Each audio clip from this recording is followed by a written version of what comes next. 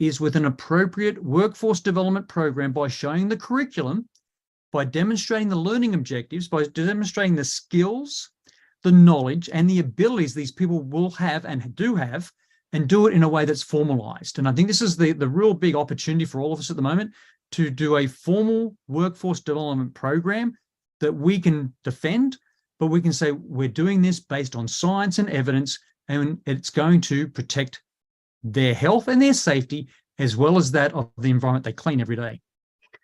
Let's talk about the word scale again that you mentioned. This is not just a problem for the US. This is a worldwide issue.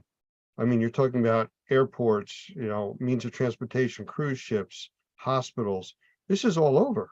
I mean, do you see any kind of headway in the rest of the planet? Yes, it is. And we're seeing some parallels from other industries, Lance, that we could actually look at as models. So again, if I would like to have a formal program in place where cleaning professionals are acknowledged as professional tradesmen or tradespeople. And, the plumbers, the electricians, the plasterers, are all recognized as being a trade. Cleaning is a trade. I would go back even further than that. Look at in places like Europe, UK, Australia, Southeast Asia, looking at programs for recognizing trades. How do they do it? How do we get the cleaning professionals to be recognized as a trade? How do we get appropriate courses into community colleges or even universities? One of the examples I use quite often, though, Lance, is the stop and go sign, guys, on construction work on roads. Now, internationally, as well as in many states in the country here, you have to go through a formal training program to be able to hold a stop and go sign. And it's a formal workforce development program. And I went, gosh, if the stop and go sign guy or lady or person has to go through and do a formal training, then that's a really good model for us to look at and say, well, how do we take that back to the clean industry and go, where is the formal workforce development program here? And that gives me a lot of optimism, a lot of hope that we can achieve this. But it's going to, again, take a team. And we've started that, again, working with Normie, CPI, Shaw, and many other stakeholders within the clean industry, starting to build up what does that master trainer look like, there's that cohort of master trainers, and then again, sit down and look at what are the key learning objectives that are needed to get us recognized as being professionals. We should be recognized as a trade. I thoroughly believe that. And with that, we need to have formalized training, maybe even annual compliance training. I don't know whether it's out there at the moment for the cleaning industry, but what does annual compliance training look like if we're going to be using products, chemistry in disinfectants and cleaning products, as well as equipment that can both do good and harm? That's so important that we continue as a team to advocate for that. Several years ago when COVID first came on the scene, and I know it's been around a lot longer, but when it became an issue in a pandemic, a lot of tragedy came out of this, but a lot of good discussions did too, and a lot of changes to an industry that desperately needed recognition, changing, and understanding. I think there's hope moving forward. Oh, Lance, it's exciting. In my career, I've done it previously in other infectious diseases programs I've worked in other sectors I've worked in, both in government and non-government. Do I think it's doable? I wouldn't throw a number out there to train 1 million people in a year if I didn't think it was realistic. And I really do think it's a realistic, doable, achievable goal that we all should have as an industry, and sit down as a team to work out what it needs to go to scale. What are the moving parts? What are the elements that need to be put in place to make that happen? But I think all of us collectively as a cleaning industry should say, let's go for it. Let's go and train 1 million people in a year and be able to do it the next year and the year after. And then once we get that number, we might sit back and go, okay, how do we do better than that? If we can only get you to become a little bit more passionate about this, it might drive it a little faster. Well, it's interesting, Lance. As an epidemiologist, working in infectious diseases, both for government and for the private sector for many years, to think that I've now come over into the clean industry, which I didn't know a lot about a few years ago. I've learned a few things. I continue to learn things every day, but I see so much opportunity for this industry, and that's what excites me. I think, first of all, recognition. Everyone's got to be recognized for the hard work they do every day. Recognition for the science that goes into the development of our cleaning products, our disinfectants, the active ingredients, the science behind that. Get that recognized. Recognition for the tools that we have available for all of us to clean. Again, cleaning for health and the tools that we use for that. So more importantly, it's about being a good advocate, being a steward at the moment for everyone in the cleaning industry to get that recognition I think they deserve. I don't, I do what I do right now, Lance, because I don't think it's there. And I think that's something that I could be successful at helping at, but not just me on my own. It's going to take a team and working with people like Doug and yourself to get that to happen. Hey, Gavin, as always, it's a pleasure talking to you. It's extremely informative. It's fun. And I appreciate you spending the time here with us. No, I really appreciate it, and just appreciate what you and Normie are doing right now for the industry. It's fantastic, Lance. Thanks so much. Thank you very much. And we'll do this again. Be more than happy to. All righty. Take care. Bye now. When you start on the pathway toward professional success, you have to know what the goal is and how to get there. Normie exists to help in that process. It's not just about taking a class to get a license, but also about starting on a pathway to professional success. Whether you want to work for yourself or be the best qualified employee on the team, this path will take you there and help you succeed. Pick a track, click on the class, and get your journey started. Normie is here to support you all the way to become the Normie Pro professional you want to be.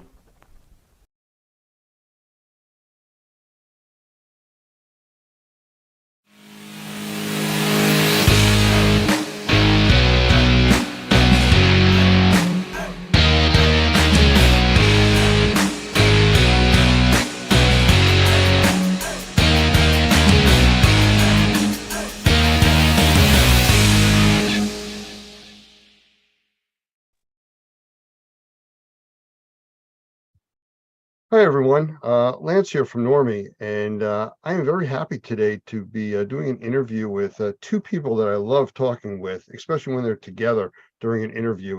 It's always an event, and I'll put that out there because we're going to be talking about the experience, the event. And Larry Cooper is going to be one of the guests here today, and Doug Hoffman, the CEO from Normie.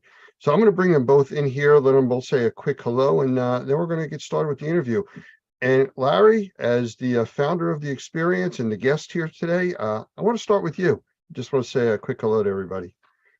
Hey, thank you very much. And it's always a pleasure and honor to be with anybody at the Normie organization. I love you guys. You guys do such great work for our industry. And it's fascinating how much you're changing and growing and great things are happening, which is really fun to see.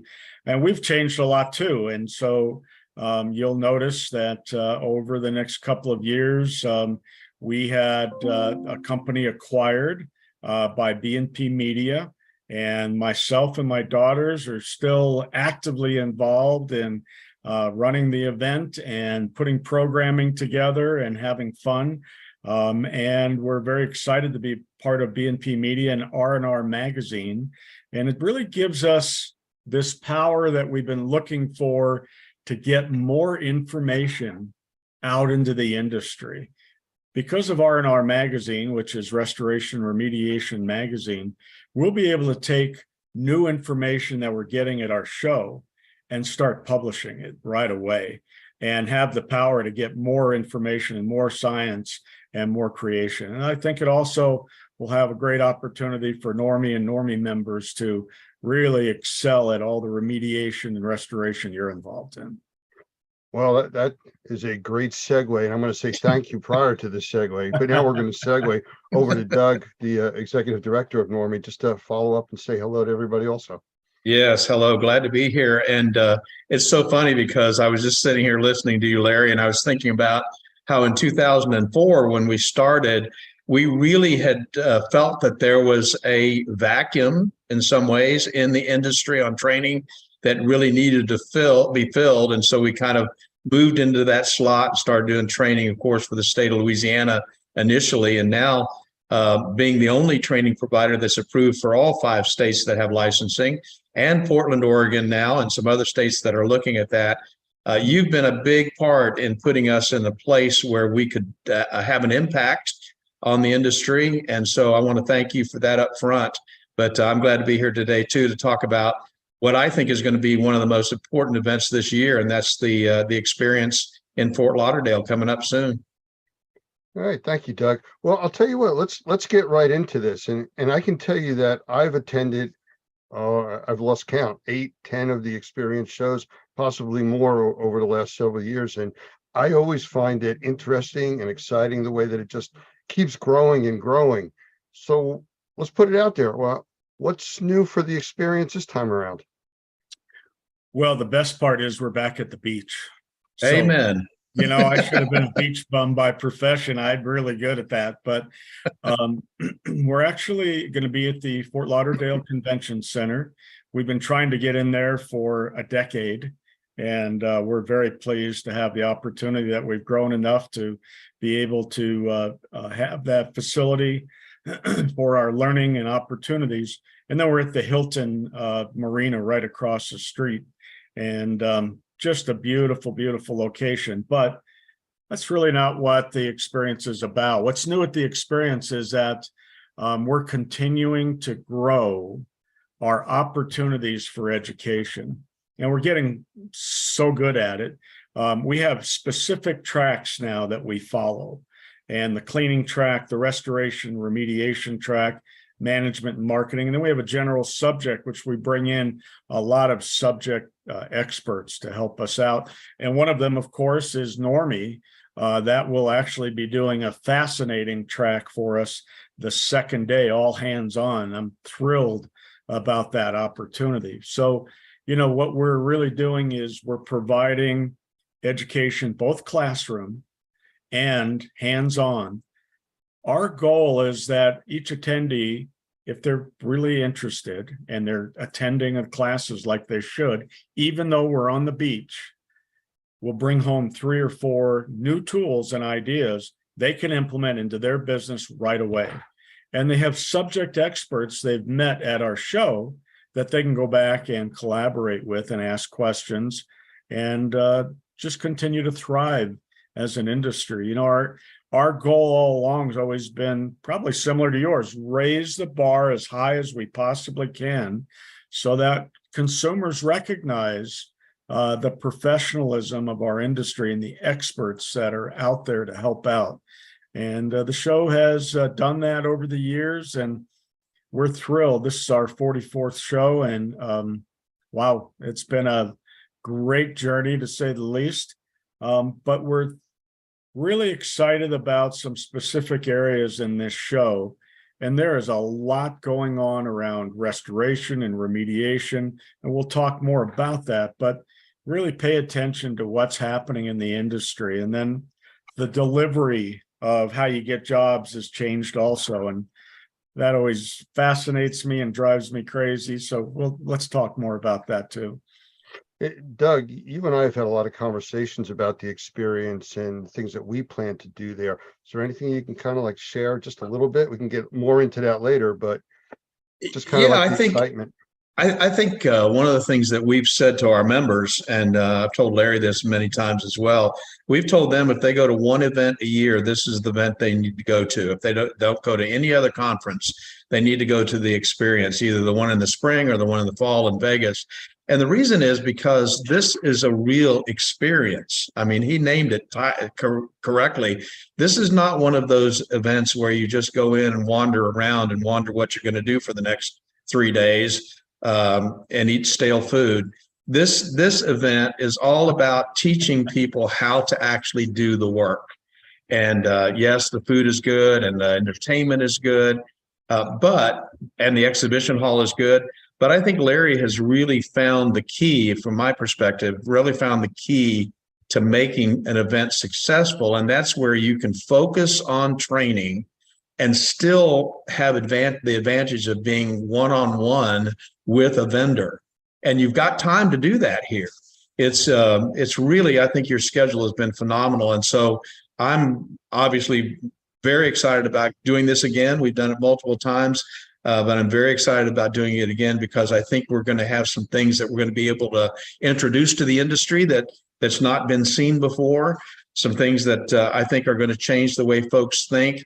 And if I can say this, just one thing, one of the ways that I think Larry has broadened the industry's view of the industry itself, besides just underscoring the importance of training, is one of the things that we've tried to bring to the table is this discussion about mold in the context of indoor air quality.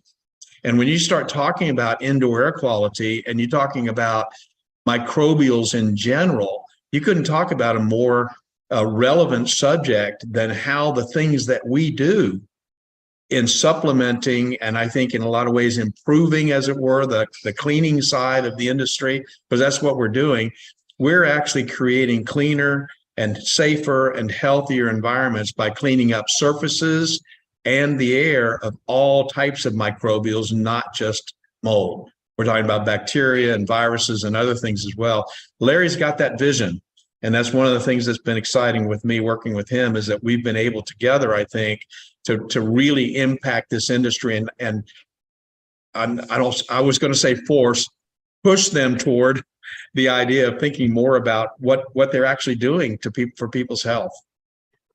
Well, I mean, before you go on, Lance, I got to Sure. tell you, I went over to get my hair cut, and the gal that's been cutting my hair for 20 years cuts out of her house. And I'm there, and she starts telling me about how they've had a drip under their sink. And I'm like, oh, she said, will you look at it? And I'm like, sure. I always have PPE in my car. I wasn't sure I needed it. So I walk in the house and I walk towards the kitchen. I can immediately start smelling mold. And I'm like, what's going on here? And she said, oh, my husband opened up the cabinet, opened up the wall. And I'm like, it's everywhere now, Oops. right? Yeah. So they exposed the whole house to mold unknowingly. And then, of course, she used the big solution. She sprayed it with bleach. Bleach. Now I said, well, now I can't see most of the mold because you made it clear or white. That really helped. So nonetheless, we have such a huge job to do still of education, just to consumers. But really, if our remediation and restoration contractors truly understood what we're up against and how to protect humans in their own environment, we could educate the public in a much quicker way. Right. Yeah. Wow. I was just like, oh my God. I immediately went out, got my PPE on, put on Tyvek suit, mask, and they're like, what the hell are you doing? You know, and I'm like, I want to live. well, since you brought up the 4-letter word mold, Oh, let us go down that path. Over the last several years with COVID, everything has been focused on COVID and viruses, and it's kind of shifted away from even things as common as the flu. So the industry has changed that way, but now it's 2023. Oh, Happy New Year. If I forgot to say that to you. thank you all. And, where do you see the remediation and restoration industry itself, specifically like with mold? Where do you see it going this year? What I have seen is that there are a number of groups like Normie that are doing serious research and investigation into best practices. And I think those best practices are going to change finally. We've been doing things that we made up 25 years ago when I was chair of the S520 and the 500. We didn't really have science. We were doing things we thought was right. And now we have a lot of science. We have a lot of data. We have real information and real testing to be able to understand what's going on. And I think that's where the industry needs to go. And as a show, we're going to continue to promote that, elevate those ideas to the highest level on our programs. And then also I'm going to work with R&R Magazine to make sure we're publishing that type of information so that the industry starts looking at it. And change doesn't come fast. I recognize that, but we also put things in place that we made up. It's time to really investigate whether they work or not. So, I mean, the S520 and the 500 were the best information we had available at the time. And here we are now in a different place. And there are new ways and new critical thinking ideas about how to do jobs that are better practices than we've done in the past. So I think that's really where I'm hoping this whole thing moves to. And it's not just the mold area, it's also with virus, bacteria, it's also with other crazy things that are coming up. And I think we just need to be better prepared as an industry to respond. And, one of the most disappointing things I think I can say out loud is our response to COVID was a little ridiculous. Spraying stuff in environments and leaving it certainly doesn't help the human health by any way. And so I know a lot of people made a lot of money spraying this goop, whatever it was. I don't know how many of those products were actually approved for use in the indoor environment the way they were using it. But we need to grow up as an industry, and we need to do things a little more responsible. And I'm going to shut up and let Doug. So, yeah, well, no, you're right on, Larry. And let me speak to this for just a second, because this is kind of a new thing, and I think you're going to be excited about this as well. So in 2015, when the state of Florida was working on their standards of practice, we wrote the Normie Professional Practices. And that document is an insured document, and it was good for its time in 2015. But since then, we've had 5 revisions. Wow. And the latest revision we just finished last week, and we're going to be presenting that, of course, at the experience and our first class here in 2 weeks. But the professional practices, that's what it's really designed to do, is to lay it alongside of the ISCRCS 500 and 520 and say, now here's the specific way, based on the contamination that you're dealing with, this is a specific way to do the work. It's a best practices document. We just added level 4, which is for sensitized individuals and how the work should be done in those kinds of circumstances. And I think what you're saying is exactly what's happened, what I see has happened in the industry. Spraying a bunch of stuff and letting it settle on the ground is like taking a trash can and pouring it out on your dining room table and saying, okay, I'm done. No, you've got to mechanically remove that contamination. Spraying, of course, you should spray, but it should be used correctly. And like you said, you should have the right kind of product that you're using and use the right method. There's so many great tools out there. We're talking now about one of the new electrostatic sprayers that seems to be different from a lot of the other ones because it's induction charging. So there's all kinds of cool things that are happening. I think I mentioned to you yesterday, we're going to talk about air washing in a way that has never been talked about before. And I think in a way that's going to really improve the methods by which we are cleaning up these environments. And that's exciting. It's a really good time to be in the industry right now and to be a part of this kind of event, because you're seeing these new techniques and then you can take them out into the marketplace and help people live healthier lives. Are you saying I should leave my leaf blower home? No, you could come over to my house and remove all the leaves out of the backyard. That's what I'm saying. Start on the inside and then work out. Well, I'm going to go out on a limb here, and I have another question, because you guys are like hitting the buzzwords of the industry that I want to talk about. And I'm going to put it out to both of you at the same time. I don't know how good this is going to work out, but with what you're talking about now, professional practices and the experience coming up, and the one that's going to be coming up later in the year in Las Vegas, how do you see these changes affecting what we're going to be doing at the experiences? We'll go with both of them, and I'll put it out to either of you or both, whatever you want to do here. Mm-hmm. Well, I like to take this new technology and new ideas and new equipment and whatever else testing we have available and bring it into the trade show hall where there's the most optimum audience there, and do it hands-on. Because, being in a classroom and showing a slide picture of it is great. But to take that picture and bring it into the trade show hall, turn it on and show them, and put it in their hands sometimes, there's no other opportunity like that for them to be able to learn, take it back, and implement it in their company.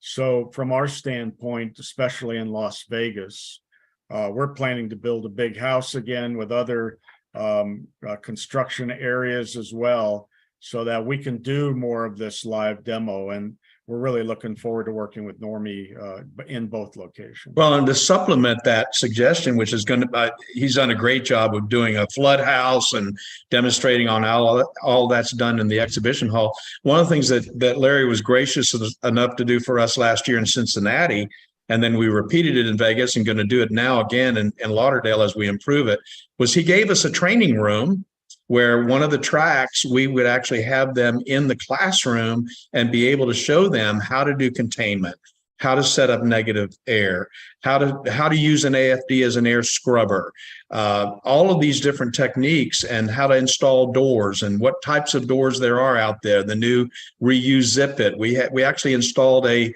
Zebulon air wall. So there's so many things that we're able to do. And as he said, I think we were very successful in Cincinnati and successful enough to repeat it in Las Vegas, where we had a whole classroom filled with people, standing room only, showing them how to do this hands-on work. And we're planning the same thing, of course, in Lauderdale.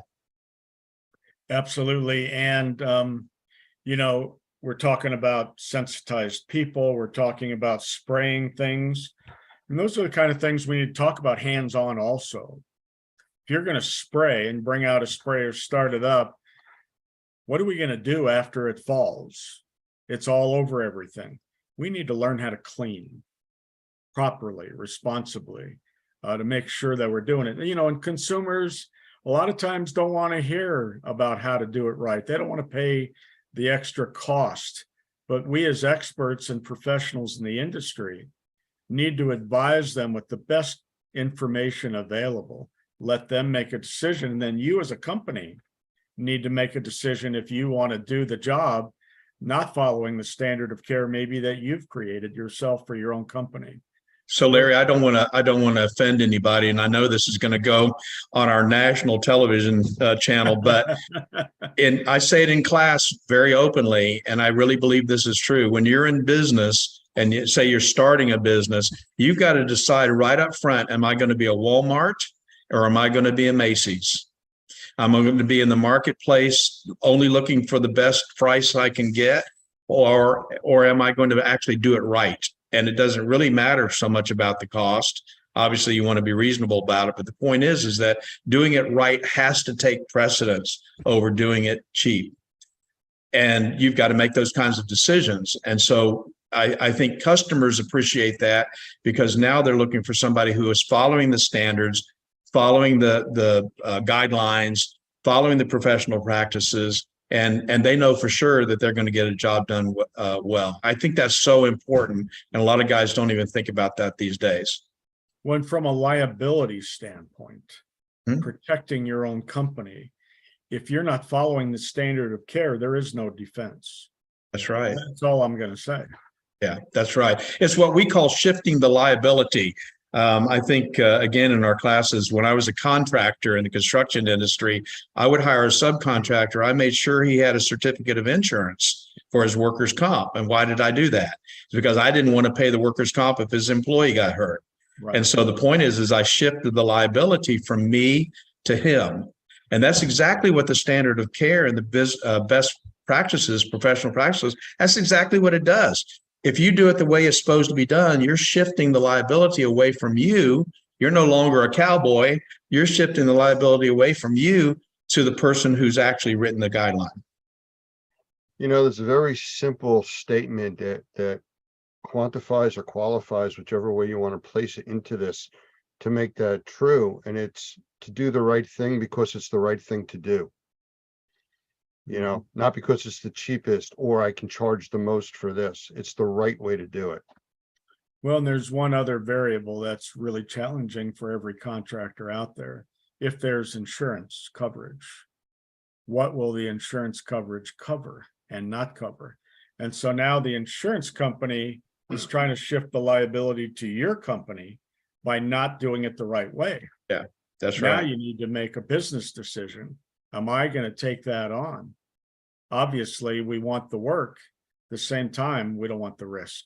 And if the job goes south, whose license is going to be bothered, yours or the insurance carrier? So you're exactly right. You got to be in charge of the job. Yeah, no question about it.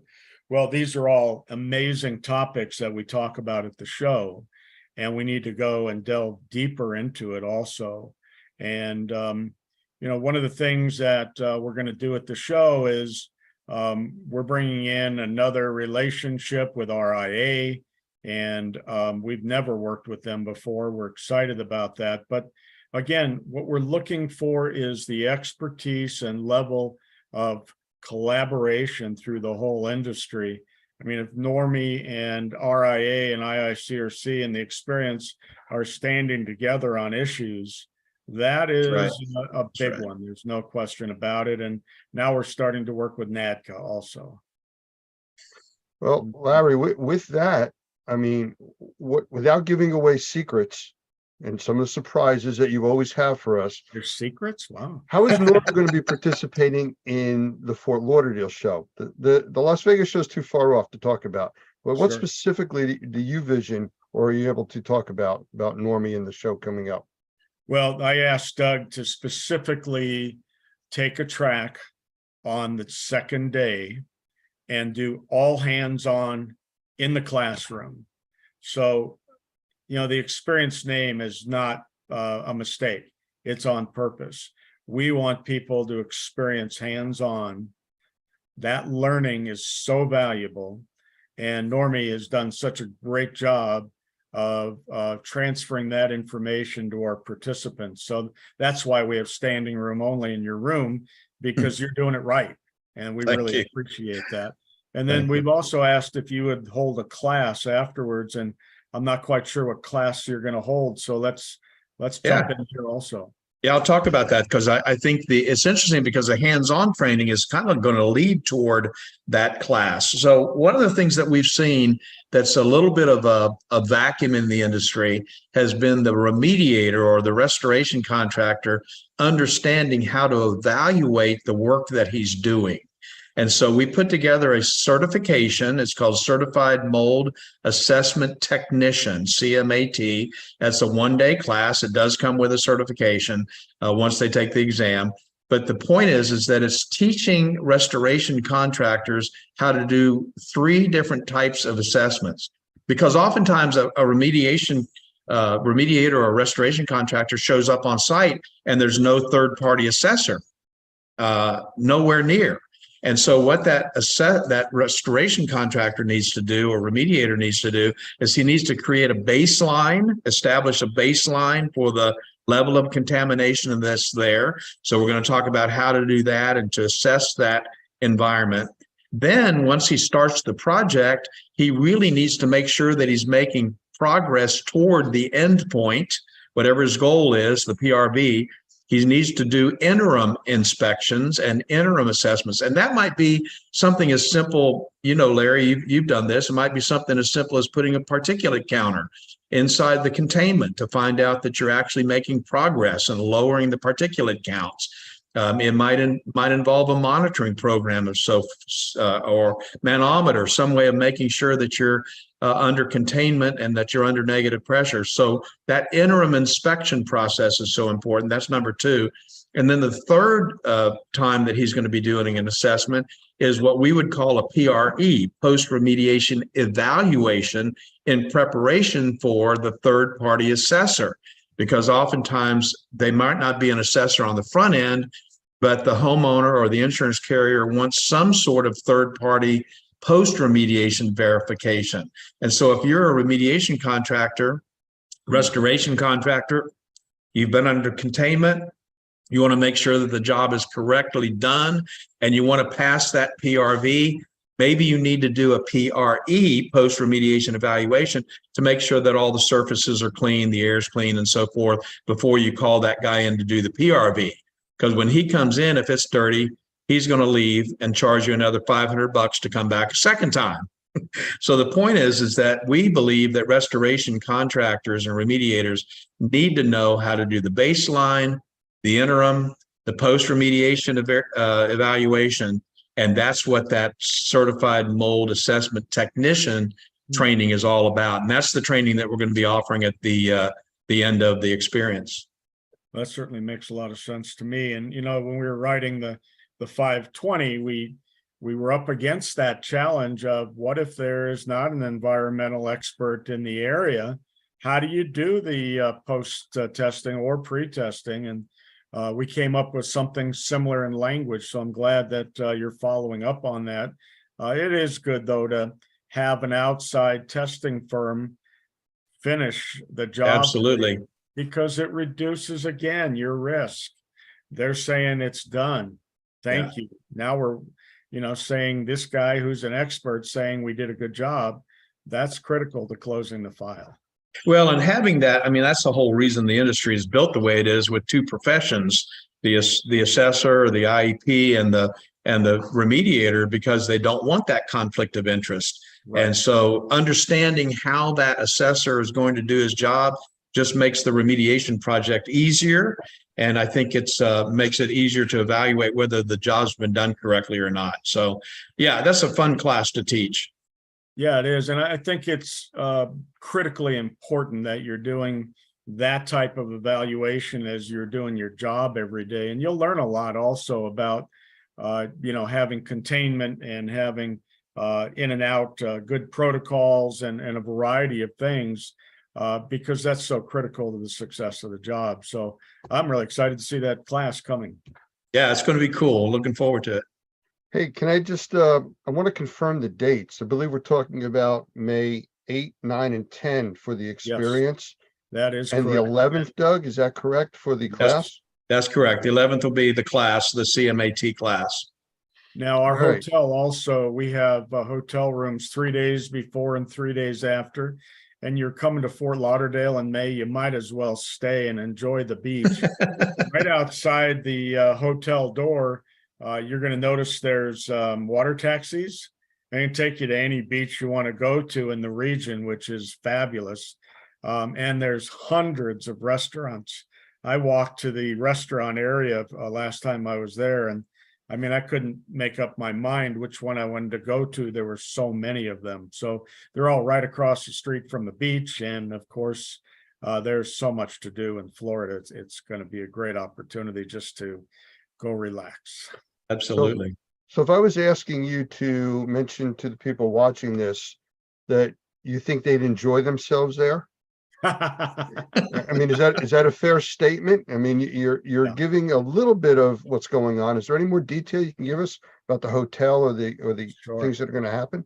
You bet. So we always do cocktail receptions back at the hotel after one of the days. We're going to do a little bit of a pool party kind of thing, just getting together informally.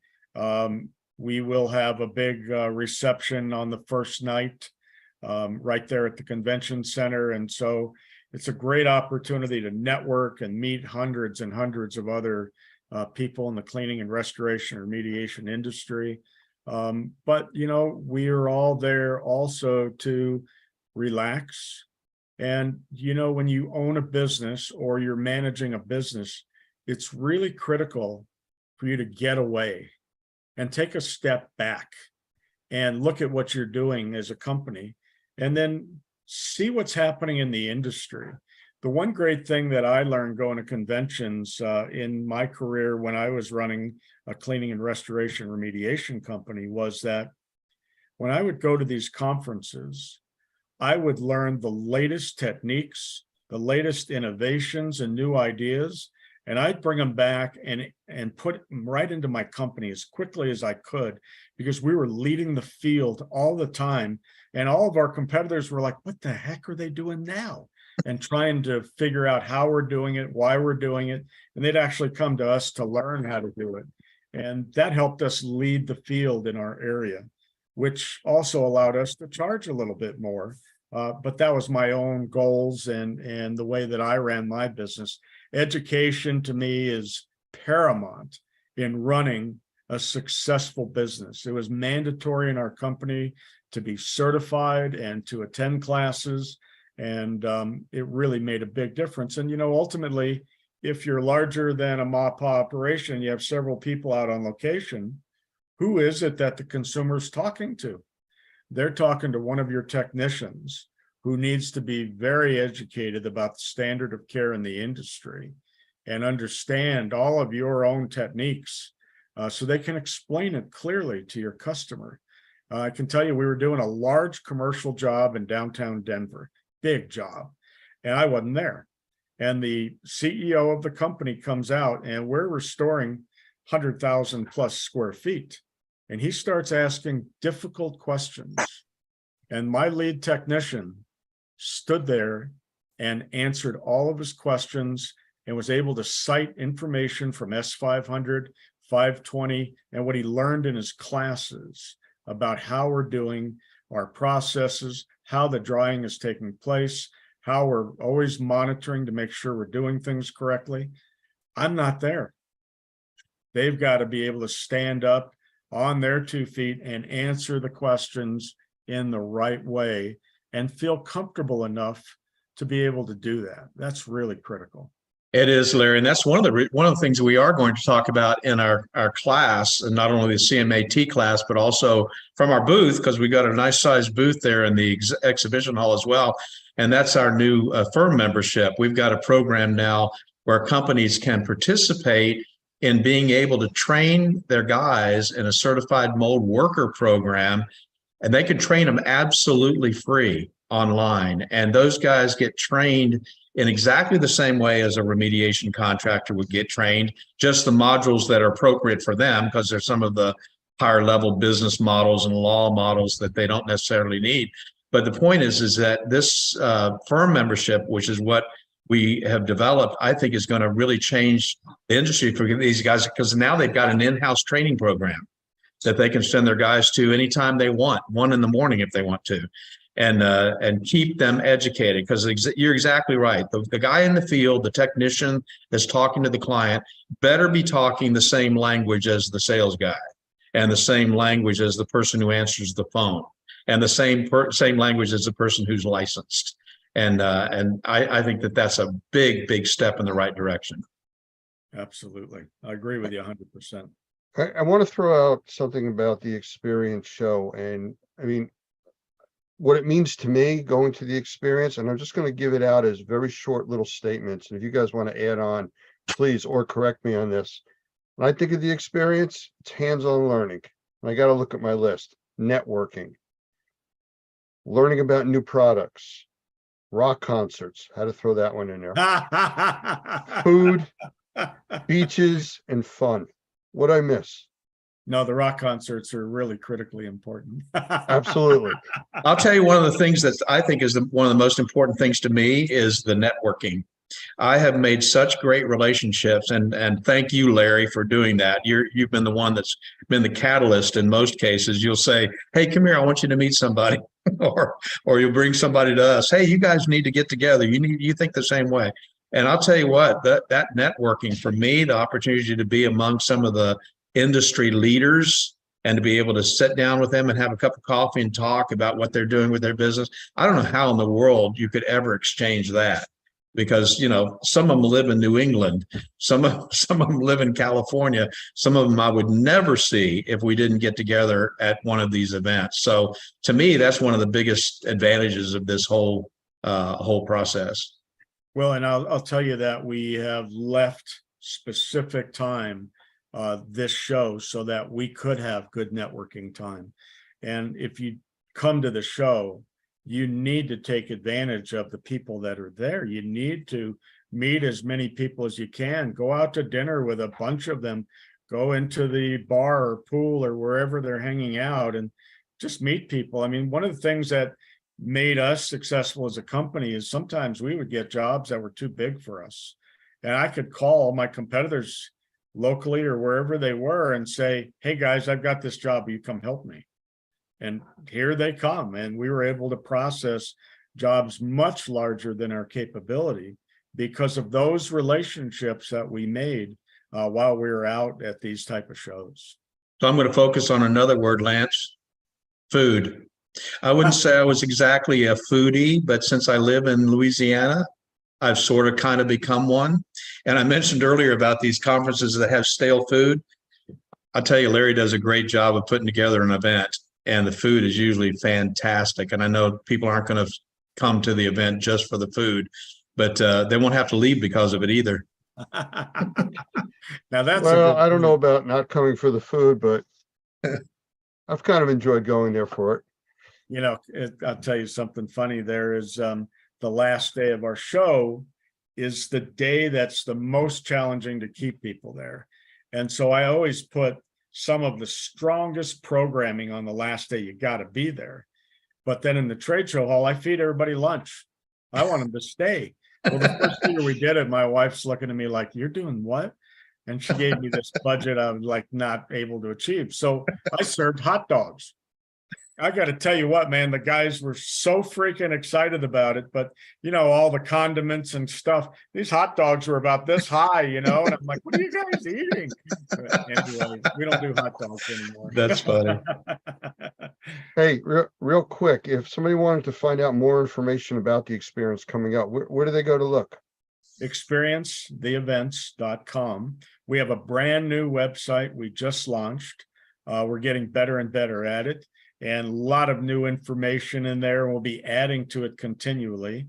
I'm working on the program right now, and in the next two and a half weeks, the program will be published. It's coming along really well. A lot of new presenters on the program, a lot of new energy, and there is some exciting new advances on the program we all want to pay attention to. And I want to tell you as well, Lance, that we're working on a deal. So we're gonna have some special offers for the Normie members. So if you're a Normie member or you want to become a Normie member, we've got some special things we're going to be doing for you. And so that's going to be a little added benefit for those folks. Well, I appreciate the time both of you spent here, and just last few minutes. I mean, Larry, is there anything you'd like to say to sum up what we've talked about, or just sum up what's coming up at the experience? Yeah, we're very excited about our new relationship with BNP Media and the R&R magazine. And I think it's going to enhance a lot of our relationships with our partners as well. It's giving them new opportunities to get out more information. And that's really our goal, is education and information at the experience. I can tell you that going to the beach is always a wonderful time, and being down by the water is always one of my favorite times. But, you know, we were in Clearwater Beach for, I think, 16 years. And of course, many people still scream at us for leaving there, but we outgrew the hotel many times over and finally just had to make the move. And, you know, moving to Charleston and Cincinnati, we had fantastic shows. We met so many new people. It was really wonderful. So now going back to Fort Lauderdale, a big East Coast city with a lot of population and a wonderful atmosphere for doing a show. We're very excited about that. And I'm already starting to work on our show in Las Vegas. Again, we're going to be right back at Caesars Forum Conference Center, and we're going to be staying at 2 or 3 different hotels this time. We've added in Caesars Hotel across the street. So many people wanted to stay there. We listened, and we've added that to our room block. So there'll be a lot of great things going on there. But we're going to build a big house in the trade show hall. We're going to have a huge cleaning area, and we're truly excited about that. We have a very strong partnership with Shaw Industries, who's the largest floor covering manufacturer in the world. And I'll tell you right now, our show the following spring is going to be in Chattanooga, Tennessee. And somebody said to me, "Why would you go to Chattanooga, Tennessee?" I said, well, not only is it a cool city, but 25 minutes down the road is Shaw Industries. And we have an invitation from Shaw Industries to bring 250 people to Shaw for mill tours. That doesn't happen anymore. And we're thoroughly excited to be there. You know, the more I know about the products I'm working on, the easier it is for me to take care of them properly. and understand what it is that I'm doing and how I should do it. And it's really a great opportunity. That's one of the things that I always treasured, was that time going down to wherever I had a chance to tour the mills and see exactly what the products were. So that's kind of what the future looks like. We're very excited about what's coming up, and we're very excited to continue to work with you guys there at Normie, and your members have to be thrilled with the ongoing work that you two continue to do and your whole team continues to do. Well, thank you, Larry. And just to confirm, there's 249 seats left to go there. Is that how that works? Yeah. Doug, It is. anything in closing? Yes, my call to action is this. If you're in the industry, if you're an assessor, if you're a remediator, if you're a restoration contractor, if you're a cleaner, if you're a technician, if you're in this industry, go right now to experiencetheevents.com and register for this event. If you've got any questions at all, of course, we'll be glad to help you. You can call our toll-free number at 877-251-2296. So there'll be operators standing by, as it were, to answer any questions about what we're going to be doing there. And I know Larry's available to answer questions as well, but experiencetheevents.com, go register. You'll really, really be glad you did. Well, guys, I really appreciate you. I appreciate you guys spending the time here today. Larry, it's always a pleasure talking with you. Doug, thank you for helping out here. And I look forward to doing another one if we could before the Experience Show.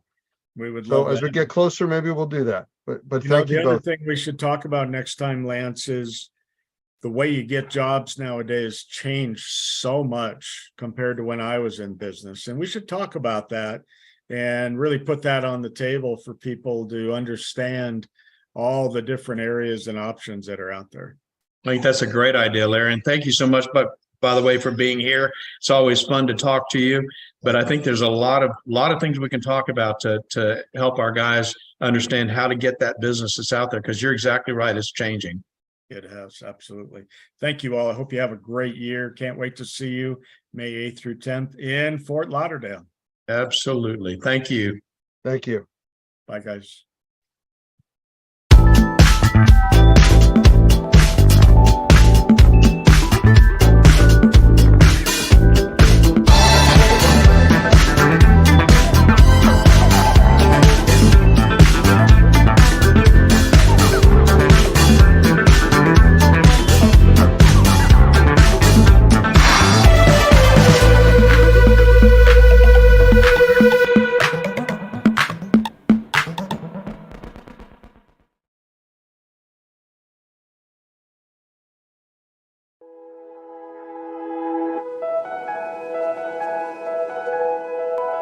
Good afternoon, or morning, I guess. Good morning. Yeah, so I'm sure that Mo told you when we created Normie in 2004, one of the interesting things was what we created it primarily for the Louisiana licensing law. And the Louisiana licensing law was the first law to go into effect for mold remediators in the country. So it was the first licensing law, and then what happened in 2005? Katrina.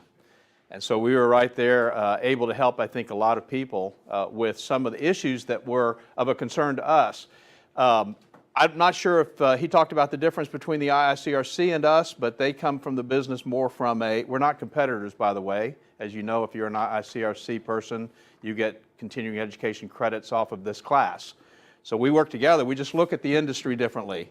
They come from the water restoration side of the business. We come from the building side of the business. And one of the reasons why we do that is not just my background with my licensing, but the main reason we do that is because we try to look at the house and the problem that they're experiencing in terms of a mold issue as a holistic kind of problem, not just fix this problem and everything is great, but think in terms of how we can actually improve their indoor air quality.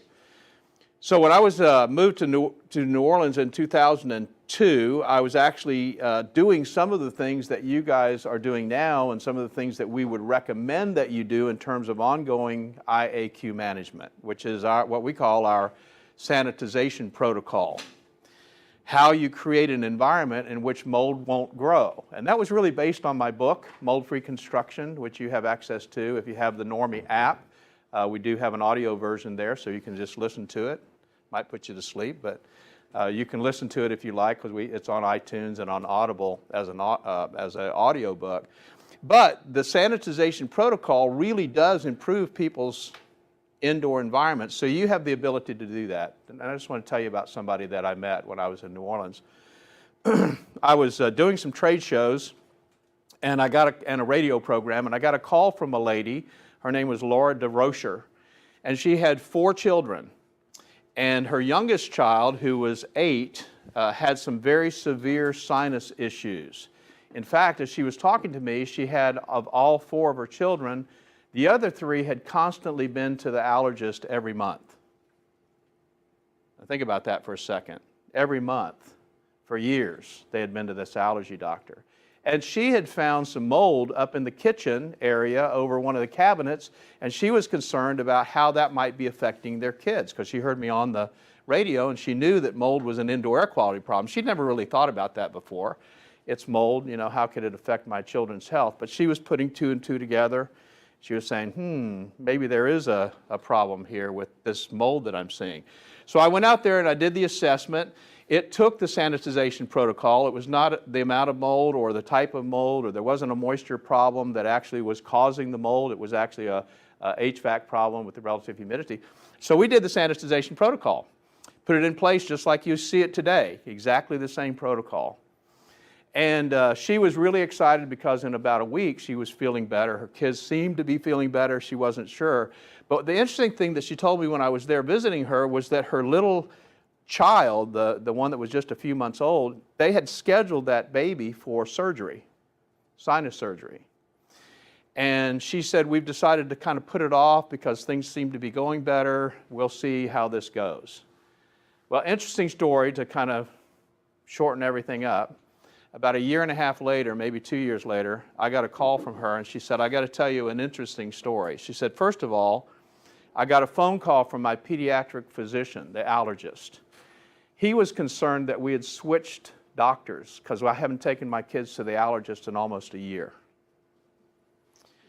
We decided not to do surgery for the baby, and the baby is doing great. Now, a couple of years old, doesn't seem to have any allergies to the environment and what's going on. She said, I think you really solved a bigger problem than you maybe think you solved.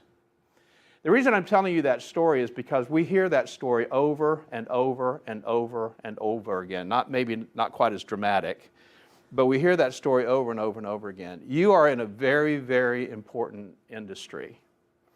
You may not realize it, but one of the reasons why it's regulated is because you're dealing with people's health. The health of your employees, the health of your clients. That's what you're dealing with. And rather than thinking about just being a mold assessor or just being a mold remediator, as Mo's probably told you, we want you to think in terms of being an indoor air quality professional, because that's really what you're doing. I'm sure Mo told you already that when you start cleaning up mold problems in an environment, it's almost like a surrogate of other things that are going on in the environment. If you're reducing the mold, you're also reducing some of the other contaminants, the bacteria, the viruses, the particulates, some of the other stuff that's going on in the environment. So you can make a gigantic change to the environment.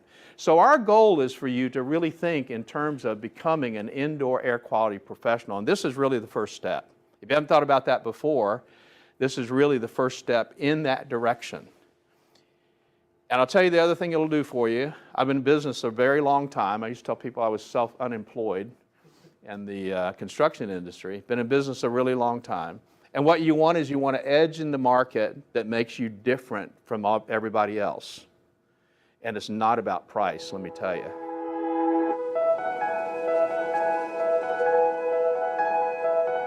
The Perfect Fit Filter by Best Living Systems, another innovative product by Best Living Systems that will change the way you breathe indoors. Older style filters use cardboard frames which become quickly filled up with mold and dead skin cells, causing them to flex inward and allow air to go right past the filter. With the Perfect Fit Filter, there is no blow-by. Because there is no cardboard for the mold to eat, this Perfect Fit Filter is designed with a sturdy internal frame and sized to fit virtually any size opening. It allows the edges of the filter media to enclose the frame of your return air grills, so every cubic inch of air is filtered. No reason to go searching for your specific size in your local big box store. The Perfect Fit Filter is shipped directly to you when you need them. In a home or office environment, this incredible 1-inch filter provides MERV 7 protection to serve as a 90-day filter. How can you leave this filter in for 90 days? Popular pleated filters provide tiny crevices where mold and bacteria get trapped.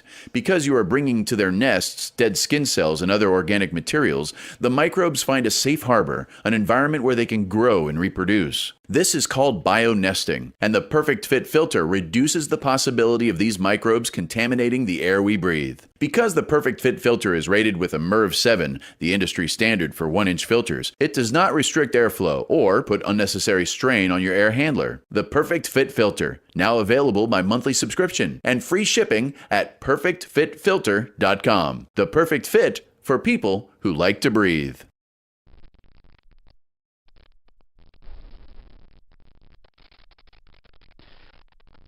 August 2005. It'll be a memory etched into the minds of those of us who lived through and survived Hurricane Katrina and Rita. As devastating as the 150 miles per hour winds were, no one could imagine the inconceivable costs in terms of loss of human life and property that the failure of the levees caused when it flooded nearly 1/3 of the city of New Orleans. With over 275,000 homes lost on the Gulf Coast as a result of the hurricane, 10 times as many as any other natural disaster in U.S. history, the city of New Orleans continues to deal with the results of homes flooded to the rooftop, unparalleled mold infestation, and potential health issues for the residents who remained to salvage what they could.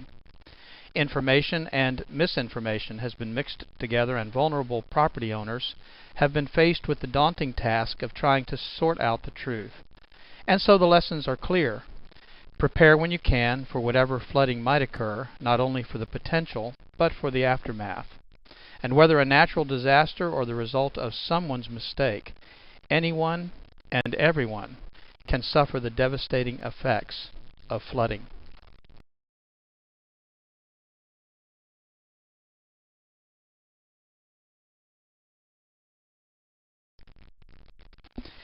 My name's Doug Hoffman, and I'm the Executive Director of NORMI, the National Organization of Remediators and Mold Inspectors. The information you're about to hear is designed to provide steps, guidance, and assistance for reacting to flood conditions in your structure. In most situations, a common reaction to a water flood event is to simply react and plan afterwards.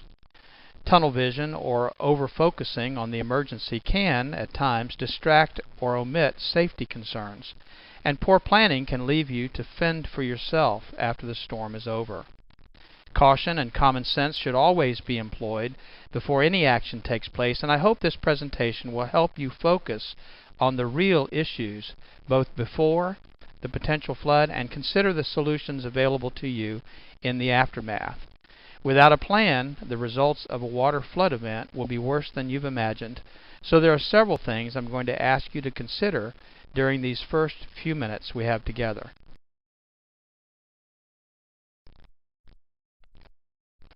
The integrity of the structural systems may have been compromised depending on the nature and degree of the event.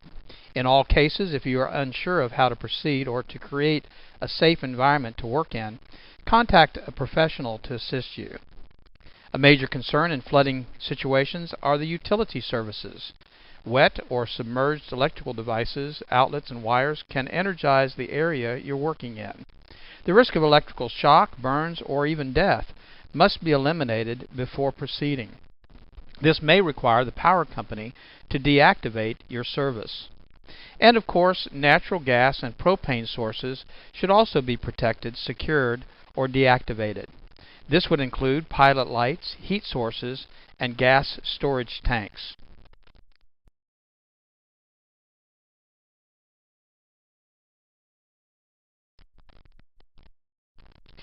Depending on the severity of the water event, structural integrity should be considered in regards to the foundations.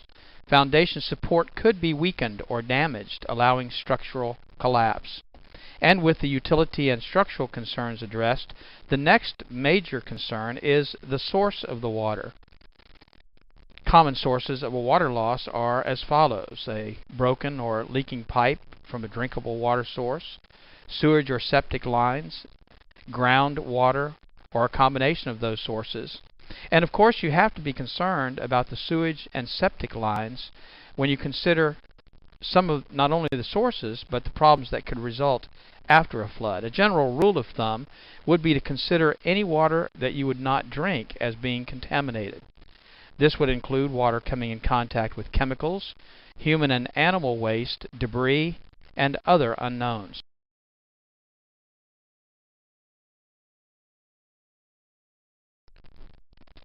Protecting yourself is one of the important first steps post some water event. Exposing your skin, your eyes, your lungs, your nose, even your throat to contaminated water can create a wide range of health issues that may not appear for days after the exposure. I want to talk about personal protection equipment because that should be used while you're in the contaminated environment.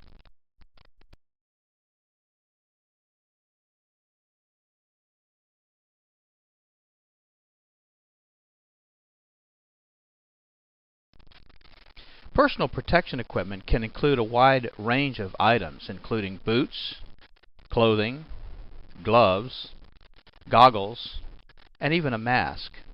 We recommend, under normal conditions, a N95 or dust mask that you can find pretty much anywhere. In some situations, the contamination levels are so high that you might even require a respirator. But each situation would require different types or combination of these types of protection. With safety and health concerns addressed, corrective action can then be taken.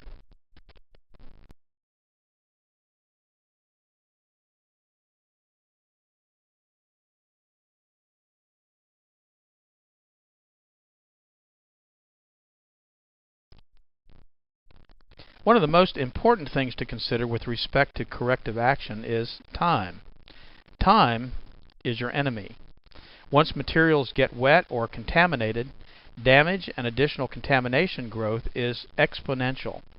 A clean water loss, if not corrected, can promote mold growth in as little as 24 to 48 hours. And contaminations due to sewage or unknown water sources will simply exacerbate the problem.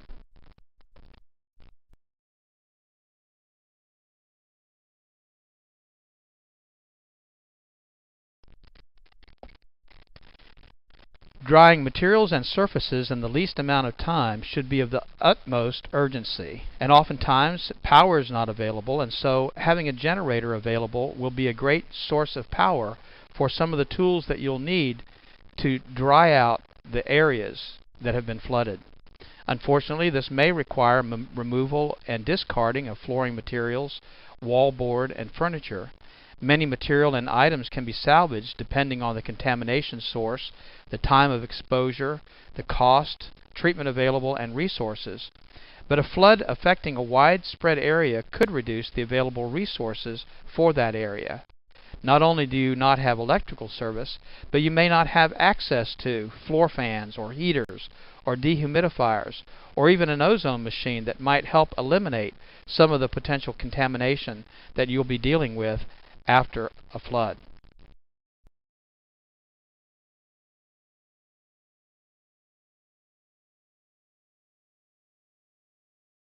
The following suggestions may not be appropriate in all situations. However, in all situations, safety must be the primary concern. Prior to or during a developing flood condition, remove any movable items, at least as many as you can, to higher ground and secure those locations if possible. Of course, the order in which those items should be removed is a personal decision, but things to consider are the cost of that item, the sentimental value, proximity to the flood, maybe the ability for it to be moved and the practicality of it. Removing items such as furniture and floor coverings prior to getting saturated will make the cleanup process, of course, much easier. Structural and decorative materials such as wallboard and carpeting are a major problem once they get wet. Most of these materials absorb moisture and can expand the damage beyond the water level.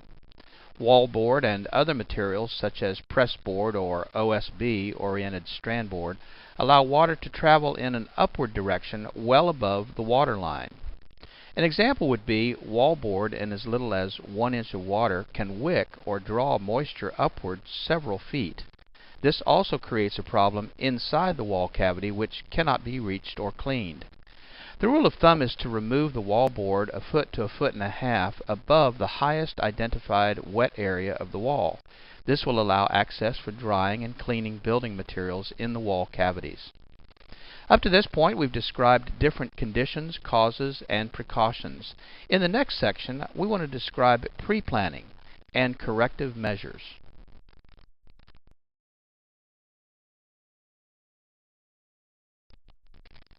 The preparation checklist. As mentioned earlier, safety is the most important issue to consider. You know, taking the important stuff with you is, of course, a great way to prepare for what may be coming. But what can you do to plan for the aftermath of the flooding? That must be considered too. Electrical and gas services must be secured before entering a flooded area. You know, as a side note, an improperly connected generator at a neighbor's home could energize service at your home even if the utility company has cut power in the area. This type of situation could cause an unknown and unexpected risk. With the utilities secured, standing and running water should also be avoided. The health effects from unknown contaminants against your skin is a concern in addition to the power of moving water. Did you know that just 6 inches of rushing water is capable of moving a parked vehicle? Losing your footing or being struck by debris, these are risks you need to consider. Assuming that the water is receding or the water source leak has been stopped, the next phase of the process can be started. Drying is one of the most important things you can do to reduce your loss. Contacting a remediation or drying company should be your first option. Pre-planning and contacting a restoration company before an imminent flood may place you on a response list if a wide area has been affected. Other options could include contacting the local fire department to have your basement or lower levels pumped out, renting pump equipment and generators prior to the flood while they're still available, and arranging for alternate lodging in the event your building becomes uninhabitable. Remember, the larger the area that's affected by the flood, the less resources will be available to you or your contractor.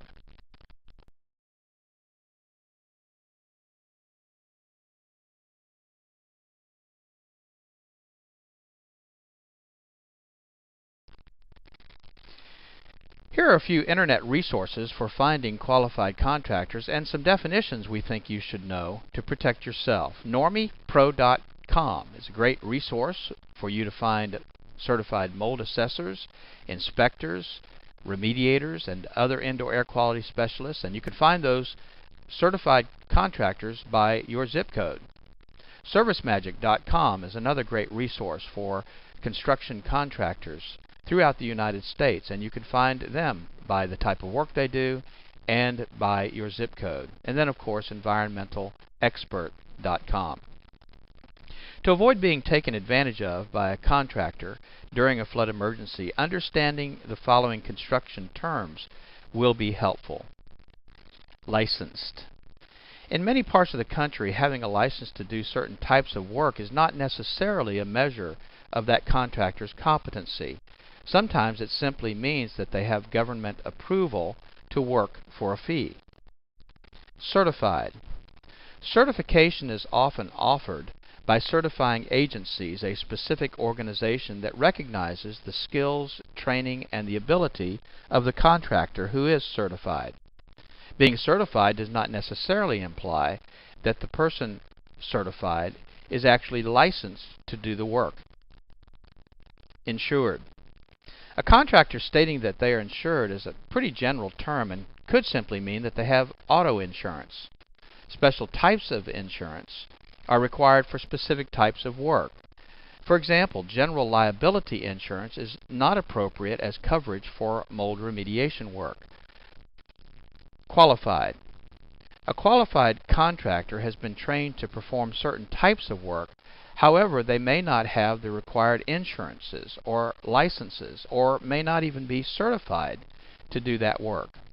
The bottom line is that you need to understand the type of work that needs to be done, the capabilities of the contractor that you intend to hire, and then for your protection, have a written quote and description of the work to be performed.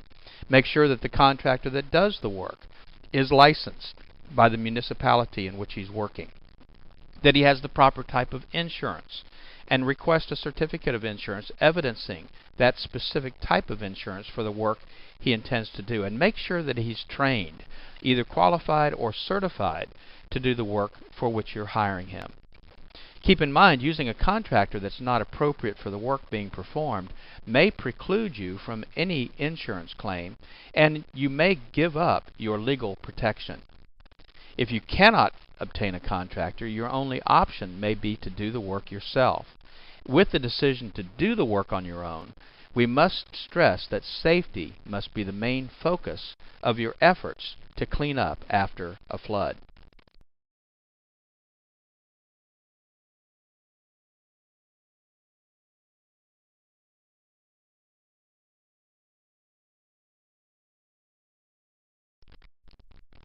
So let's talk about doing it yourself. While working in a safe environment, using the proper protective tools and equipment, water removal becomes the main priority. Pumps for pooling water and wet-dry vacs provide a good start to remove the majority of water. Rugs and carpeting and padding, if saturated or contaminated by an unknown water source, should be removed to allow drying of the subflooring. Sheetrock or wallboard materials and insulation that have been submerged should be removed 12 to 18 inches above the highest wet area. As a hint, removing 4 feet of wallboard is easier to replace with a 4 foot by 8 foot sheet of material. It's easier to do that than to try to cut and fit in smaller pieces. Once the bulk of wet materials have been removed, air movement and turning on your air conditioner if the power is available should be provided. And this would include running the HVAC, heat or forced air systems, using dehumidifiers and fans to increase air movement, and applying sanitizers like ozone machines to help prevent mold and bacteria growth. Sanitizers are extremely important when dealing with sewage and water from unknown sources. Heat drying systems can also be used by trained professionals to dry the environment. However, improper use could result in fire or permanent damage to materials by drying them too quickly. Remember that the drying process may take several days to more than a week, depending on the extent of the exposure. Secondary or collateral damage may start to occur in that time. Mold and other microbial growth may start to appear on surfaces exposed to moisture or elevated humidity levels. And if you have a situation where you start to have large areas of microbial growth, the drying process in most cases was not done adequately or fast enough. There is available at enviroscreening.com, for instance, do-it-yourself testing kits to find out if the mold that's been growing in your environment is the type of mold that might need to be removed or dealt with differently than common molds. In this case, it's recommended that you seek the assistance of a professional mold inspector, a qualified sampling technician, or a remediator. Health concerns become additionally critical as the environment conditions deteriorate.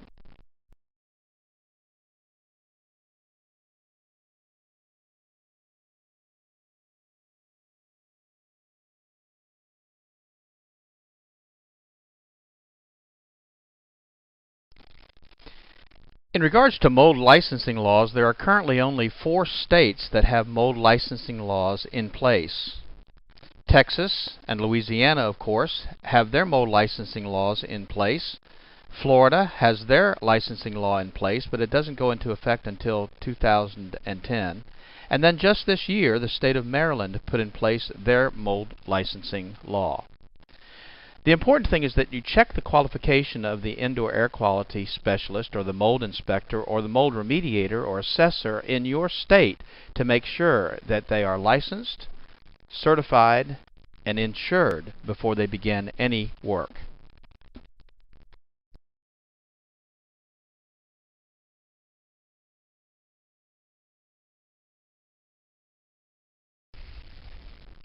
Let's talk about some common misconceptions and myths pertaining to flood and mold and indoor air quality.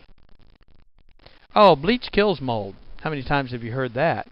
Well, bleach is an effective sanitizer, but in many cases it will not sanitize or remove mold at its root. It will bleach out the color, of course, so that it goes clear, giving the appearance that the problem's been removed, but it cannot, in many cases, get down into the microflora and destroy the mold at its root. Oh, just get rid of the water. Everything will be fine. Well, that's not always enough to protect your property. Most of the affected materials do have the ability to retain moisture, and elevated moisture levels are the main cause of much of the residual damage from flooding. Well, lots of air fresheners, that'll help. Well, that's not true. In actuality, most air fresheners only attempt to mask the odors. The odors are an indication that moisture, contamination, or growth still exist. And the chemicals in those fresheners can also be a source of indoor air quality contamination. Well, your insurance company is going to take care of the problem. Don't worry about it. Well, of course, insurance companies are not always quick to respond because of the heavy workloads, the emergency claims that bog things down and delay payments. Many homeowner insurance policies have exclusions that limit or exempt the insurance company from paying a claim. An example would be a claim to an insurance company for water damage from, say, groundwater intrusion. In most cases, the claim could not be covered unless you had flood insurance and the area that you're in was declared a disaster area by some government agency. A similar situation may occur with mold damage, and the water damage in the home may be covered by the insurance company, but the mold damage as the result of the water would not be covered.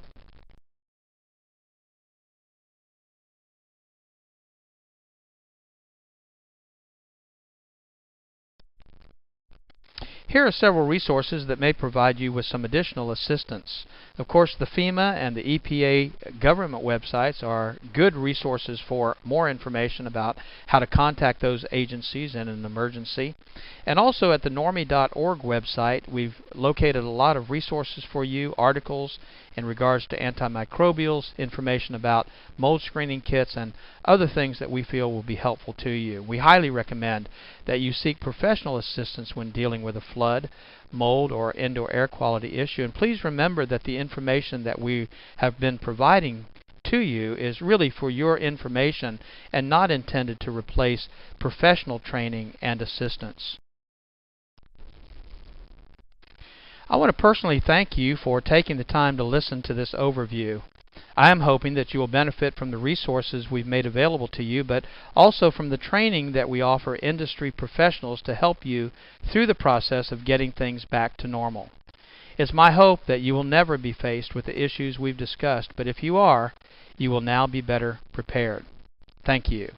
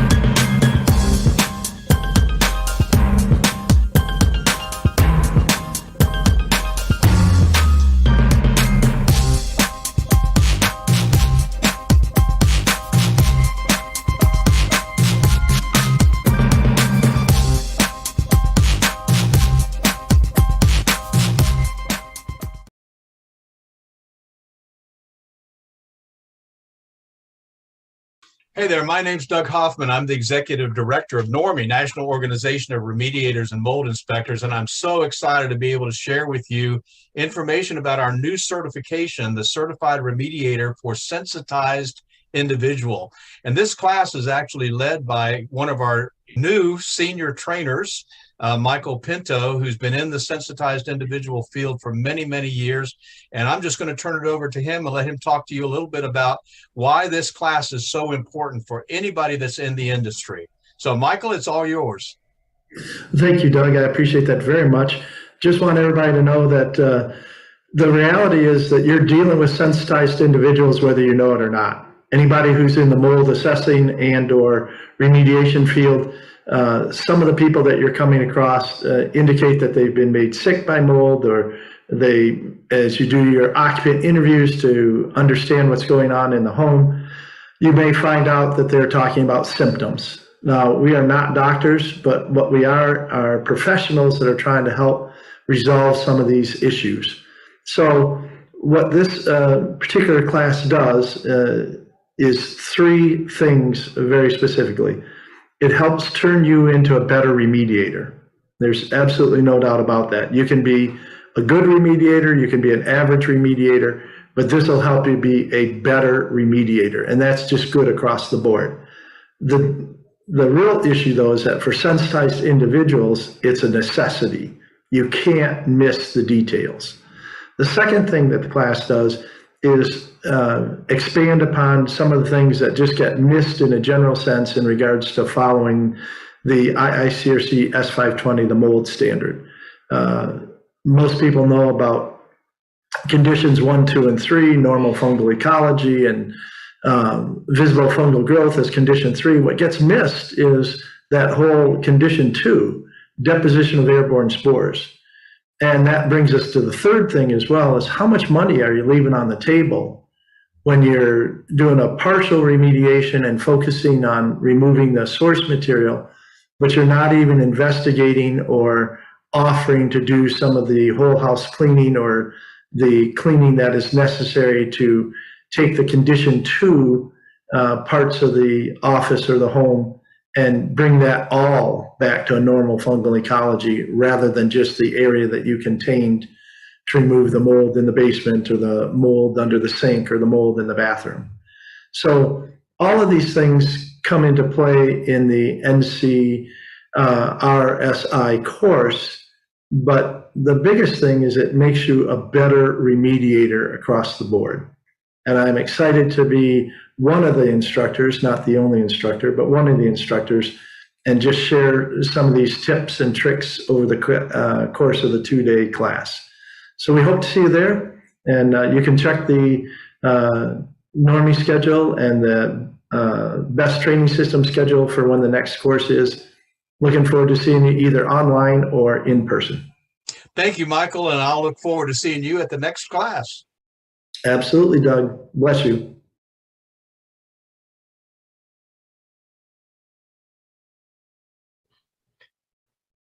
Hi, everyone. I'd like to welcome you all here to an interview that we're going to be doing tonight. And my guest speaker is somebody that most of you all know.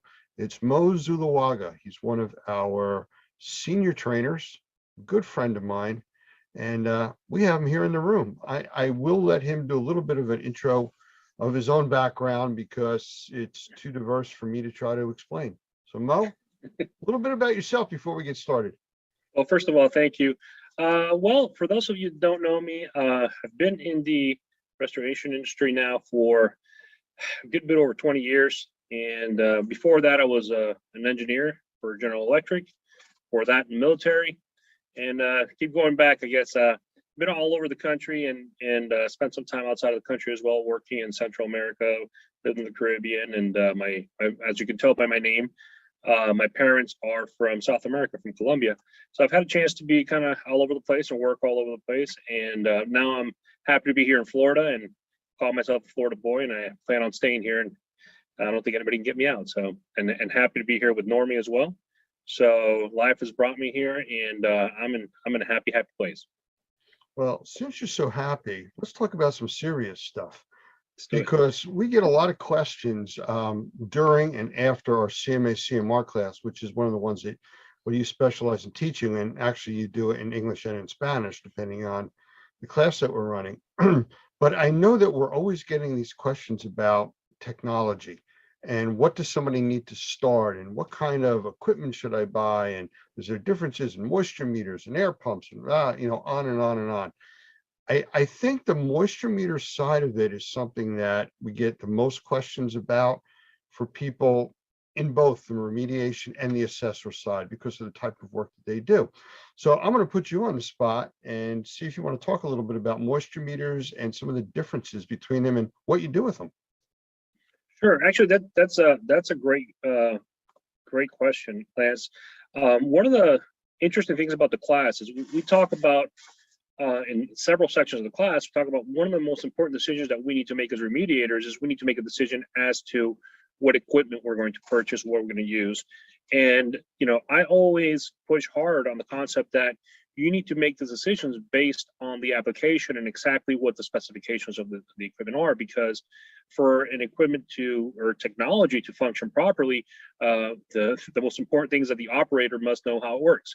It must understand its capabilities and most importantly, its limitations.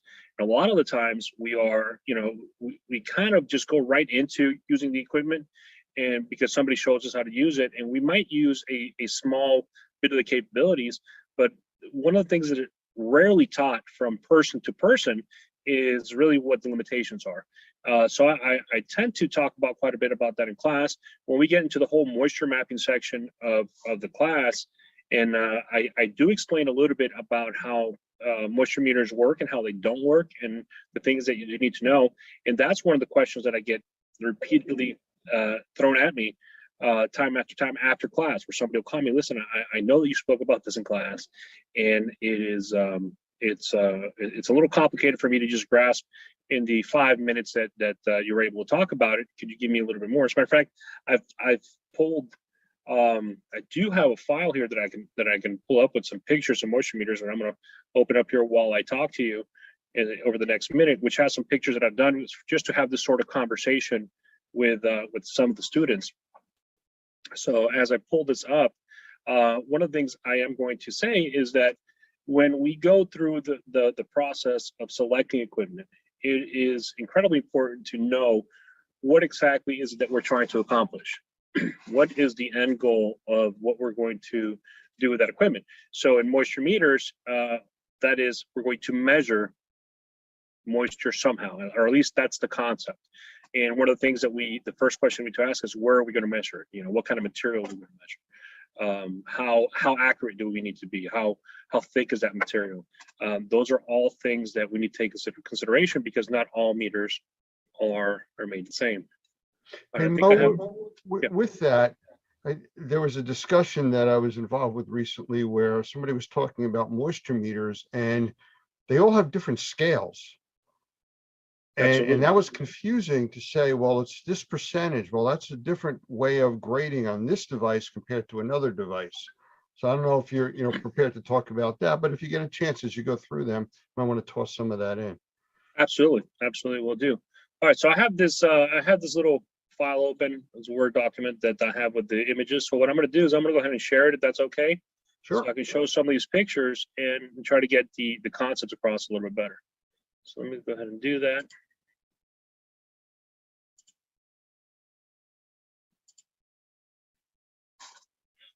All right, toss this over to the center screen. All right, so can you see the moisture meters right now, Lance? Absolutely, you're good. All right, wonderful. So here's some, I'm going to start here with non-penetrating meters, which actually goes right into questions you just asked, Lance, which is scales. So not all non-penetrating meters are made the same. Not all meters are made the same. And when it comes to these sort of meters, the first thing you do need to understand is that scale. What are those scales telling you? So I'm going to go ahead and zoom in on this particular meter right here. This is a Tramex ME5. I use this meter quite often during assessments. It is one of my favorite non-penetrating meters. I mean, I have numerous ones, as you'll see and understand why by the end of this. But one of the things that you can see right here on this meter is right up at the very top, you'll see it says wood percentage moisture content. And then at the bottom, it says comparative. And the wood moisture content is a scale that's right up here at the top, and it goes from 5 all the way to 30, while the comparative goes all the way to 100. So let's talk just in this meter alone. There are 2 completely different scales. So the top scale where we have the wood, it'll actually tell you the percentage moisture content of the wood, you know. And there are, if you look at the manual, depending on the wood, you'd actually have to use some variances if it's a hardwood versus a softwood, and they'll actually go by names. Like if it's a fir or it's an oak or something like that, there'll be some percentages that you would need to adjust that reading. But in general terms, this is a wood moisture content scale. Down here, it's a complete relative term. So what does that mean? What does relative mean? It means that for it to have any meaning whatsoever, it needs to be attached to some other value.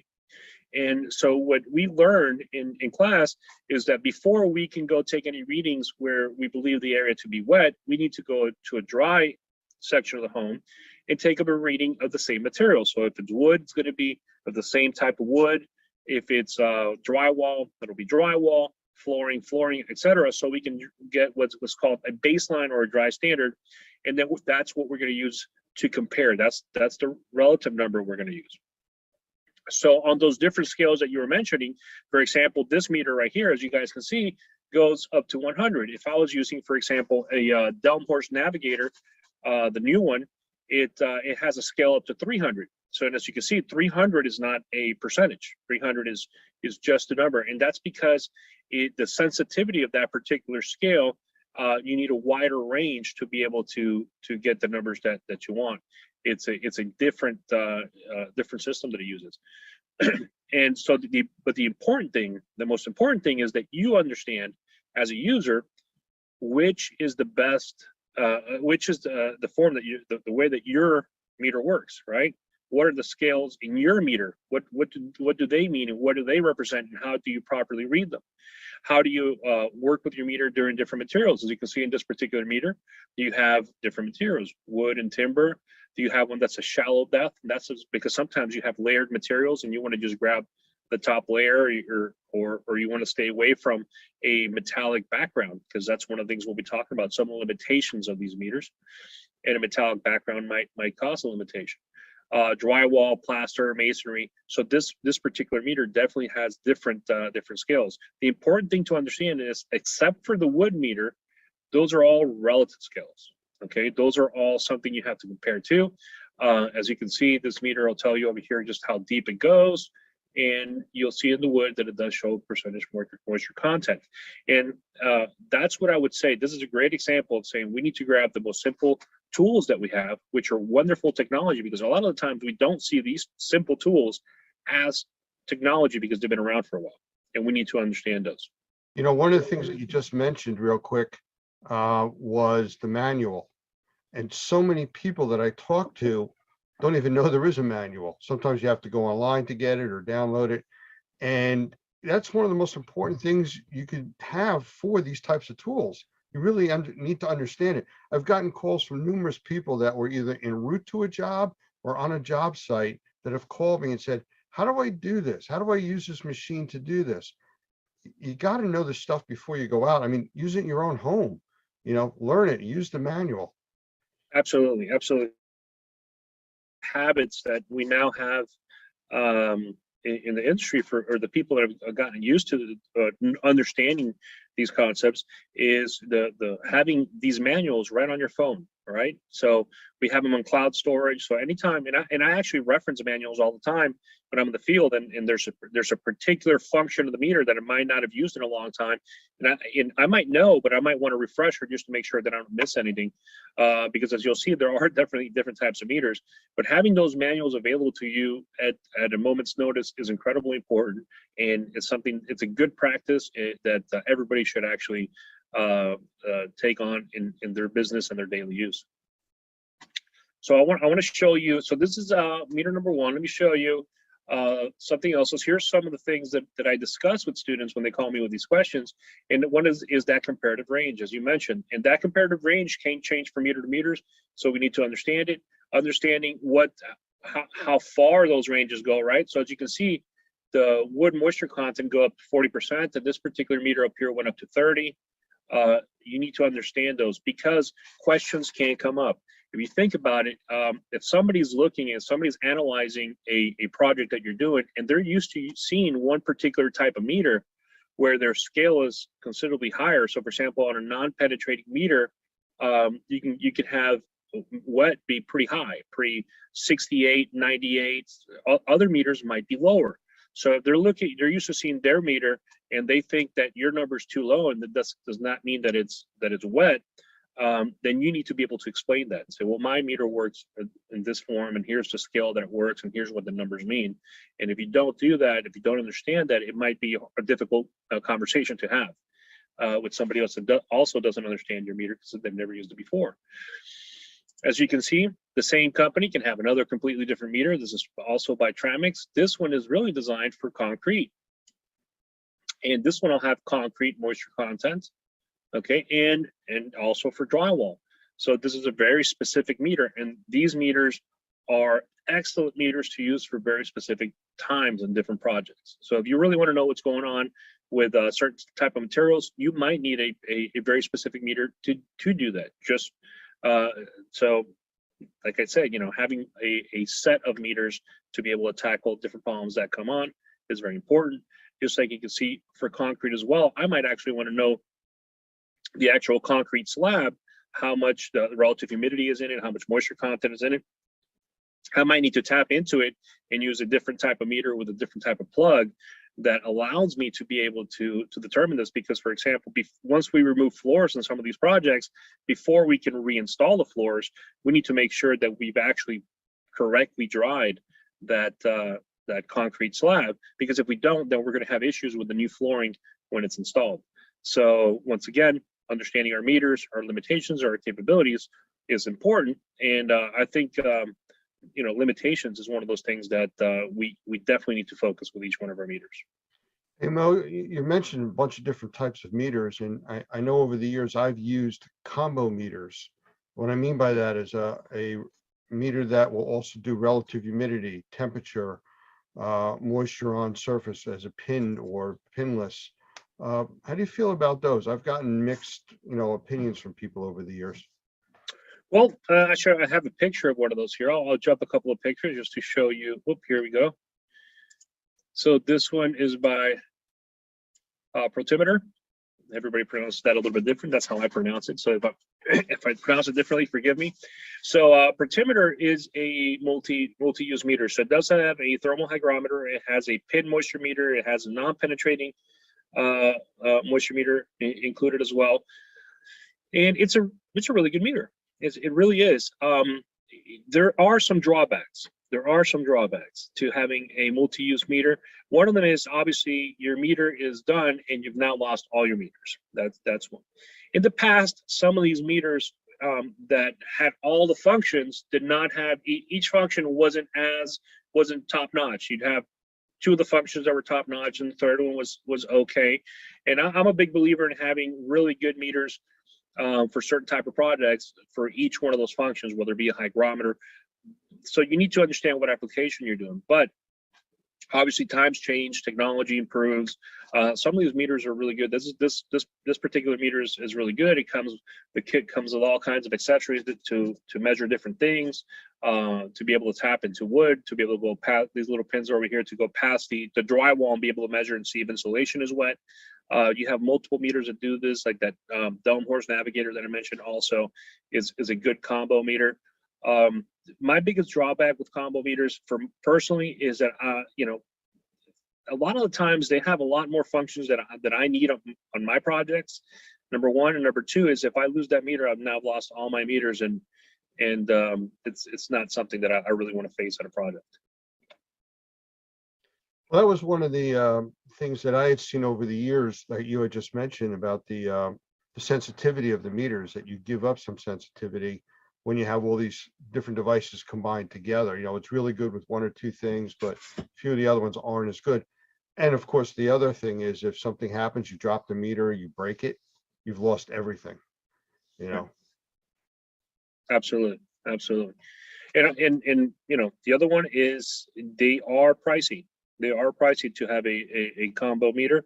They're less pricey than buying really good meters of each one, mind you, but nonetheless, as to have one meter that can go bad or get dropped for you know, now you're talking anywhere between $1,200 to $1,500 for top end meters, you know, in the hands of a technician can be a problem. It's if it's your personal hands and you're very good with your equipment, you take care of it like I do, you know, they'll probably last you for a lifetime. But we know that, you know, as it goes from hand to hand, that level of care might change. So that also comes into play. How rugged are your meters?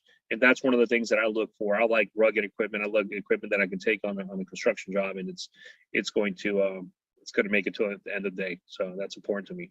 Absolutely. You know, one of the questions that comes up a lot is, what should I buy, a pinned or a pinless? And I always talk to them about, well, the pinless doesn't do any damage. You know, you got to go to a different level of dealing with the consumer that you're working with about having pinholes all over the place. And depending on what you're doing, if you're testing carpeting, you're not going to see, like you're testing sheetrock, all these little pinholes all over the place. You know, so you got to be prepared to build back. But you know, you have a favorite either way, pinned or pinless? Well, my particular answer is always I have both, and because it also depends on application, right?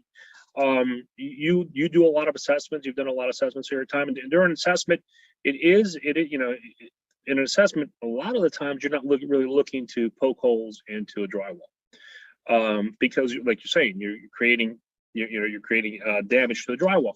On another type of project, for example, a drying project, that becomes a little bit less important. You're in an emergency situation and you need documentation that's going to be easy to explain down the road, either to maybe it's an insurance claim to an adjuster, maybe you go to court, something like that.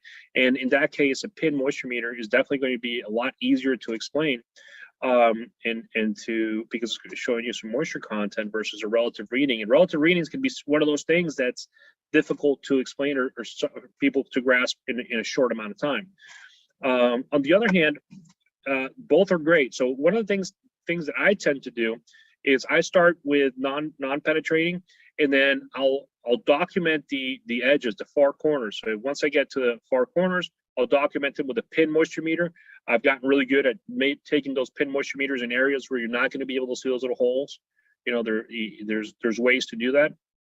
And then I'll take one in the center, so I have some serious documentation with my pin moisture meter, and then I have a little bit more documentation with my non-penetrating. But both are incredibly important. Some of the stuff that you are going to be measuring, you're not going to be able to poke holes in either. Stuff like tile, you know, really nice wood. You're not going to start poking holes all over the place. Really nice wood.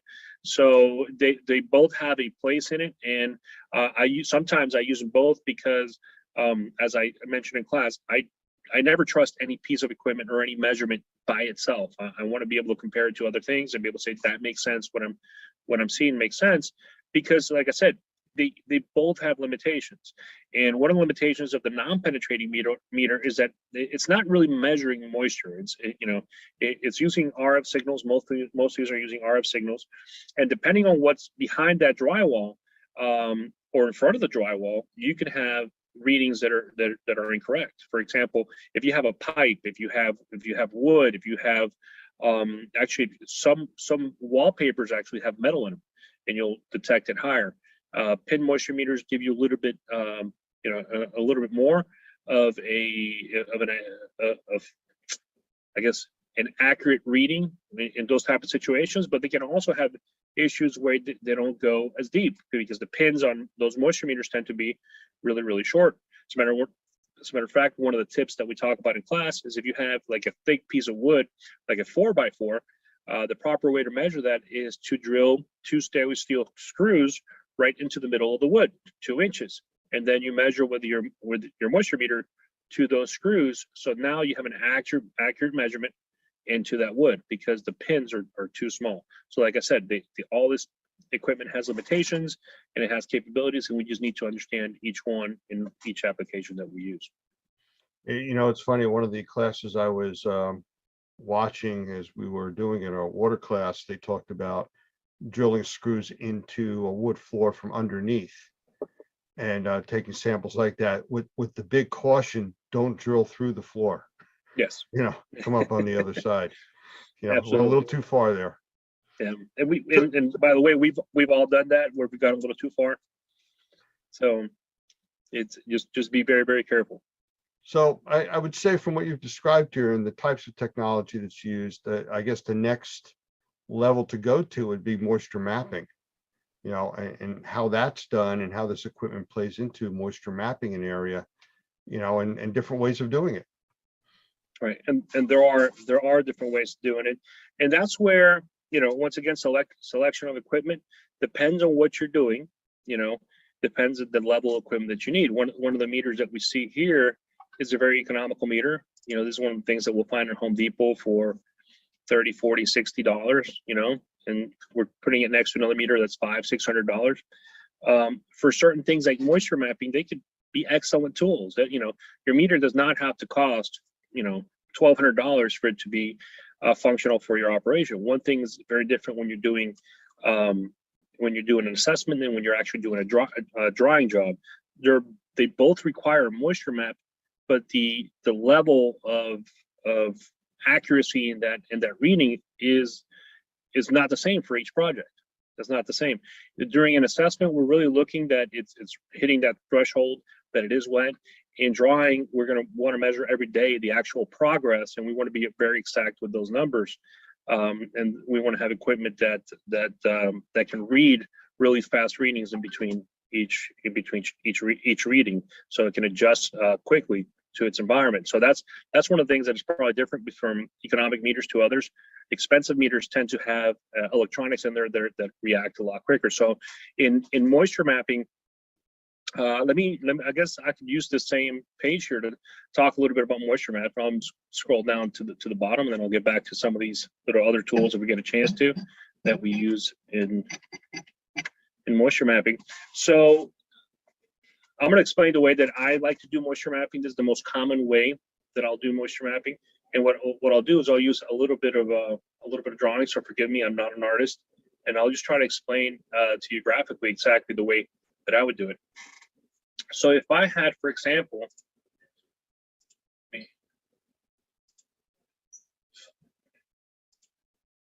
this.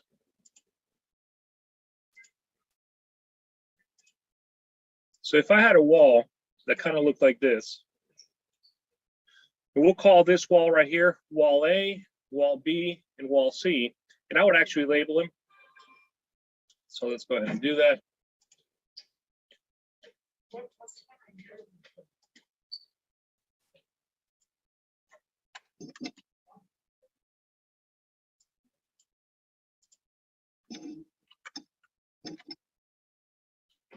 I'll do this really quick so I won't take too much time. I'll do a top bottom view, so you can actually see it from the top, and you can see the three walls. And then for each one of these walls, what I'll end up doing is I'll draw a separate wall. So this would be wall A.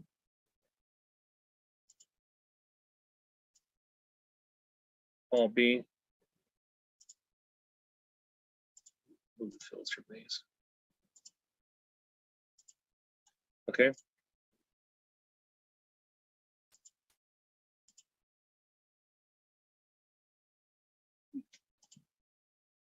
Let's make it look like this. For those of you watching, I think he is having fun doing this. I am having fun doing this. I love doing this kind of stuff.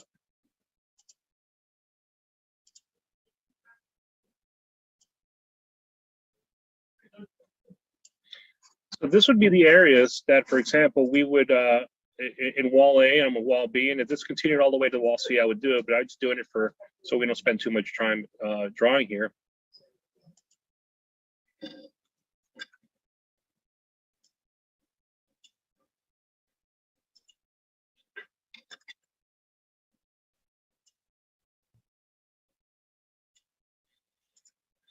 And the other thing that I would do to make it a little bit easier for everybody that comes down the road is I would do something like this. I would actually have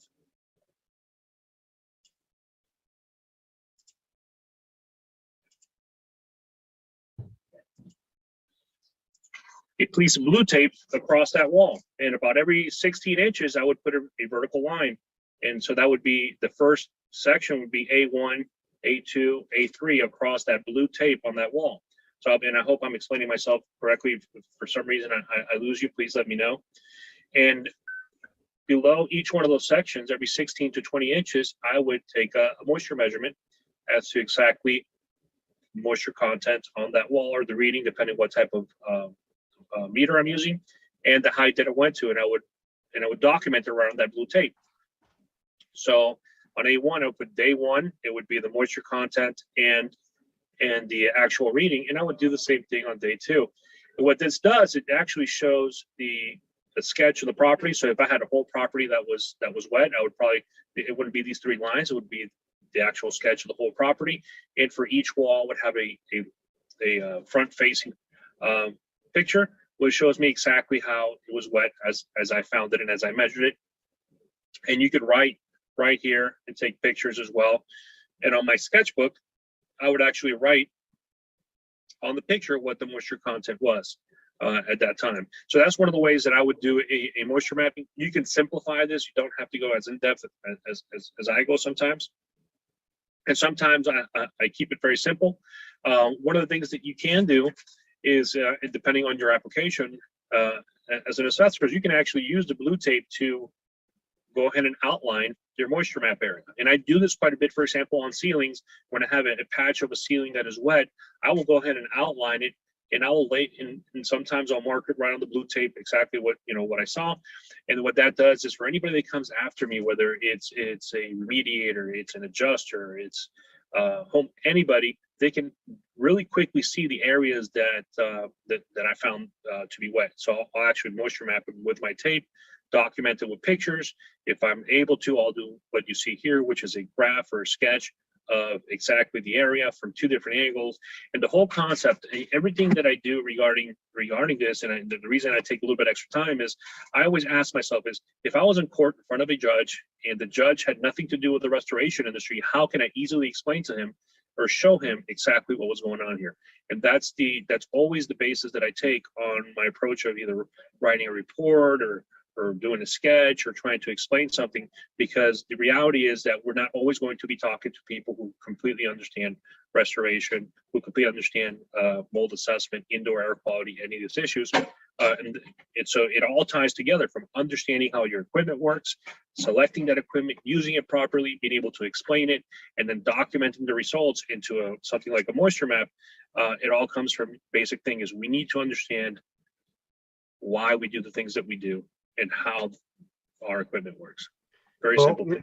Looking at what you're doing here, I mean, to me, it makes a lot of sense, and hopefully everybody that's watching understands this too, but it also looks like a very labor intensive process. I know there's other devices out there. I mean, I've used thermal imaging and stuff like that work hand in hand with moisture meters. So how would you draw the differences or comparisons to using that additional device in conjunction to a moisture meter? Okay, that's a great question. Well, one of those devices, I actually have a picture of it right here, which is this hydro sensor. Then this is what this is. It's not a moisture meter, it's a moisture sensor. So right over here in the tip, you'll actually get two little spikes. And once you put it into a something that is wet, it's going to beep. So it's going to let you know, hey, this is wet. Obviously, once I find something wet, I'm going to confirm it with a moisture meter. But this is a really easy way to be able to do a moisture map, for example, on a large area that has carpet and all the carpet is wet. So you don't have to bend over. This is the original intention of this product, was to be able to do that, to be able to walk around and be able to then do your moisture map on carpet. But it has great other options. For example, when we find cabinets, and the toe kick is removed on that cabinet, how do we reach all the way in the back behind that cabinet to see if that drywall or whatever material is back there is dry? And my hand, I can tell you right for now, my hand won't fit. So this tool allows me to just go right under there, reach all the way to the back, and do moisture testing across the back wall and see if any of those areas appear to be wet. Also, they're great for HVAC closets and the little spaces in between the air handler and the drywall. Normally, you have 3 to 4 inches, and once again, I can't reach, but many times I find the moisture with this tool. Allows me to reach high places as well, ceilings and anything like that, without really having to get up on a ladder. Or if it's a high ceiling, I don't have to get up on a really high ladder because I have a little bit of more reach due to this tool. So it's a wonderful tool that I think everybody should use. Saves my back, and it saves me a lot of time. I use it quite often. The other one that you mentioned is thermal imaging. So thermal imaging is a wonderful tool, probably one of the best tools that we have for efficiency in our industry and for breaking the ice with the customer. But once again, for you to be able to use it properly, you need to really understand how it works. So one of the first things I always say is get certified, understand what it does and what it doesn't do, and always question what it's showing you. So a thermal imaging camera, we all know, can give us false positives, and any dark area is going to be dark because it's cold, not necessarily because it's wet. It's definitely going to be colder than its surrounding areas, okay, but it does not mean that it's wet. But you can also get false negatives, and that's one of my biggest concerns all the time with infrared imaging. You can get false negatives because for you to be able to see anything on that camera, there needs to be temperature differentials within the material that you're observing through the lens, and that's not always the case. For that material to be able to show a differential, wherever it's wet, that liquid needs to be evaporating. That's actually how thermal cameras capture that something is colder because it's wet, is because when you have a surface and that surface is wet, I'm going to pretend I have a wall here. As those water molecules evaporate, they're taking energy with them into the air. That means they're leaving the surface of the material cooler because energy cannot be created or destroyed. It can only be transferred. And that water molecule, as it leaves the surface and it goes floating into the air, means that all that energy is up here. You have less energy here. And less energy means less heat, less temperature. So that's what the infrared camera is capturing. But if that's not happening because environmental conditions, because you have some sort of material or paint that does not allow that wall to evaporate, it's not going to show you anything. And that whole entire wall might be soaked. It's happened to everybody. It's happened to me, where I've said, well, this is dry. And I said, well, let me go check, with my other meters anyway. And sure enough, and then you learn, I always have to check with moisture meters. I cannot trust the infrared camera by itself. I rarely trust any single piece of equipment by itself. I always want it back up to give me a confirmation and saying, hey, yeah, what you're seeing is truly what you think it is. Well, part of every certification course I've ever taken or seen for thermal imaging always goes back to document it with another device, usually a moisture meter. And that's your confirmation. You're not seeing moisture, you're seeing an anomaly or an exception to what's normal. And the other electronic device is what confirms what you're seeing. Absolutely. Now, having said that, if the area that you're scanning with your thermal imaging camera does show up on your thermal imaging camera, it is a great way to moisture map, right? Because now you can see the entire wall. You can document it with pictures. It's showing you the area that's wet. You can do you can do follow-up moisture meter readings that you can document, which I also, by the way, not only do I document it with my regular camera, I document it with my infrared camera, because I like to show that meter was exactly where the dark area was. So there's no question or doubt as to exactly where we took that measurement. And so it is a wonderful tool. I don't leave home without it. Absolutely. Some of the newer equipment now, thermal imaging, even the lesser expensive ones, do image over image photography, which is they're showing you an infrared image with the regular digital image over on top of it. So you get to see the outline or the structure of what you're looking at, plus the thermal patterns on the wall. So it really creates a very good description for anybody looking at as to what's going on in that environment, after you've obviously also documented it with moisture meter. Absolutely. As a matter of fact, nowadays, to me, it's the only way to go. Dual camera, so you're taking a regular picture and an infrared picture right next to it. So when your report comes out, that's exactly what you see. You see the regular picture, and right next to you see the infrared. It makes it a lot easier, once again, to explain to somebody that doesn't know anything about infrared cameras. So I'd rather spend a little bit extra on better resolution and be able to have that dual camera. And nowadays, like I said, even some of the economic cameras are coming up with are do have that function, and it's a function that to me is it's absolute must. So we've gone from the basic moisture meter to the advanced moisture meter to the hydro sensor to the thermal imaging cameras. For somebody new starting out in the business, you know, a piece of equipment to start with. You don't go out and spend $50,000 on a thermal imaging camera. Right. Where do you start? Especially when you want to start dealing with moisture in your assessment or your remediation projects. That's a wonderful question. On an assessment project, you have so much more flexibility per se on equipment, because you're looking for different things that necessarily you would be on a drying project. You're still looking and want to make sure that stuff is wet or dry. You want to do that comparison. So you do have a wide range when it comes to non-penetrating and penetrating. So you can start with a less economical meter. The key, once again, is find out how it functions and read the reviews and watch the videos online for that manufacturer. And you should do that for a number of meters within your price range to find the one that is highly recommended and that actually does the job that you're looking to do. Some other ones, it's a different story. For example, if you see on your screen right now, this is a hygrometer. So you have non-penetrating meters, you have penetrating meters, you have moisture sensors. Now another way to measure moisture is moisture in the air, which is where we'd use a hygrometer. And on hygrometers, once again, an assessment, it could be, a little bit more flexible, because what you're looking for is a couple of readings during your assessment project, and a lot of hygrometers out there will do that.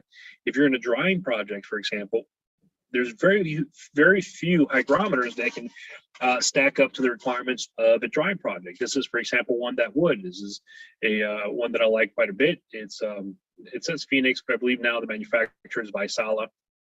And what the differences are, for example, this hygrometer I can put in front of a dehumidifier, which has extreme temperature and moisture readings and low moisture readings, and pull it away and get very accurate readings right away in another location.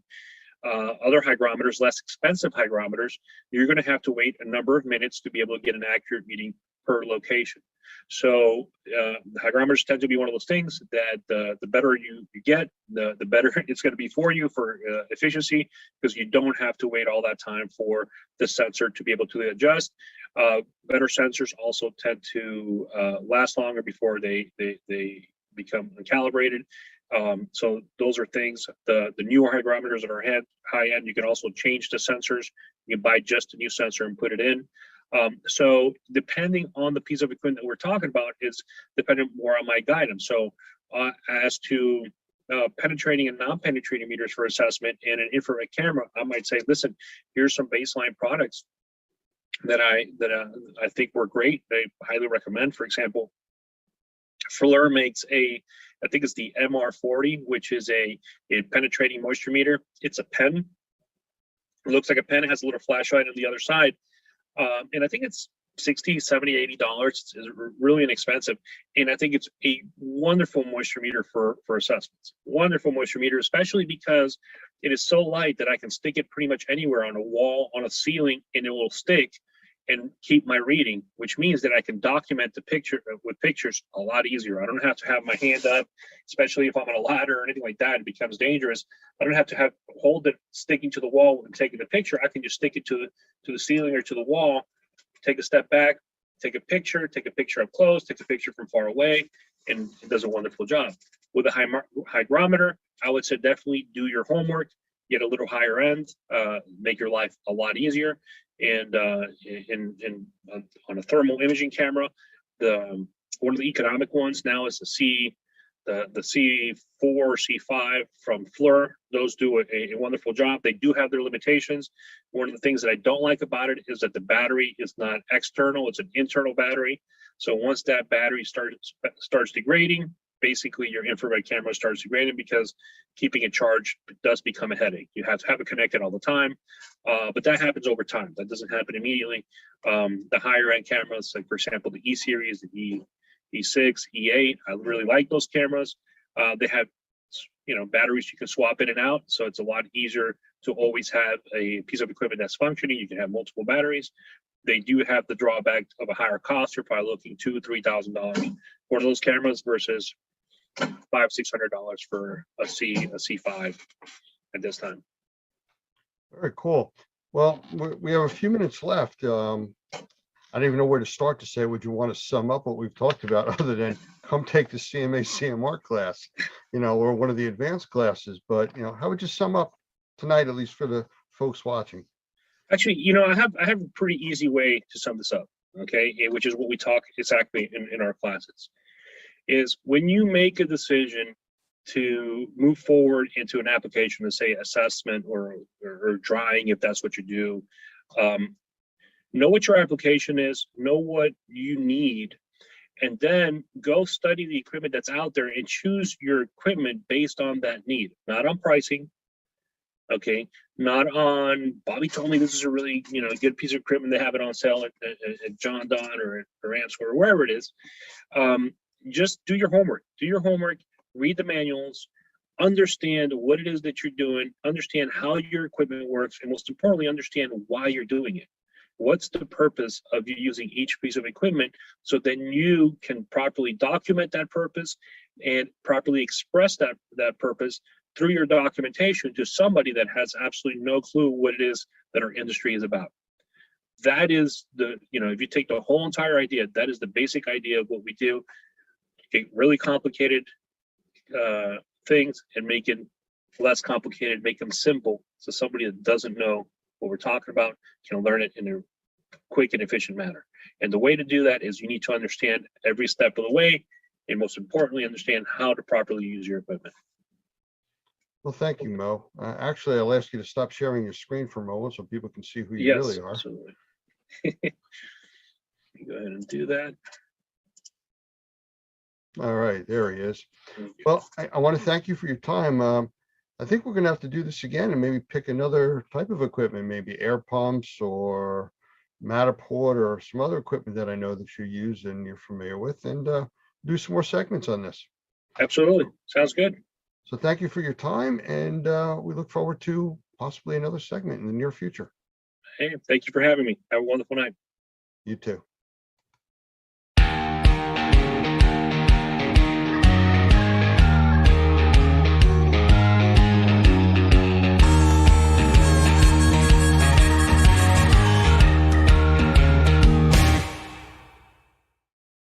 The Perfect Fit Filter by Best Living Systems, another innovative product by Best Living Systems that will change the way you breathe indoors. Older style filters use cardboard frames which become quickly filled up with mold and dead skin cells, causing them to flex inward and allow air to go right past the filter. With the Perfect Fit Filter, there is no blow-by. Because there is no cardboard for the mold to eat, this Perfect Fit Filter is designed with a sturdy internal frame and sized to fit virtually any size opening. It allows the edges of the filter media to enclose the frame of your return air grills, so every cubic inch of air is filtered. No reason to go searching for your specific size in your local big box store. The Perfect Fit Filter is shipped directly to you when you need them. In a home or office environment, this incredible 1-inch filter provides MERV 7 protection to serve as a 90-day filter. How can you leave this filter in for 90 days? Popular pleated filters provide tiny crevices where mold and bacteria get trapped.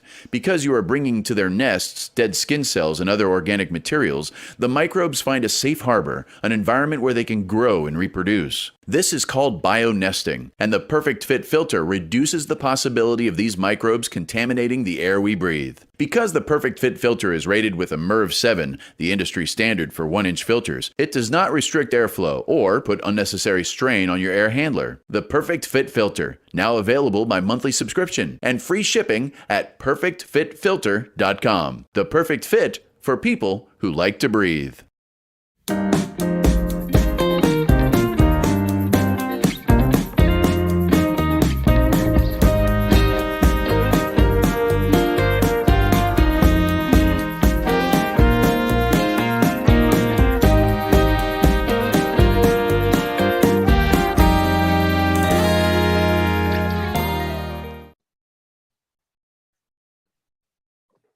Well, tonight we have a special guest with us, Robert Pettyjohn.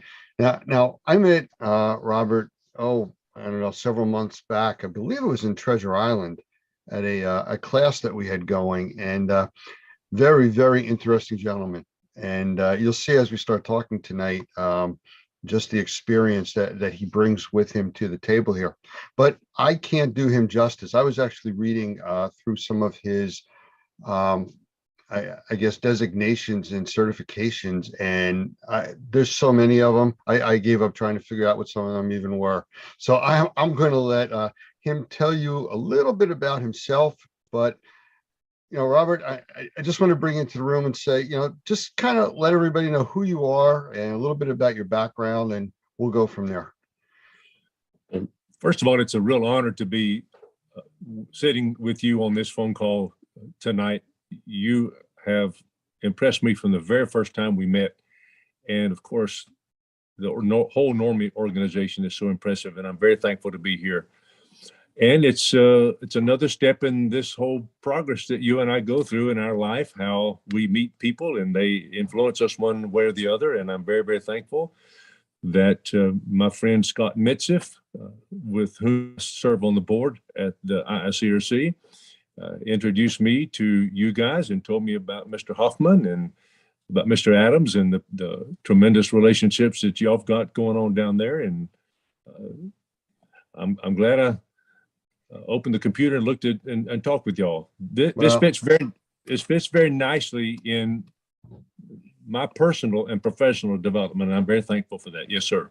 Well, thank you. So who are you? What's your company? What do you do in this industry? Well, the way I can best answer that by how I started out. And I came up here to Wake Forest, North Carolina, in order to get a PhD in world religions. And everything was going just fine, except for the fact I was stone cold broke. And we had to get something to do. So I said, Lord, what are we going to do? And he led me to a fellow named Chubb Seyfried in Concord, North Carolina. And Chubb says, Robert, if you want to do this business, and by the way, I had, in order to make ends meet, I had entered an ad in a newspaper that said clean carpets make $800 to $1,000 a week. But it was one of these bait and switch organizations where they send the flyers out in the mail. We'll clean your carpet 6 rooms for $31.95. But when you get to the job, you have to add on and add on and add on because there's no way you can do it for that away. But I saw that there was people that had a lot of carpet and a lot of it needed to be cleaned. So I asked my friend Chubb Seyfried, who is also in the Mid-South Professional Cleaners Association, a regional trade association. And Chubb said, Robert, if you're going to do this business, you got to do this and this and this and this and this. And thankfully I did that and that and that and that and that. And an amazing thing happened to me just this week. And that is that a gentleman from New Jersey asked me to be a part of a Zoom call for the National Organization for Remediators and Mold Inspectors. And I could not believe that this happened. So what an honor to be here and to see how things have progressed from one stage to the other. And now I'm in a Zoom call with you. Who would ever have believed this 31 years ago? I'm so honored to be here. You are most welcome, and thank you for that. We appreciate you being here and talking with us and just bring the wealth of knowledge that you have, for our members to hear the things that you've done. I know you talked about the carpet cleaning industry, and I know you specialize, I believe, in like Oriental rugs and stuff like that. But I think there's also something out there about you with the infection control also. So it's like, this is a big gambit that you cover of, things for the cleaning industry and restoration side. Well, you know everything about me, don't you? What? Well, there you go. Okay, thanks a lot. No. Oh, you're too cool, buddy. I like you. You ask very good questions. Yes, sir. Thankfully, my mom and daddy instilled me with a huge curiosity. My professor in graduate school said, learning is disciplined curiosity. And that means that once the spark goes off, you still got to get up and grab the encyclopedia or whatever, wherever you get your information from, and then learn it. and digest it. And I've been very, very fortunate that I've been placed in front of the right people at the right time. My very first IICRC class was with Lee Pemberton, the great Lee Pemberton from McKeesport, Pennsylvania. And to have started off that way is incredible. And that has led one step to the next, to where now I have been asked to serve on the board of directors of the IICRC for the last 4 years. I'm a secretary of the executive committee, and what an honor that is. But along the way, as you know, other stuff happens. And we usually start in carpet cleaning, and that curiosity leads to upholstery cleaning, and of course, water damage restoration. And of course, people now say, can you wash this rug? Oh, yes. And I'm sitting in a home office out here in Wake Forest, and I can look out in the backyard where we used to wash Oriental rugs in my daughter's swimming pool, a little bitty plastic swimming pool. So even back then, it was a big deal. And we used to hang the rugs on the side of the fence out there. And one day it came up a cloud. We had 21 rugs we had to dry in our house. So little bitty things like that add up. And now we're one of the most recognized, and I think the finest, most ethical, environmentally responsible, and ergonomic rug cleaning plant anywhere in the nation per cubic foot, without question. Yes, sir. So I'm very thankful. Well, that is impressive. I mean, yes, this industry, unfortunately, especially in unregulated states on the mold side, you know, there's a lot of problems with people being out there. Like you started off saying, you know, a bait and switch type of an ad that you took, and I'm sure that runs rampant through a lot of the cleaning industry also, like it does in the mold industry.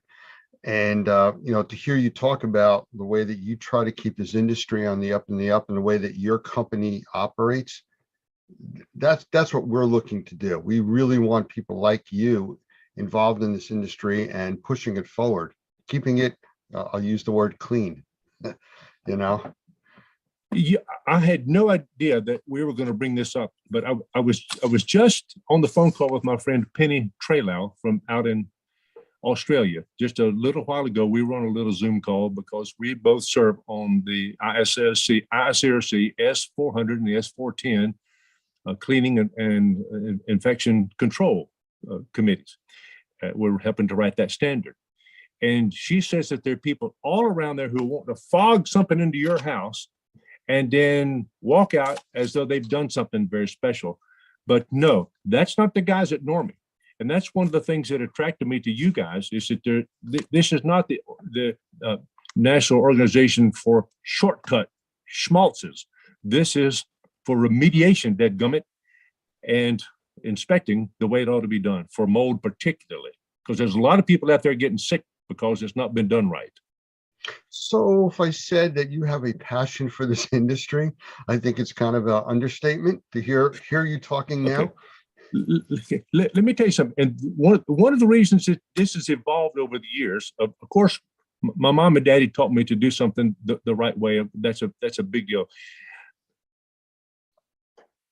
But here of late, within the last 2 or 3 years, we've been involved with some of these military families in helping to remediate the homes that they're in, not on base, of course, because it's hard to get on base and really do remediation the right way. A lot of these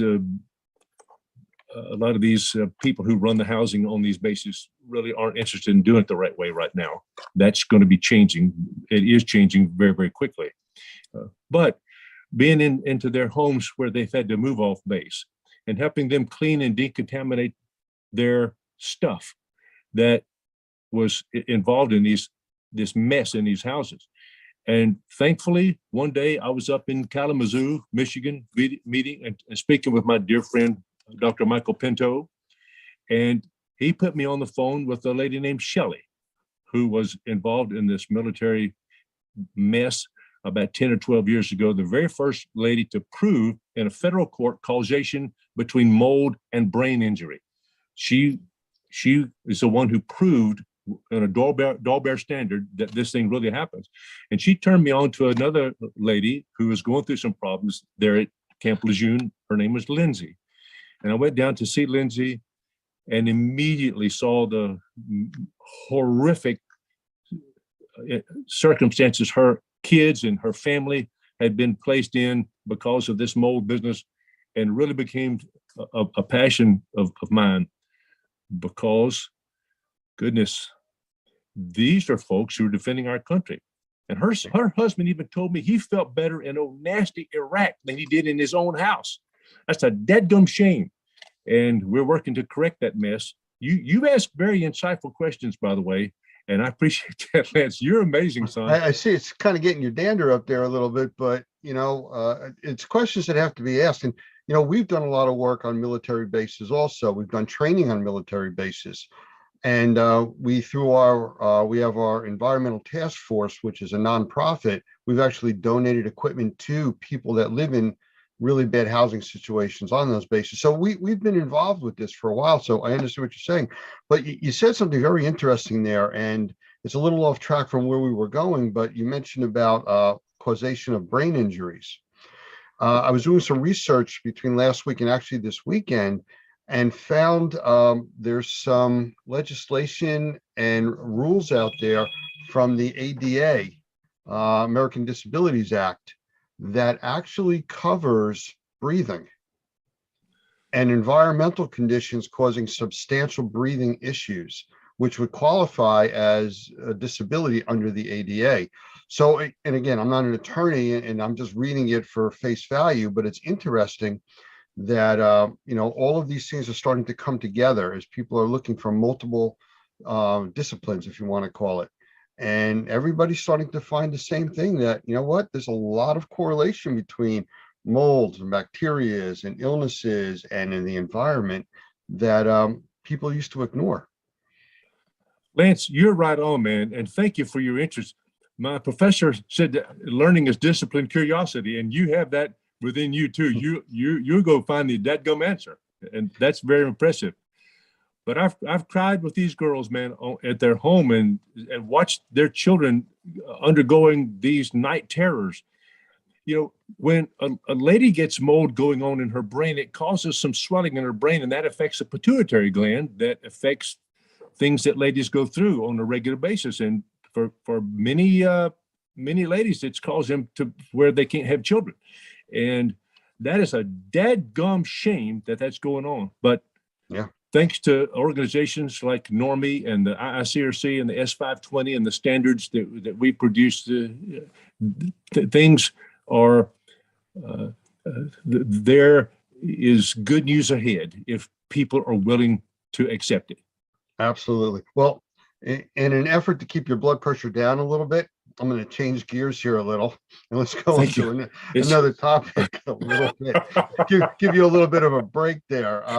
Oh, you're too cool, buddy. I know you said you were introduced to NORMI like through Scott out in, I guess he's out in Washington. He's in Yakima, Washington. Yeah, yes. I know Scott. I've talked with him many times. A really nice guy. But as far as our courses, because I know you've really started to look in and you've taken a lot of training from all over the place. What do you think is one of the most important things that we do as far as teaching a course? What kind of courses, do you find of interest, especially with your background? Well, the most important thing, the most amazing thing about NORMI is not your courses and all that stuff. It's the people that are there. I mean, goodness gracious, of course, you, Lance, and Mr. Hoffman, and Mr. Adams, and Mr. Zualaga, these people are really huge. Justin and David and Roger, and the ladies that answers the phone call out there in Arkansas. Yeah, that's right. Yeah. Those people are the people that are surrounding, that are with you guys at NORMI, are what's really, really impressive. Then you start to take a course and you say, well, dang, it's no wonder that you guys are so impressive, your coursework, because I'm sorry, that's okay. That's a phone call from somebody at NORMI, as a matter of fact. I'm so sorry. Good. That's announcing our training for tonight. And you can tell I'm old-fashioned with that ringtone, can't you? Okay, good. All right.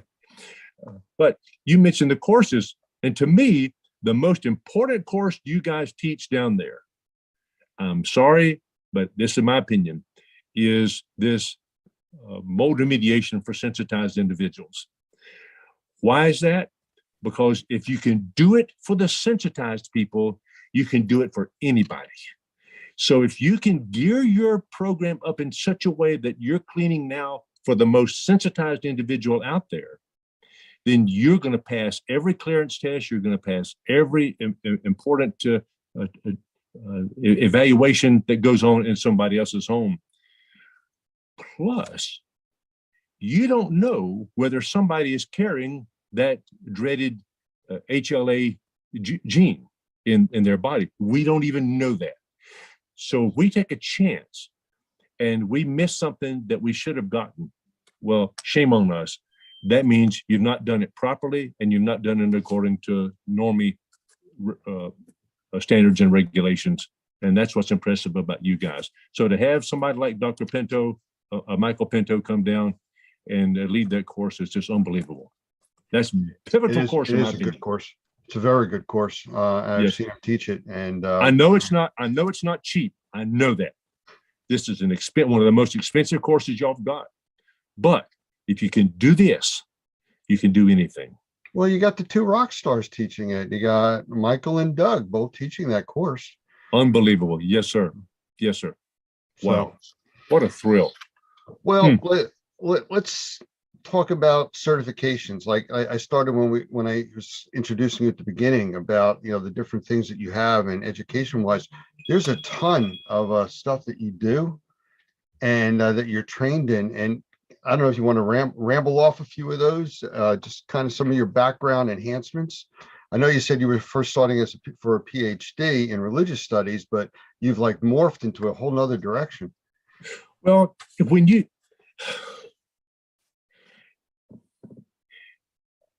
as you would that men should do to you, do you even so unto them, for this is the law and the prophets. That was written in another standard that we are familiar with. Jesus said that in their Sermon on the Mount.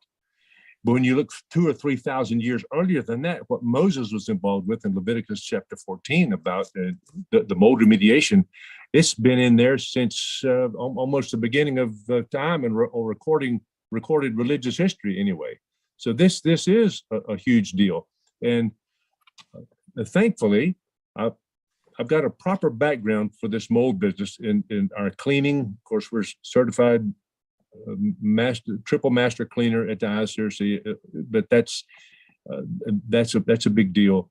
I'm also a certified rug specialist. We're the only certified rug specialist in the state of North Carolina. We wash the governor's rugs and all that stuff. No, they're not his rugs, dadgummit.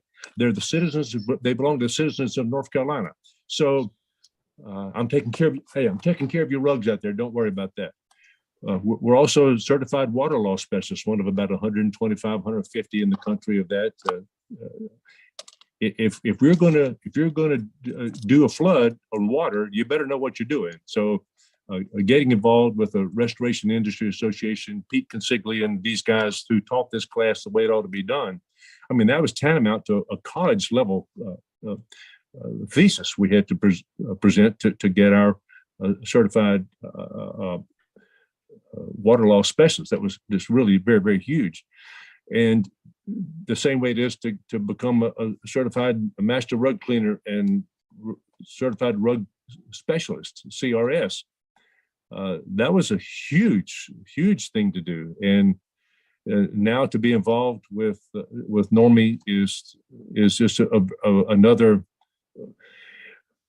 It is said, birds of a feather flock together, and it's nice to be involved in a group like Normie that takes things to the highest level possible, and I'm very, very thankful for that. Yes, sir. I like to I bring it down to a very, very simple level when I talk with people and we start talking about how things work and everything like that. And to me, the basic philosophy is, and I've said this before on many trainings that I've been to, we try to do the right thing because it's the right thing to do. It's that simple. You don't have to go any further than that. I mean, you can't set a higher bar, and it's something that's practical and understandable to almost everybody out there. And thankfully, the courses that you and I have been through weed out the folks who are not living by that standard. Yeah. And any schmaltz, any bedwetter can go out and take a course. We know that, but they're not going to stick with it to the end, to where the results that they're looking for is a cleaner rug, a healthier environment, a more responsible way to treat. We're not just fogging something in somebody's dadgum house. No, we're really getting it clean the way it ought to be clean, and documenting it and proving it with our field tests and third-party confirmation of verification of what we're doing. Yes, sir. Well, there you go. Back to the do the right thing because it's the right thing to do, and the results speak for themselves. They really do. I'm going to put you on the spot now. Sorry Fire about away. that. All right. And I know you've kind of alluded to it, but if you were going to sum up what really you like about Normie, and you know, if you were going to tell somebody about us, where do you think you would go with that? Well, as I mentioned a while ago, the people are number one. You've got to trust somebody. You don't trust a book, unless it's a Bible or something. But you don't. And even the Bible says that its purpose is to reflect what Jesus did on earth. So the same way it is with Normie. You guys, man, are from the ladies that answered the phone call all the way to Mr. Hoffman. That's what's so impressive. Not only that, but you base your course material on standards that have already been in place. And it's no secret that whenever you teach a course, you show up there on your screen the IICRC S520, Standard for Professional Mold Remediation, for example. You don't try to appear to people that it's y'all's idea. You're the first one to come up with it. No. You know that you're a part, as the poet said, I'm a part of all that I have met, yet all experiences and arts where through gleams that untraveled world whose margin or whose horizon fades forever and forever as I move. I'll think of who did that in just a second. It's a 17th century poet. But you realize that you're a part of a long chain. You're handling, the baton has already been passed and is handing off to other people like you and me.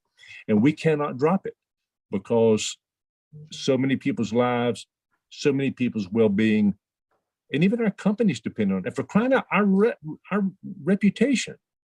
And the thing that has been my greatest asset in life is been that I know how to pick my in-laws properly. A lot of people get stuck with bad mothers and fathers-in-law, but my daddy and my father-in-law was the finest real estate agent in Northwest South Carolina. And my mother-in-law ran a credit bureau up there in Easley, South Carolina. And Dad never, ever said, is this the best you can do, Robert? You've got a master's degree. Is this the best you can do? No. He would come in and he would say, whatever you're doing, let's just be the best at it. And from my mother and father-in-law, it's been that way. And to be a part of an organization like that is like Normie, that is consistent with my values, is really, really huge to me, because I don't have to wonder about some schmuck trying to tell me something that's not right, or some bedwetter lead me into down some road that's not going to lead to anything. No, that's why I like Normie. Okay. Again, we have to work on your blood pressure. You're getting all passionate about this, which is great. I really, as Cheech and Chong says, this is a big dope deal. And my neighbor across the street was their lawyer, so he was busy for a long time. So there you have it. And, yes, sir. But these are big deals, and we've got for crying out loud, people's lives and their future children depend on what we're doing. Yeah. Well, you know, I was just at a lady's house, a dear friend of mine outside of St. Louis the other day. We have an Instascope machine, and of course we've been trained by you guys how to assess a building indoor air quality, and being able to go in there and know that when we leave and after we prescribe what needs to happen, that they're going to be living in a nice, clean, healthy home. And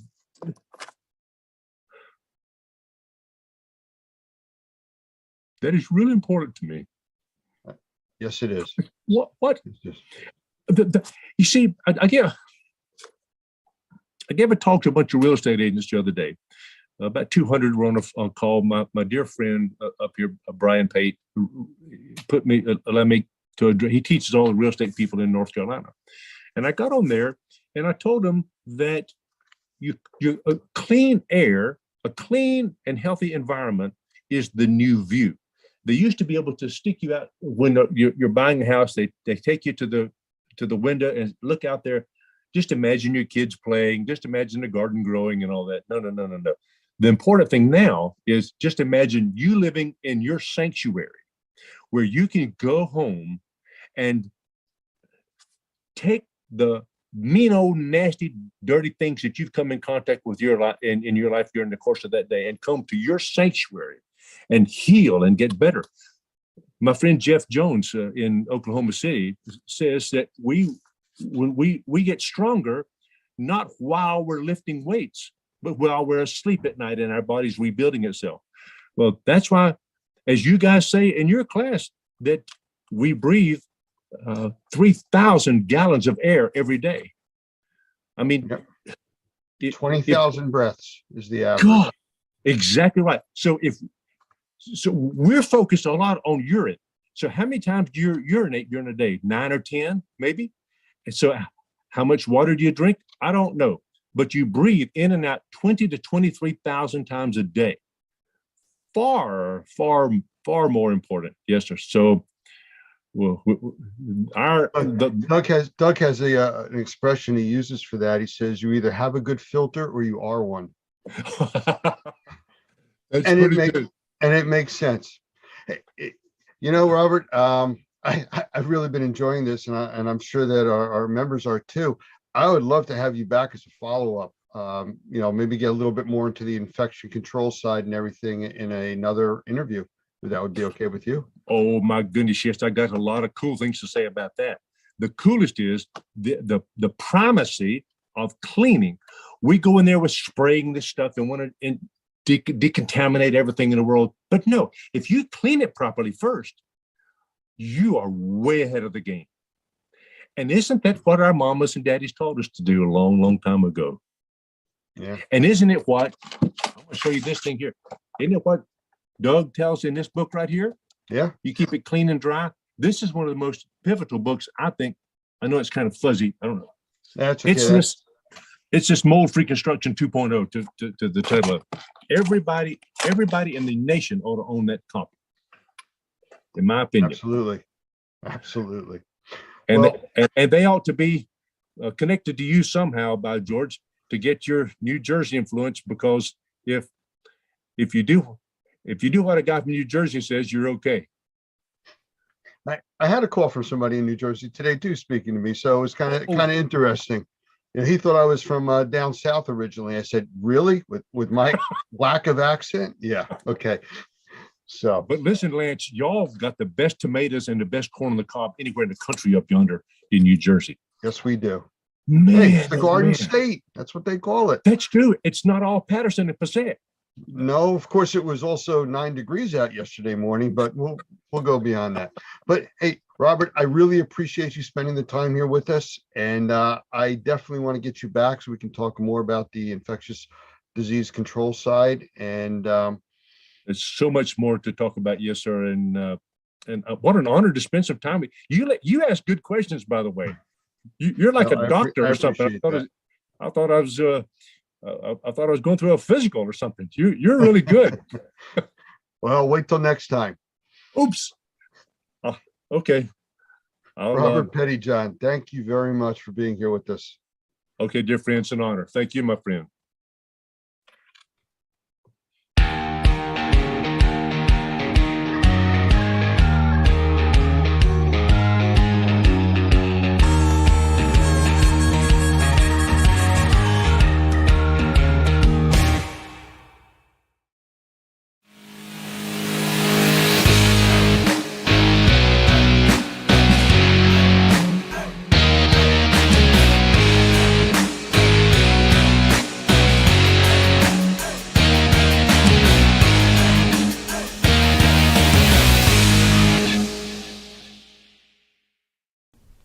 When you start on the pathway toward professional success, you have to know what the goal is and how to get there. Normie exists to help in that process. It's not just about taking a class to get a license, but also about starting on a pathway to professional success. Whether you want to work for yourself or be the best qualified employee on the team, this path will take you there and help you succeed. Pick a track, click on the class, and get your journey started. Normie is here to support you all the way to become the Normie Pro professional you want to be.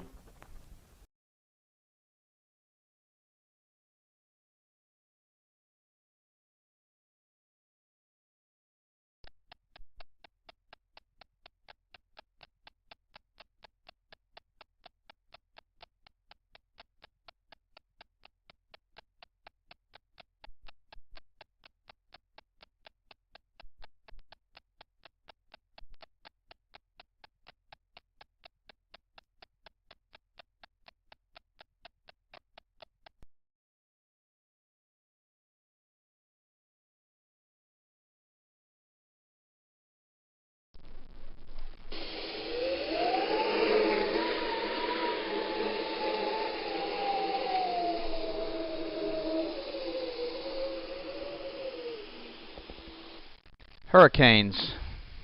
If you didn't know any differently, they'd seem at the beginning like any other storm. And that's the deceptive part, the devastation, the flooding, the loss of life, the imprint of the loss of heartfelt memories, all occur after the storm has passed. The latest technology gives us the opportunity to be prepared way in advance of impending danger, and yet we wait. Or worse yet, we decide to stay. We risk so much when the effects of these devastating events could be so easily diminished if we had only listened. As the storm approaches, it very quickly becomes too late to gather the important possessions and memories, too late to batten down the hatches, too late to protect our property or sometimes our very lives. With the aftermath of Katrina, I can assure you I have changed my game plan for the next Katrina, and I hope you have or will change yours. My name is Doug Hoffman, the Executive Director of Normie, the National Organization of Remediators and Mold Inspectors. We train mold professionals to assess, evaluate, and solve the problems associated with water events, both major and minor, as those events result in mold damage to property, and in conjunction with the Normie Pro Environmental Task Force are ready to help when disaster hits. Check our resources at normie.org and normieproetf.org for current ways you can help yourself and others when disaster hits. Sometimes an event is so horrific that it results in massive flooding and wind damage. We lived through Hurricane Katrina right here in Louisiana and have been privileged to help hundreds, maybe thousands of Katrina victims rebuild their lives after one of the most devastating natural events ever to hit the Gulf coasts of Texas, Louisiana, Mississippi, Alabama, and Florida. We learned some very important lessons, and we're hoping this short video will help you prepare for the next major event that may hit your community. With thermal imaging and from a satellite, the images are staggeringly beautiful, but closer to Earth, in the midst of the rampage, frightening doesn't begin to tell the story. Being prepared for what might be coming and then managing the recovery will help you keep your mind on the important task ahead. The unpredictable nature of the season simply requires it. The dates of the North American hurricane season span from June 1st to November 30th. By no means will these dates prevent the forming or sustaining of a tropical event in the Gulf of Mexico, the Atlantic Ocean, the Caribbean Sea, or the Pacific, but these dates are a guide or a timeline based on previous storms over the last century. Dropping your guard or dismissing weather events outside of these dates could result in being caught off guard for an approaching storm. But these dates, in particular, are a time to be specially aware of the news and weather reports. 26 named storms churned in the Atlantic in 2005, and many of them hit land. Following their paths shows the unpredictable nature of nature. Because of the fickle nature and path of many tropical storms, a large part of the general population hesitates or fails to take precautions until the last minute. In the year 2005, an unprecedented number of named storms developed in the eastern and Gulf Coast, exceeding even the English alphabet, and many of those storms made landfall. And when that occurs, especially in densely populated areas, the results are mass evacuations, highway gridlock, and supply shortages. In simple terms, everyone that waited until the last minute is scrambling to prepare or leave. The following information is provided as part of the Community Awareness Program, CAP, from NORMI, the National Organization of Remediators and Mold Inspectors. Additional CAP programs can be found at normi.org or at flood.normi.org and include realtors awareness, first responders awareness, and other information targeted to specific groups. These are presented in an effort to fulfill our mission and fill a void in accurate and timely trainings.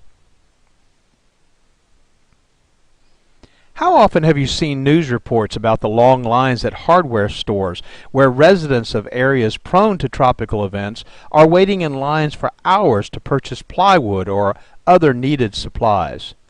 The general rule of thumb is if you find yourself in this situation, waiting in line to take your turn, you may have waited too long. Our goal at NORMI is to provide you with general preparation and safety information for your time before, during, and after the event. Let's get started, and please feel free to take notes or revisit this video often. Sometimes a reminder can be very timely. So let's get started. Plan to be prepared before the event. Know how and where to get emergency information from your local emergency management offices. Follow instructions for evacuations if you are advised to leave, and leave. Understand that if you do not evacuate or find yourself in a situation where you need emergency assistance during the event, you may be on your own until the event has passed. Emergency services will also be stretched beyond normal capacity, and assistance may be days or weeks away.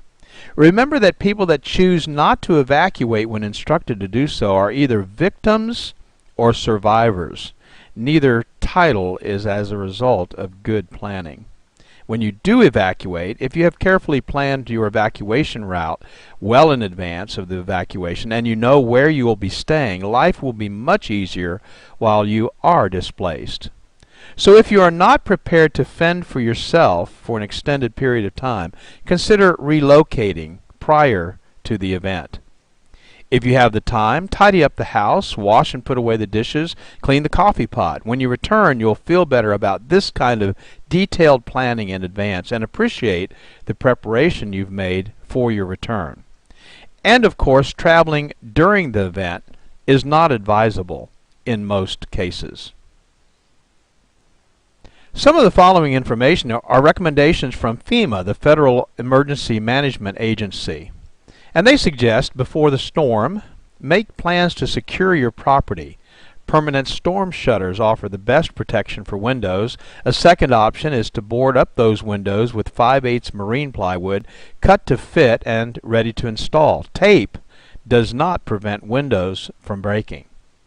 Install straps or additional clips to securely fasten your roof to the frame structure. This will reduce roof damage. Be sure trees and shrubs around your home are well trimmed.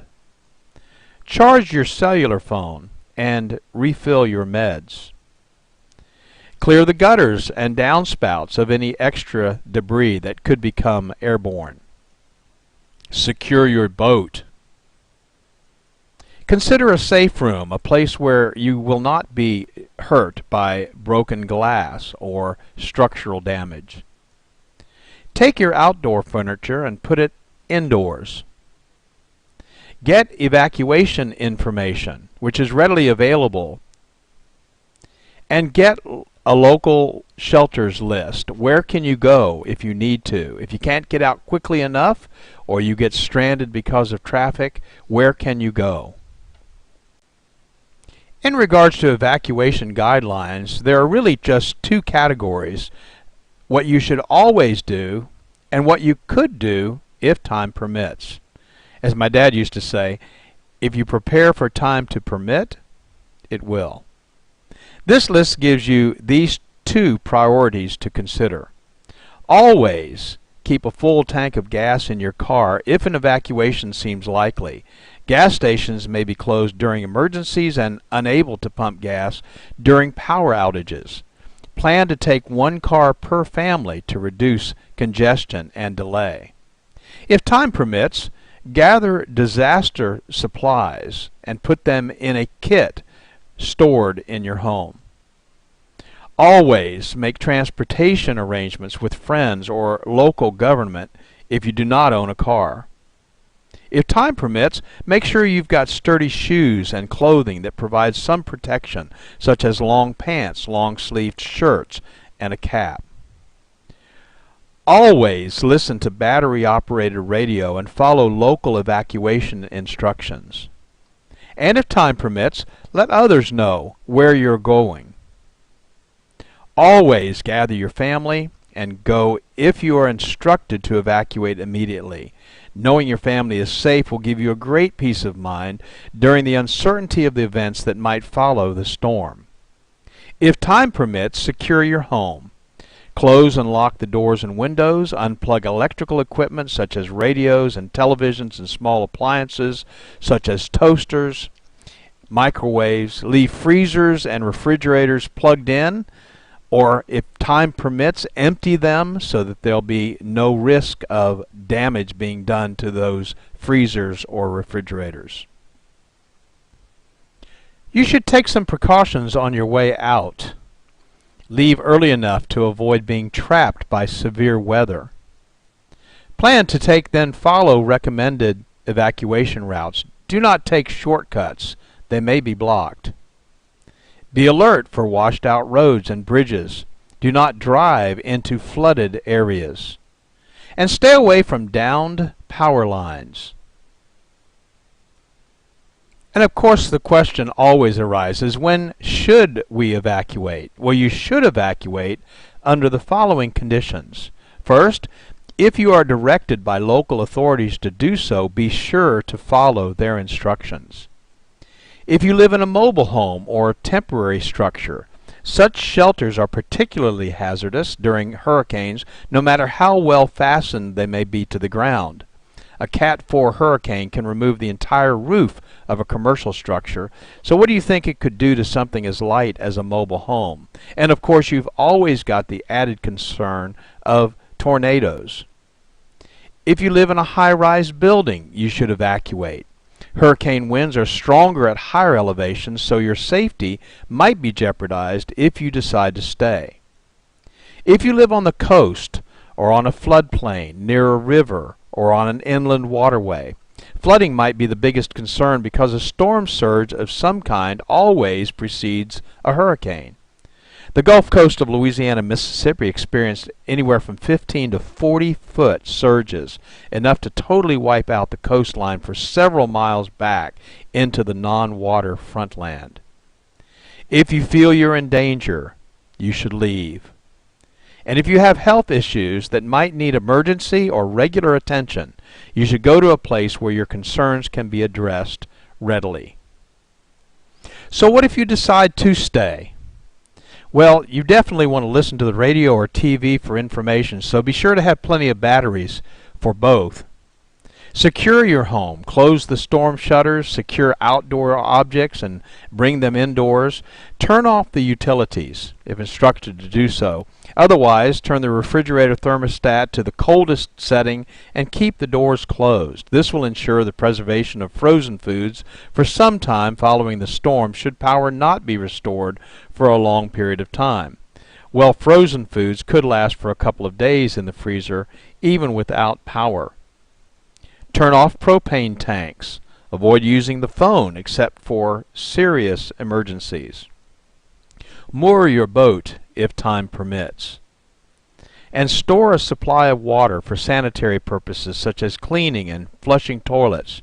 Did you know that a toilet will flush simply by filling it with a gallon of water? After thoroughly cleaning it out, fill the bathtub and other large containers with water. If you're unable to evacuate, have you considered the possibility of creating a safe room?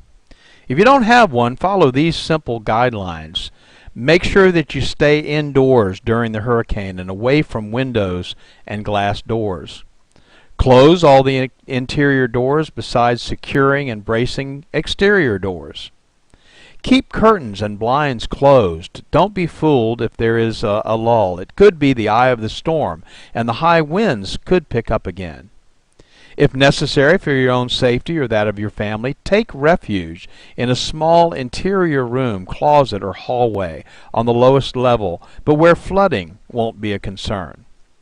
And if you sense tornadic activity, which often accompanies a hurricane, lie on the floor under a table or another sturdy object. We have incredible technologies that give us advanced warning, tell us the intensity of what we might be facing, and track the storm from its inception to its end. What makes us think we can weather the storm? But we often try. The following are the basic emergency kits and supplies recommended by FEMA. Basic disaster supplies should be stocked in preparation for what may occur during and after a flood, hurricane, or other water event. Let's take a moment to simply list the 6 basic items, and then we'll talk about each one of them in a little bit of detail. This checklist will serve as a great starting place to be sure you are prepared. There are 6 basics you should stock in your home: water, food, first aid supplies, clothing, bedding, and sanitation supplies, tools, and specialty items. And keep the items that you would most likely need during an evacuation in an easy-to-carry container. Possible containers could include a large covered trash container, or a camping backpack, or even a duffel bag. First, water. How much water do I need? You should have at least a 3-day supply of water, and you should store at least 1 gallon of water per person per day. A normally active person needs at least 1/2 gallon of water daily just for drinking. Additionally, in determining adequate quantities, take the following into account. Individual needs vary depending on age, physical condition, activity, diet, and climate. Children, nursing mothers, and ill people need more water. Very hot temperatures can double the amount of water needed, and a medical emergency might require additional water. How should I store water? Well, to prepare safest and the most reliable emergency supply of water, it's recommended that you purchase commercially bottled water. Keep that bottled water in its original container and don't open it unless you need to use it. Observe any expiration or use by date. If you're preparing your own containers of water, it's recommended that you purchase food-grade water storage containers from surplus or camping supply stores to use for water storage. Before filling with water, thoroughly clean the containers with dishwashing soap and water and rinse completely so there is no residual soap. Follow the directions below on filling the container with water. If you choose to use your storage containers, choose 2-liter plastic soft drink bottles. Not plastic jugs or cardboard containers that have had milk or fruit juice in them. Milk protein and fruit sugars cannot be adequately removed from these containers and provide an environment for bacterial growth when water is stored in them. Cardboard containers also leak easily and are not designed for long-term storage of liquids. Also, don't use glass containers because they can break and they're heavy. If you're storing water in plastic soda bottles, follow these steps. Thoroughly clean the bottles with dishwashing soap and water. Rinse completely so there's no residual soap. Then sanitize those bottles by adding a solution of 1 teaspoon of non-scented liquid household chlorine bleach to a quart of water. Swish the sanitizing solution in the bottle so that it touches all surfaces, and then after sanitizing the bottle, thoroughly rinse out the sanitizing solution with clean water. Then you're ready to fill the bottles with water and seal them. Food. However you do it, you need a checklist. Put it in a magnetic clipboard attached to the side of your refrigerator, a post-it note on the inside of a kitchen cabinet, on your PDA or your phone app. But make a list now while you're calm and in your right mind. And remember these important points. Store at least a 3-day supply of non-perishable food. Select foods that require no refrigeration, preparation, or cooking, and little or no water. If you must heat food, pack a can of Sterno and matches. Select food items that are compact and lightweight. Avoid foods that will make you thirsty. Choose salt-free crackers, whole grain cereals, and canned foods with high liquid content. Be sure to include a manual can opener. That might come in very handy. And include a selection of the following foods in your disaster supply kit and put them in a waterproof container. Foods like ready-to-eat meats, fruits, and vegetables, canned fruits, juices, milk, soup, staples like sugar, salt, and pepper, high-energy foods like peanut butter, jelly, crackers, granola bars, trail mix, vitamins and minerals, foods for infants, the elderly, or special dietary needs. And don't forget comfort stress foods like cookies, hard candy, sweetened cereals, instant tea, or coffee. First aid supplies. First aid kits can be purchased, but some people prefer to make their own. So we've listed here 18 things that should be included so you could supplement a pre-packaged kit or develop your own. You'll need to decide which items you would want to include or exclude based on budget restraints, but even the seemingly least needed item could become extremely important in a life or death situation. Take the time to study this list, and we've provided a printable copy of this list as a resource at hurricane.normie.org website for your review. And a medical kit, again stored for safekeeping, could include the following items: aspirin or non-aspirin pain relievers, anti-diarrhea medication, an antacid for upset stomach, syrup of ipecac to induce vomiting if advised by the Poison Control Center, possibly a laxative, and maybe an activated charcoal, again for use if advised by the Poison Control Center. Emergency and safety items might also include these items, which would be safely stored but probably not in the same box with the first aid kit.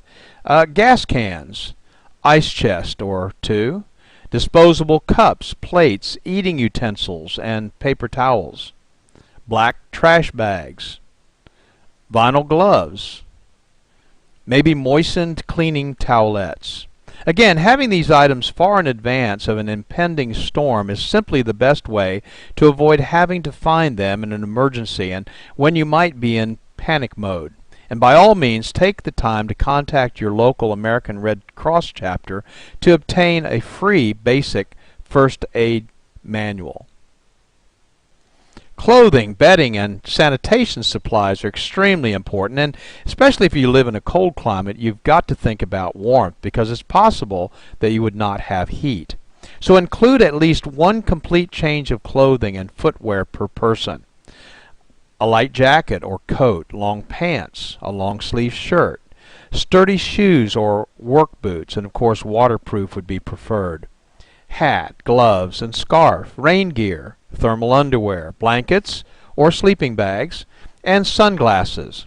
And on the sanitation side, don't forget the toilet paper, soap, liquid detergent, feminine supplies, personal hygiene items, plastic garbage bags with ties for personal sanitization use, plastic bucket with a tight lid, and disinfectant. maybe even a little bit of household bleach for sanitization. Next on our list is tools, and there are a lot of tools that people don't think about needing until they need them. Mess kits or paper cups, plates, and plastic utensils. An emergency preparedness manual, and there's some good ones out there. Portable battery-operated radio or television and extra batteries. Flashlights and extra batteries. Cash or traveler's checks and some change. Non-electric can opener, a utility knife. Fire extinguisher, small canister, ABC type. A tube tent. Pliers. Tape. Compass. Matches in a waterproof container. Aluminum foil. Plastic storage containers. Rabbit ears for your TV. Signal flare. Paper. Pencil. Needles. Thread. A medicine dropper. A shut-off wrench to turn off household gas and water. A whistle. An axe. Plastic sheeting. And a map of the area for locating shelters.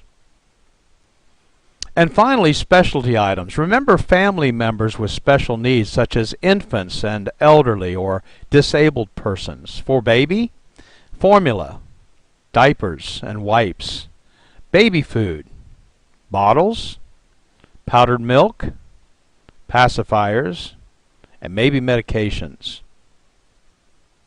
And don't forget the adults.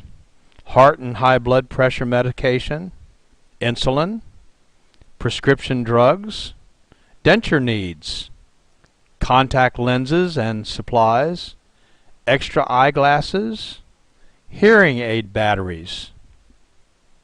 That's a lot of stuff to remember. And you can make this a special project, taking the important family documents and putting them together in a place where they're safe. Photocopies of credit and identification cards, maybe in a Ziploc bag, plastic container. But you want to keep these records in a waterproof, portable container. Your will and insurance policies, contracts, deeds, stocks, and bonds. Photo IDs, passports, Social Security cards, immunization records, bank account numbers, credit card account numbers and companies, inventory of valuable household goods or important telephone numbers, family records like birth and marriage and death certificates, your checkbook, cash and coins, and then of course some entertainment, games, and books that you might need while you're away. So, what's the target? The goal? The goal during a tropical event is to not need the items and procedures that we discussed in this presentation. However, being prepared is a good alternative and may make the difference between being a victim and being a survivor. On a personal note, from those who have been there, during the aftermath of Katrina, many suffered intense wind damage with trees through their roof and rain pouring through. Your prized possessions, though not as important as your very life, of course, should be taken with you. If you evacuate, and you can do so without compromising the essentials, take the things that are important with you. I want to personally thank you for taking the time to watch this video. It's our hope that you will never be in a situation where you will have to consider all the things we've discussed. But if you are, now you're prepared to be prepared and survive. For more information, go to normie.org or normieproetf.org or email us at support@normie.org. We're here to serve you. Thank you very much.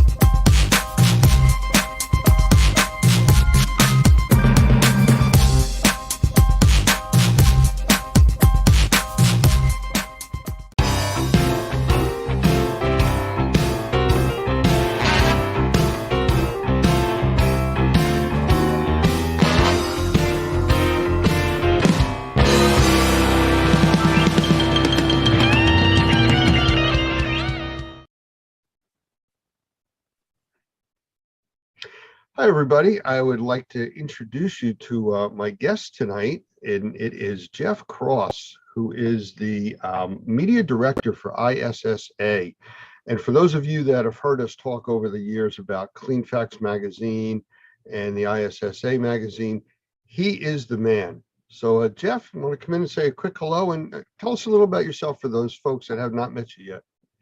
Well, thanks, Lance. Yeah, I've been around the industry for many, many years, and I'm the media director for ISSA, as you mentioned, which is 3 magazines, but the one that most recognized is CleanFacts, which is the one for cleaning contractors and restoration professionals like you normie folks are. So I used to own my own company, and I was a journalist in my early days, started my own cleaning and restoration company, and got the itch to write again. And sometimes when I'm stuck at the desk, I wonder, why did I ever do that? Because I think that right now it is beautiful, a beautiful day, and what a great day to be out there going from one job to the other. But I'm stuck at my desk looking at you, Lance, which is not a bad thing. But so I've been doing this work for quite a while, and I love it. 3 magazines. We do videos, we do webinars, we do everything with media to promote our industry. So I've been with ISSA for about 7 years now. Yeah. And other companies before that owned CleanFacts. So what are like some of the main differences between the different publications? I mean, they're obviously for slightly different markets or verticals. Yeah. So CleanFacts, which is the one that you folks help us to promote. I know when you do a class, you send us subscribers to this. It's like I mentioned for cleaning contractors, carpet, floor cleaning, commercial cleaning services, and restoration. We focus on both. It's a split audience. We have the largest print distribution and email distribution out there. So that's one of our publications. The other is CMM, which is Cleaning and Maintenance Management Magazine. And that's more for your building service contractors, your in-house facility crews, those that clean buildings and maintain them, the ones who manage those operations. So some who are out there trying to get jobs or get land accounts, and others trying to hold them and keep them in-house. So a split audience there in a way, but it all works with our content, and we make sure that we have something for both sides of that audience. And then ISSA Today magazine is our member benefit publication. So if you're an ISSA member, you receive this in the United States. If you're outside the US, it's an email delivery. And that's more of a higher level. We call it the C-suite, which means people with important titles like CEO, CFO, COO, and all that. So when you think about our media brands, we have something for everyone. But if you're doing anything with mold, inspections, cleaning, CleanFacts is your magazine. And I know Doug he writes for us. In fact, if you look at the next issue of CleanFacts, you'll see an article that Doug is featured in, a really good piece that we put together. Yeah, I know he's been writing a bunch of stuff for a while now, but to me, well, first of all, you had mentioned about the ISSA magazine, and that's something that all the ISSA members get. A lot of our members do have a dual membership with ISSA. Actually, we have a special discount arrangement for our normie members that want to join as a dual membership with ISSA. So that's something that they would be getting, correct? That magazine? Yes. And if they're watching this recording, if they're watching our episode here, they can reach out to me and I'll figure out what's going on. But if you're a member of ISSA, whether it's with ISSA or the dual membership, we will send you the print copy. So as long as we have the address, sometimes that's the issue. People might sign up for an organization. We don't have their address, but if we have their email, they're getting the digital copy as well. Okay. Well, from a business standpoint, being involved with receiving all these different magazines, it's input, it's information coming at you. And there's so many different verticals under indoor air quality, which everything that we're talking about here really comes under that. I would assume that they would get a lot of insight from the different facets of the industries from these different magazines, because they are different. And they're looking at it from different perspectives, whether it's the maintenance facility side or the actual contractor side. And I can only see that as being helpful. I agree. It is helpful, and it is a different perspective. We all have the same goal to clean, to restore, to bring back to conditions that are acceptable, to protect health, to make buildings, homes safer, cleaner. And when it comes to media content, we all know that you have your devices, you have your iPads, you have your computer. I know I consume my news in digital format for the most part, but our magazine brands, the print, the digital, they're more thought leadership. They're not so much the breaking news as the things that we need to know about as professionals. And some of it might be a reminder because we have many seasoned contractors who are a part of our audience. And we know a lot of our publications are used for training as well, because, Lance, you've been around a while, just like me. You might get an article and it's like, yeah, I know that. But do the people who work for you or that know that? So a lot of our material is forwarded on and shared amongst others. I think that's the biggest thing that has been lacking in this industry previously. The amount of information that's out there that's really available and credible being passed out to the masses that really need it. And that's not just the contractors. I mean, like you said, you have a magazine for facility management, and we haven't even talked about the public, because we know there's a need in the public. We just don't have the want there yet. But that's changing since COVID. I mean, all of a sudden, I know you've noticed it, and I have, that people are like, this whole breathing thing is a thing, and indoor air quality is important. And I'm sure that's affected your business and your publication side. It has. So, we focus, we're a B2B media team. We focus on business to business content. So when we write something, it's for people like Normie members, ISSA members, it's for them. But we get a lot of traffic on our websites from consumers. And we know when someone's looking at something and the numbers are astronomical on the topic, the ones reading that is probably outside our industry to some degree. So people out there that you're working for that might be in the buildings we clean or the homes, they're looking for content as well, because they want to have the same thing, clean air to breathe. What do I do to make my house healthier? The air I'm breathing inside, I can see the dust particles in the sunlight. What do I do with that? They're looking for information, and they're finding it with groups like ours. Hey, we're constantly putting out the same message about, how important breathing is, how to improve your environment, how to make it healthier, safer, cleaner. Those are the tag words that we go with. And that's really the direction that I think everybody here is really striving for. But the consumer, they're hungry for this information. And the more that they come in contact with our organizations, the more specific they are as far as who does work for them. I get calls from contractors that are like, how do I get certified with you? I said, well, we have our No, I got to do it right away. Well, what's the rush? I'm working with the customer and they won't let us do the work unless we're Normie certified. Well, good for Normie. Well, the word's getting out there, and that wasn't a shameless plug for us. That's just the way the phone calls come in. You're allowed 3. 3? Oh, okay, 3. That's one. Keep score. But the reality of it is people are seeing that there are stable and reputable methods out there, and they're starting to learn that. And they're learning it because now the want is there. People want this type of environment to be in. And it's publications like yours, it's the training classes that are going out there from all these different organizations pushing the same message. I think that's making the biggest thing. Mm-hmm. If that's a question, that's the longest one I've ever had, Lance. That's a good one. It's from working with Doug for so many years. You ask the question and you get the whole delivery. I hope he doesn't see this, but I'm sure he will. So go ahead. So to comment on your comment, I think that things that make real change in our industry is going to be consumer driven. So if you have a product to sell, if you have an air purifier or a mold removal product or whatever it is that works, then contractors, sure, they'll buy it and they'll use it. But what if the consumers demand it? You mentioned someone had to be certified by Normie to do the job. Consumer demand. And that's where it's at. We think of green cleaning. If that was not in demand by the consumer, by those who are paying the bills, who we work for, it wouldn't happen. Think of recycling. We all know we should recycle, but where's that demand? By the consumer. It's driven by them.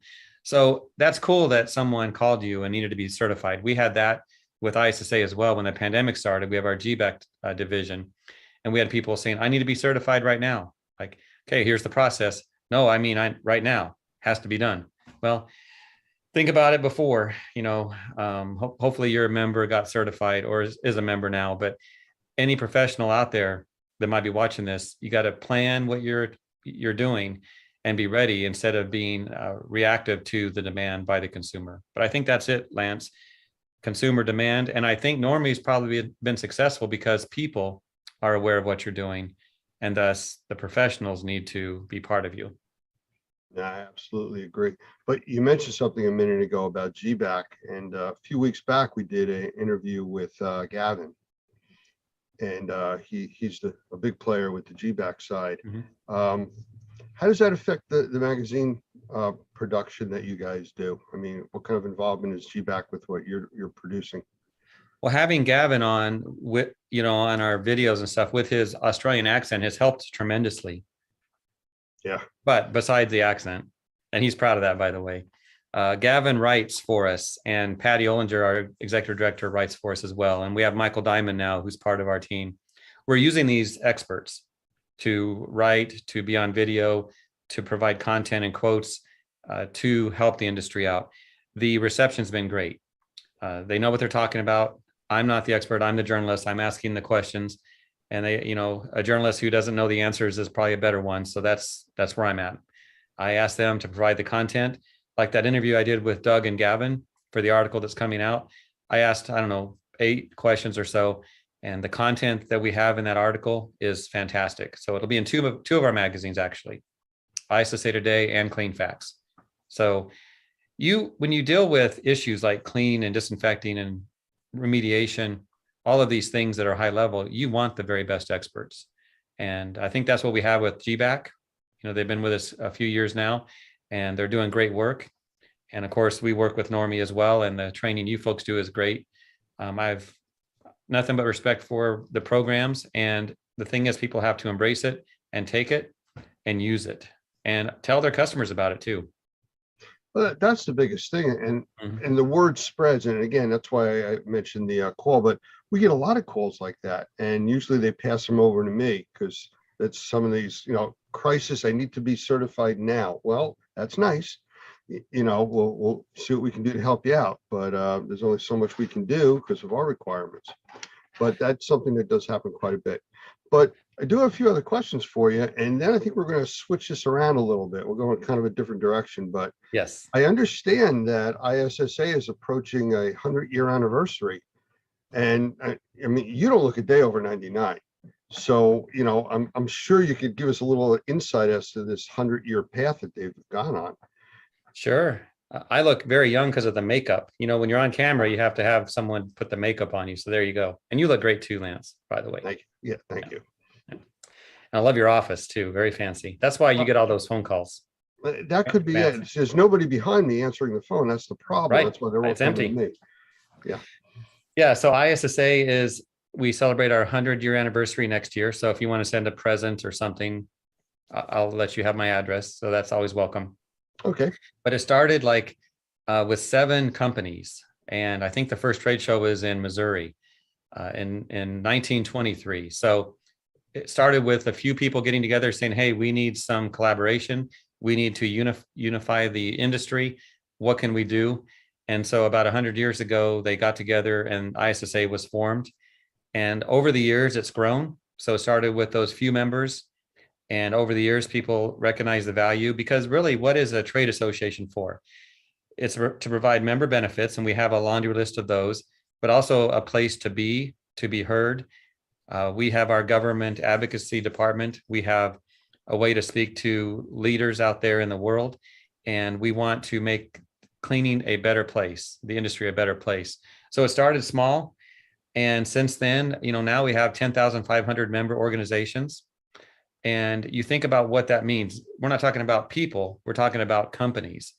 And a company can have 100 employees, it could have 10,000 employees. So the number of those who are impacted, who can take advantage of ISSA, is a tremendous number.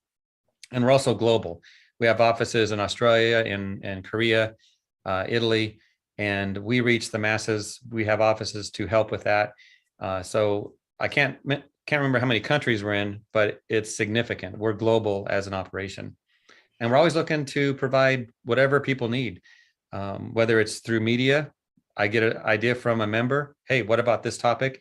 We'll create it. We'll put it out there. We have training. We have our trade shows, and we have other events as well that we put out there for our members and others as well. But we concentrate on our members. You know, you mentioned global. We had been talking several years back, just prior to COVID, and we were going to be going out to Australia to do some training out there. And one of the delays that we ran into was the wildfires that were covering the whole continent. And so that delayed us going out, and then COVID hit and we couldn't go. So COVID did create a situation where we weren't able to go out to Australia and provide the training that we were going to be doing. But at the same time, COVID created such a worldwide awareness of breathing issues, indoor air quality, viruses, bacteria, and all these other health things that were always there, but kept, you know, out of sight, out of mind kind of a thing. They put it right in front of everybody. So it did change the way that our model kind of functioned. We lost out a little bit on being able to do the training at that time, but it created such a worldwide awareness that it has really opened up the markets. And our members are seeing that. I am sure that the ISSA teams are realizing that too, that it's a whole new game now. It is. And the concern I have is keeping that momentum going. So you're right. When COVID hit and we have the pandemic, in a way, it was good for our industry because it did raise that awareness. But what about now? I looked on the news this morning. It looks like the numbers are going back up right now. They're talking about another surge, but eventually this is all going to level out and we're going to get past the pandemic. What do we do with the awareness? You mentioned indoor air quality and breathing. I know that's a big component of what you do at Normie. What are you going to do to keep it going, Lance? What are you going to do? Well, theoretically, people can't stop breathing. So, you know, it's kind of like even in real depressions, food services continue because people need to eat. So, you know, the other industries slow down. So there's certain things that you can't stop. So the breathing industry can't go away. It's just whether it becomes something that's reachable for people to be able to decide whether they're going to have less quality of the air they breathe so they can afford food, you know, depending how bad the times get. And hopefully we never reach a situation like that. But with the awareness, I don't think that's going away anytime soon, at least for a generation. You know, people have a generational memory, I think is the way I've heard it used, that, you know, as the next group grows up, they have different things to focus on, and the previous generation's issues and problems, well, it's not theirs, you know? Yeah. So, you know, like I mentioned earlier, things are driven by consumers or people who use buildings who are breathing that air that's so necessary, as you mentioned. And I've seen cases where in technology where people can monitor what they're doing, monitor what they're breathing. I think that's going to be a game changer because your generation coming up, they like the data, they like the assurance. So you think about someone in the past, they just look at the surfaces, they say it's clean or it's not clean. Does it smell good? It smells good, so it must be clean. But now we can look at the data, we can look at the testing. And I think that's going to drive things. So consumer awareness is going to help.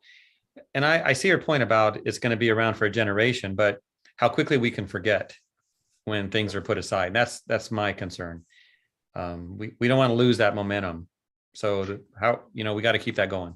You're absolutely right. And you mentioned about the technology and the data. And, you know, we had talked, previously that we're in the process of rolling out an entire monitoring program on a nationwide platform, and eventually it'll go international.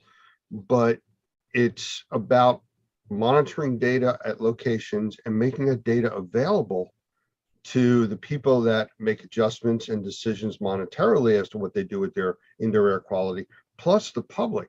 I mean, the short version is all this data that's being captured can be put on a very simple 60-inch TV at the front door of a big corporation as you walk in. Your current indoor air quality conditions are, and people see it walking in. So, and they might walk out.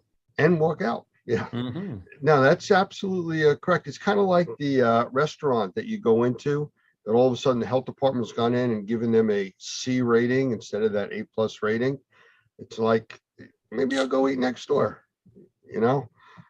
It's another way of showing confidence in your facility and your ability to keep it clean to the consumer. And again, it's all consumer driven, like you said. So, I mean, this stuff is what's going to keep this going, you know, for some time. Our monitoring program will be launching next month. That is something we've had a lot of excitement about. And I know we haven't talked in a lot of detail with you about that, but it's something that's going to break quickly. The people involved in our beta testing right now, I mean, I've gotten nothing but favorable remarks about it. There's a lot of excitement around it. So I think that's part of what's going to help this education going forward continue. So it's a cool project you're working on. And I have to think that anyone walking into a building and they see the air quality. I mean, when you're on the interstate and you're driving and there's an alert on the sign that says air quality is whatever, you pay attention to that. Absolutely. You know, why is it low? And what is that fog I'm driving into? So I know you're talking about a higher level product that's going to really show the data, but we do want to know where we're going. And when we get there, what's it going to be like? We have to breathe, as you mentioned, but what are we going to be breathing? Well, that's a funny statement, because you mentioned before about, you know, having the air smell better, and there's things we can do to make the air smell better in our environments. But what you're doing is actually adding VOCs, or volatile organic compounds, chemicals to that breathable air to give it that smell. You're not really smelling roses. You're smelling something that's artificially creating that smell, and you're inhaling chemicals. Are you a myth buster or what? You know, it's just that whole reality check thing. You know, yeah, it smells good, but what are you really smelling? And is that affecting the air you're breathing? Are you saying in my orange Gatorade, there's no real oranges in there? You know, Doug uses the example of, I'm trying to think, I think it's the FDA that puts limits on contaminants in water. And they say that water containing 50 parts per million of arsenic is acceptable. Mm-hmm. I don't know. I just leave that question out there. Is that acceptable? You're drinking arsenic? You good with that? Only a little bit. Only a little bit. So, you know, it's that kind of stuff. If you have a choice, I'm sure you would want to drink the water without the arsenic. I would vote for that. Yes. Right. So with indoor air quality, if you have a choice of breathing air that doesn't have the chemistries in it to make it smell better, covering up a real problem, that might be something you would choose. Yes. Agreed. You know, so and come put one of those machines in my house and I'll look at the signs and I'll know if I'm safe or not. Okay. Well, we'll talk about that after. I think it's something that this is the right time. That's the only way I can describe it for this type of technology. About 15 years ago, I worked with a company that we had tried to bring a similar technology to the marketplace. Actually, it was using Motorola equipment at the time, and it was using telemetry. That's how far back we're going with the way it communicated. The internet wasn't stable enough. There wasn't enough speed. The technology wasn't there. It was ahead of its time, but the technology wasn't there to support it. 15 years later, wow, now, you know, computers and everything, as far as they've gotten advanced, can handle all this with everything cloud-based. So this now would be the time for this type of deployment. And I think that's where we're at. Mm-hmm. So I'm trying to remember, there was a few things that I did want to talk to you about, other than, you know, basically, you know, the magazines. It's kind of like, what else you got in the works? You know, any surprises you can kind of like let out or not let out that you can accidentally let out? Yeah, well, if there were surprises, it wouldn't be if I let it out. But no, I can't think of any big secrets to share with you, Lance. But looking forward to trade shows coming up and getting out and meeting people. We've been doing that. We've done a couple of trade shows already, and it was nice seeing people in person. So that's good. No, every day is fun, and I'm always looking for some angle for media. Our video program is doing great. We're approaching 1 million views on that in the past couple of years. So we're no Justin Bieber or some famous rock star that gets millions and millions for each video we do, but we're happy with what we're doing. People are watching just like they do with yours. And it's a small industry in a way, but important people. And so we're trying to make sure we give them what they need. That's the constant thing, always doing that, trying to provide content that is consumable, that they can't get somewhere else is easy. No, you're right with that. So with that, let's flip this interview around a little bit. You're very comfortable in the interviewer type position. So is there any questions you want to ask me? Yes, a few questions, and I am more comfortable asking questions. It's a little easier to do, I think, but I enjoy being a guest on your show, Lance. Very nice. And I've been around a few Normie folks at other training opportunities, so a great group. But tell me, how long has Normie been around? 2004, July 4th, I believe, was the actual creation date. And I've actually been with them since 2006. Okay. And what was the purpose back then? And has that changed over the years? Well, Doug tells the story that prior to Katrina, he had started doing some training on indoor air quality, and it had a lot to do with being able to help with the sales of purification technologies and stuff like that. People being trained and having knowledge of the industry and products make it easier to sell the products. Mm-hmm. So they started doing training. They became a training organization, and I believe it was the state of Louisiana approached Doug to do training for them. And then, a year later, Katrina hit after they had been doing training, and then it just took off from there. Okay.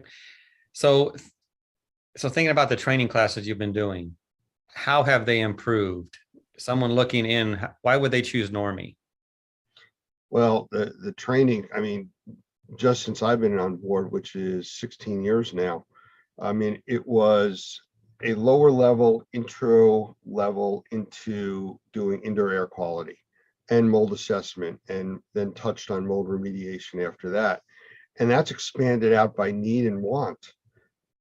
We went from an 8-hour inspection type class on how to do sampling and create a business model to 3 days training as our basic class now for mold assessment and mold remediation, followed by some really high-end classes, advanced stuff, like a CAIA class or indoor air quality assessor class. It's an advanced course. It's a 2-day, I'm going to say round the clock course, because Doug and I both teach that, and we take a small group into a hotel setting, and we are together for 3 straight days. It's really intense the way that it's taught. We have a few other classes. Michael Pinto is one of the instructors teaching some really high-end classes for us, and a few other people that we are bringing in. So the level of training has exponentially advanced over the last 15, 16 years where we are today. And it's really the industry standard. Mm-hmm. So you think about a company that's maybe getting started, or it's been around a short time. It knows what it's doing. It's got, it's out there doing some work. When they become part of an organization like Normie, what real advantage does that give them? Can you think of maybe a case where someone joined and just, wow, they really excelled at what they're doing now? Well, I can give you a few examples just from the comments of our classes. We'll have a lot of people that come that have been I've been in the industry 20 years. I've done everything, I had to do everything. And usually by the end of the first to the second day, they'll start meeting with our instructor saying, I've learned how much I really need to learn.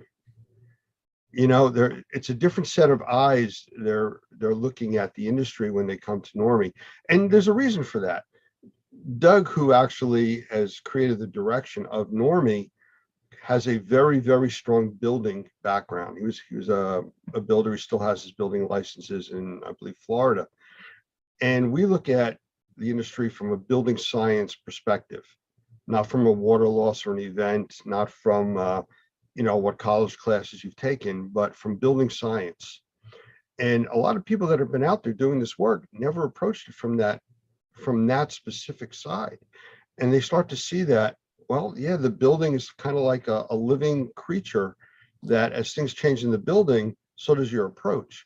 And that's how we look at it. And we teach that concept that, you're working with a building that's an entity, and it's very different. It's a different approach. It's a different way of dealing with the problems.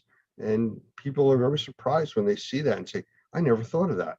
Have you ever had someone come in, kind of like what you just mentioned, with some experience? They thought they knew what they were doing, and they no doubt did, but they came in with an attitude like, yeah, I got to take this. I have to get the certification to get the jobs. The customers want me to have this. And they had attitude and they changed. They usually become members. and truthfully, because it's different than what they were used to. It's different than the pattern that they've been doing for the last 10 or 15, 20 years. And all of a sudden they see by looking at it with a different set of eyes, different verticals, different prospects that are out there where they can increase their revenue share.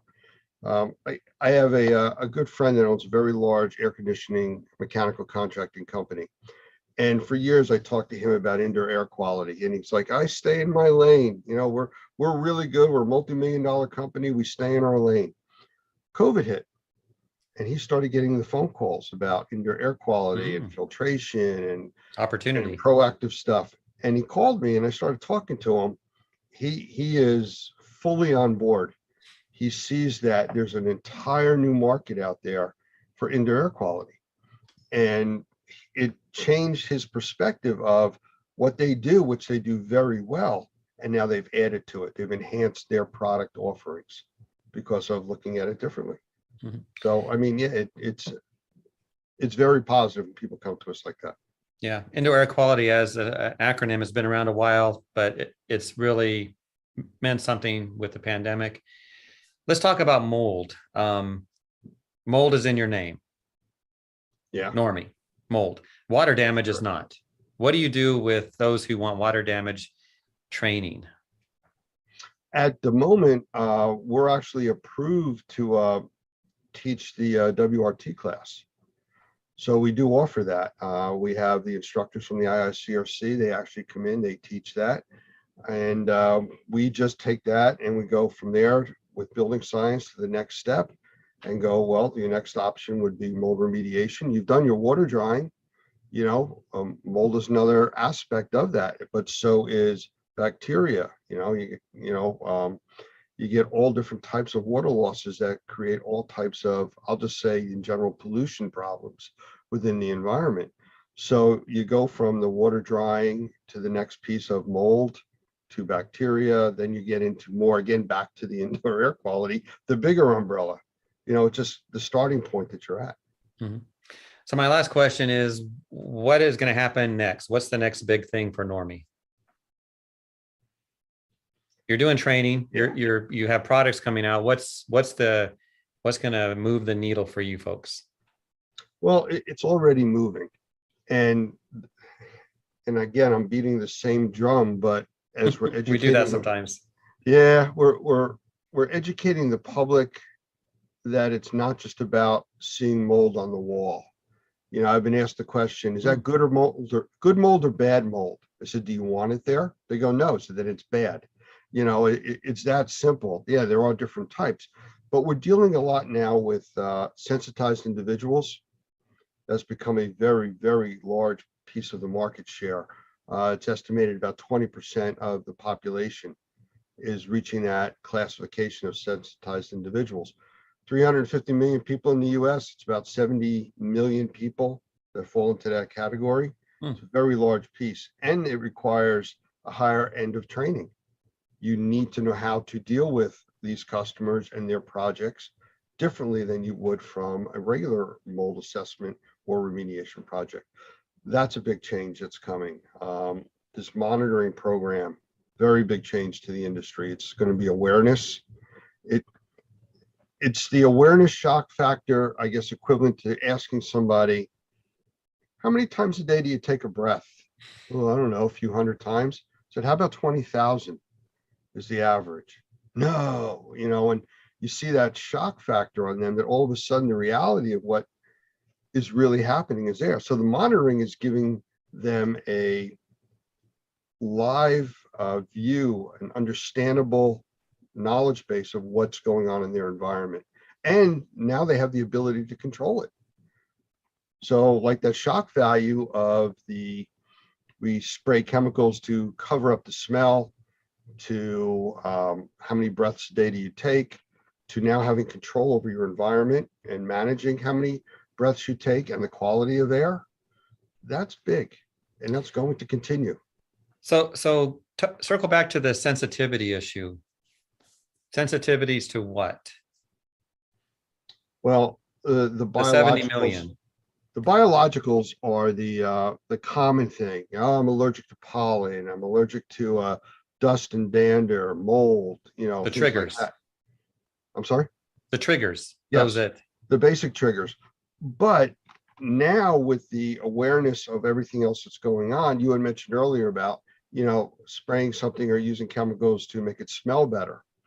People are as reactive to that as they are to the biologicals.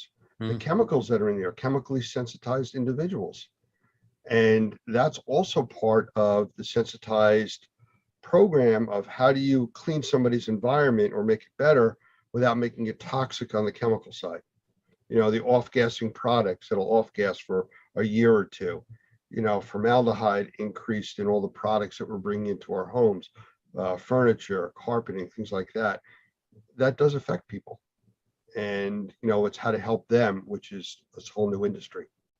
I've heard of formaldehyde in products, and I've heard some say that that's not true. Are formaldehyde used in products that will off-gas in our homes? Heavily. Okay. Especially products that are coming from overseas.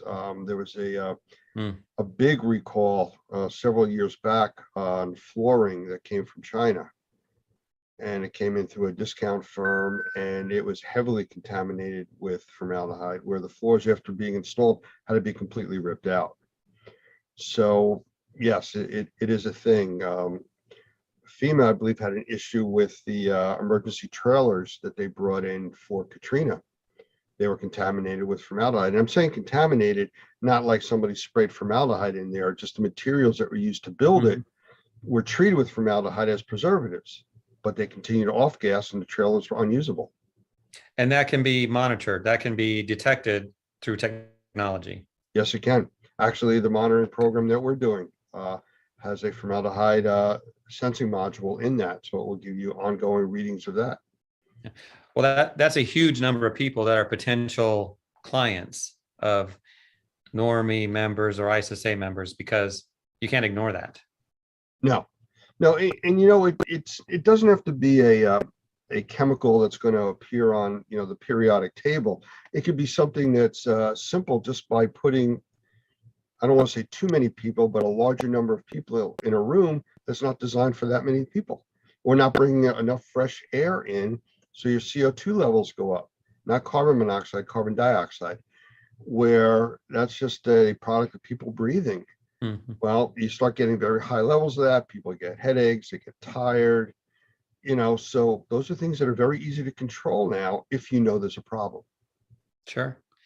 Well, and I think too, I don't know how long you want to keep talking, but if someone has an issue, that's going to expand in their mind. So they may have the psychological aspect of this as well.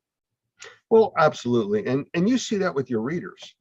You know, I'm sure you're getting feedback from people when these articles come out, you know, how many, and you can tell just by the numbers of how many people are actually opening your media and stuff like that, that there's a great increase there. I mean, you have to be seeing that, you know, especially when these things come out with these hot topics. Again, I go back to indoor air quality, you know, or mold or viruses. As soon as these words pop up, you know, I'm sure your readership goes, you know, much higher on those articles. They're definitely searched for more. That's true, and opened through emails and on our digital publications.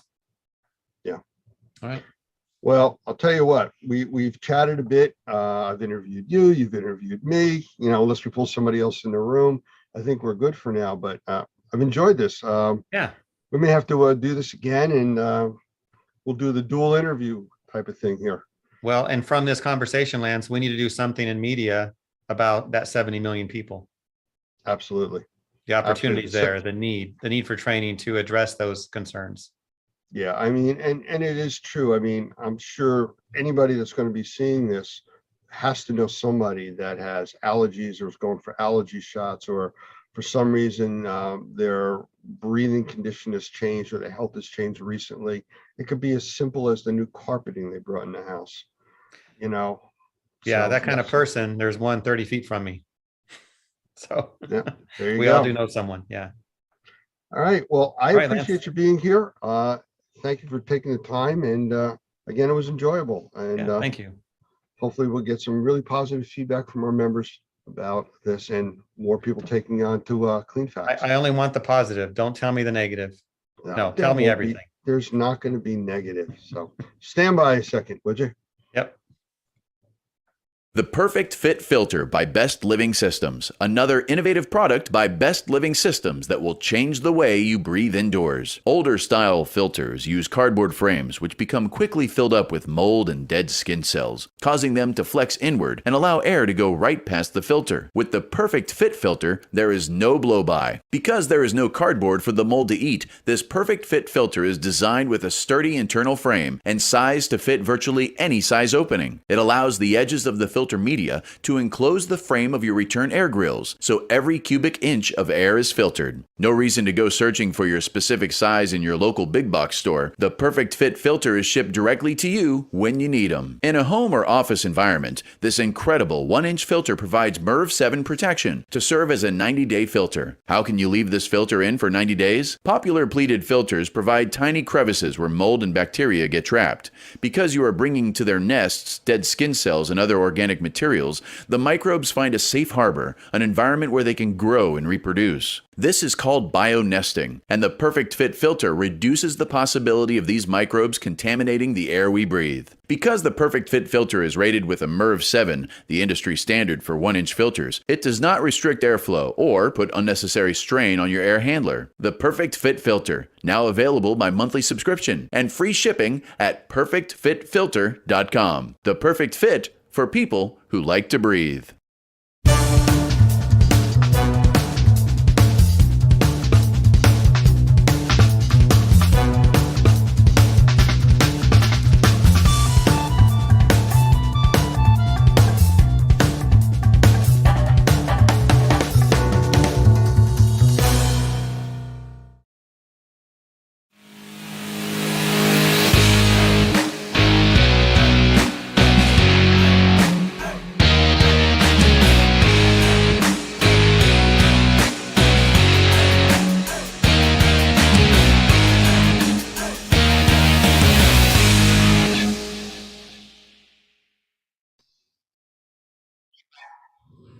It's my privilege to be able to introduce Michael Pinto, who's the CEO of Wonder Makers. He's a very valued partner with us at Normie, and actually he's fun to work with. So I'm going to bring Michael in. And I also have Doug Hoffman here, who is also a good friend of Michael's, and this is going to make for a very interesting conversation tonight. That's the easiest way to do it. So Michael, you want to come in and say a quick hello to everybody? Well, thank you, Lance. I appreciate it very much. And yes, I was smiling because too much fun. When we deal with Normie, I know we get a lot of work done and everything, but it's just good people to work with, and certainly count you in that, as well as Doug. And just very pleased to be here talking about the NCMP. Thank you, Michael. Doug, I don't know, you consider him a team player with us? Actually, more than that. Michael not only is one of our senior trainers, but he also participates on our President's Council.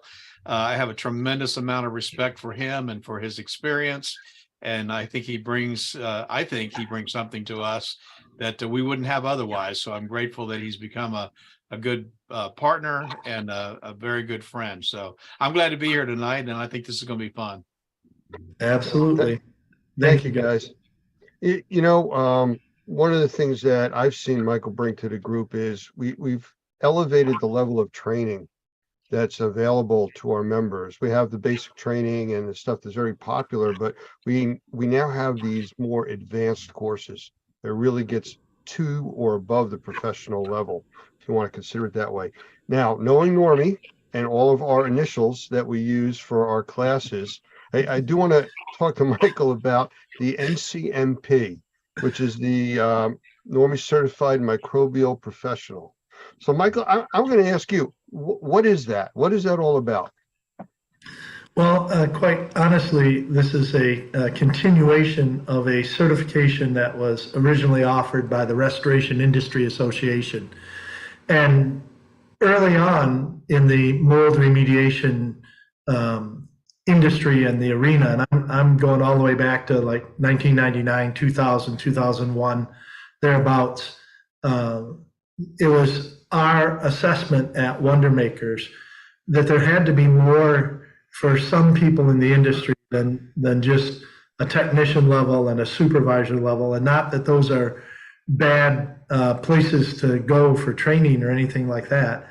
But we just felt that if the industry was really going to not just survive but prosper, there had to be a cadre of individuals that people could look at and say, you know what, those people are really professionals in their industry.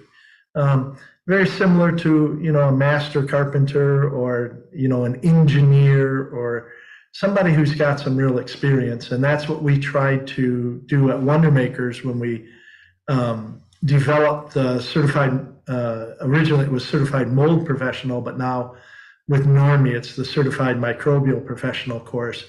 And that's a good move too, because it broadens up what the students learn about, and it really helps to give us that bigger picture in terms of the students coming through the class. So the basic answer to the question is that the NCMP is, as you said, the Normie Certified Microbial Professional.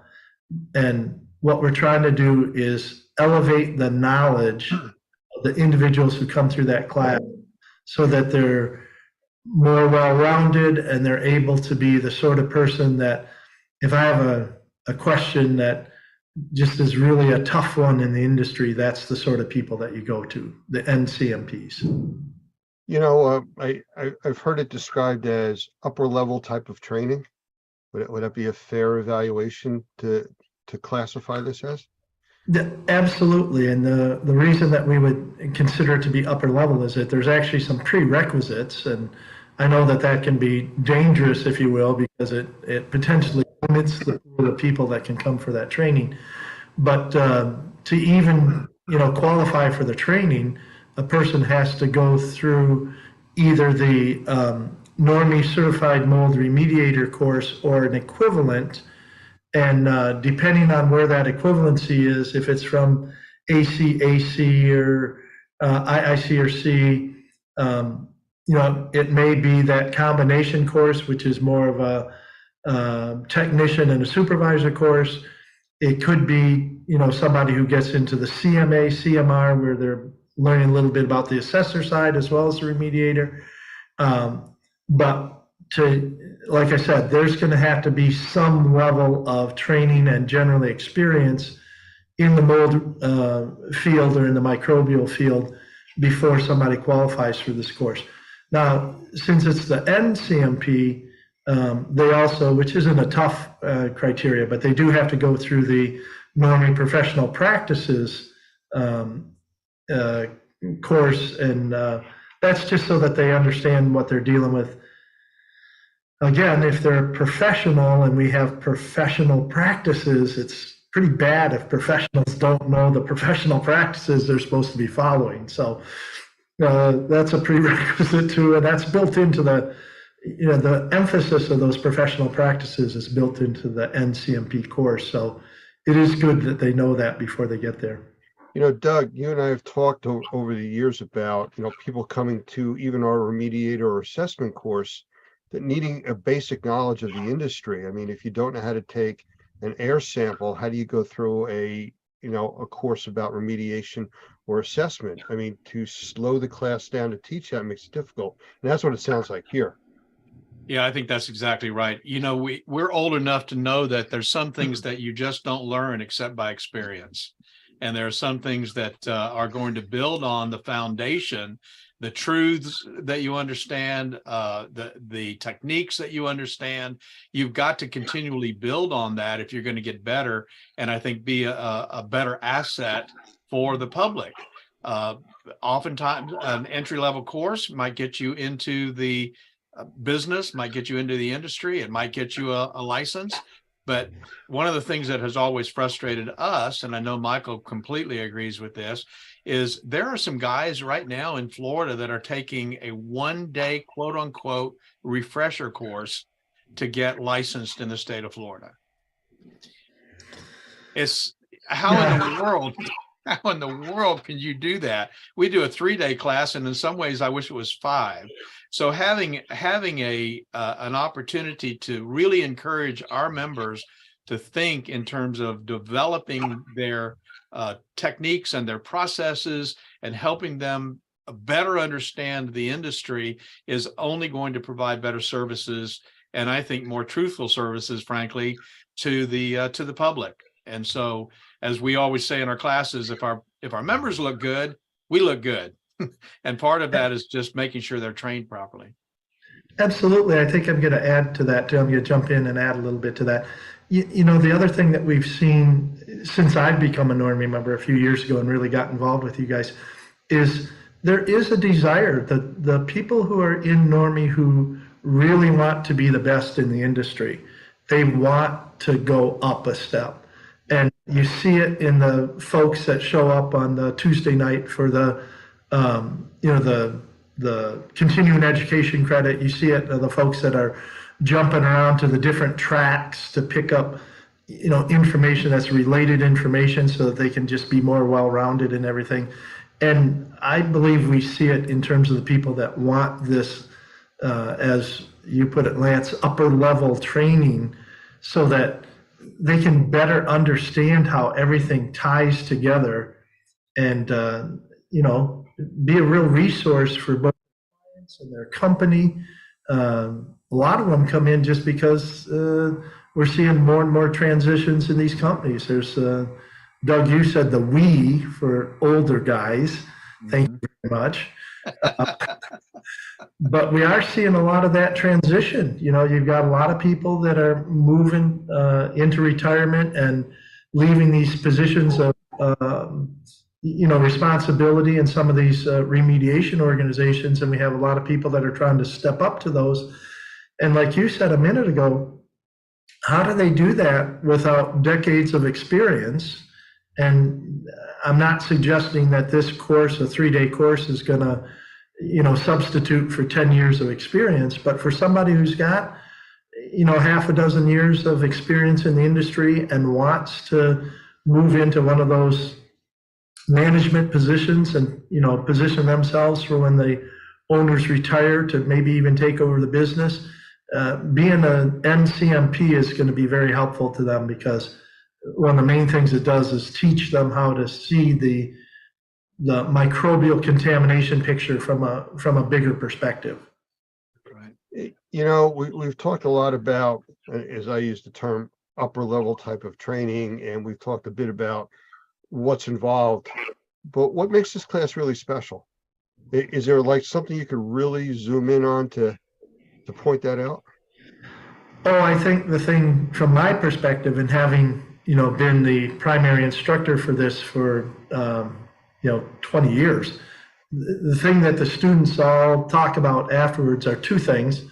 One, it's a combination of learning and learning together. So there's a big emphasis on case study, and we get the students in the class, whether they're even participating online or live in the classroom. We get people working through these different case study scenarios, and honestly, at the end of the class, we hear every class where people say, and quite bluntly, what we learned from you, Michael, and the slides and everything was interesting, but what really made a difference in terms of this class resonating and us feeling more confident to go out and deal with some of these projects was working it through the case studies, because they're not simple.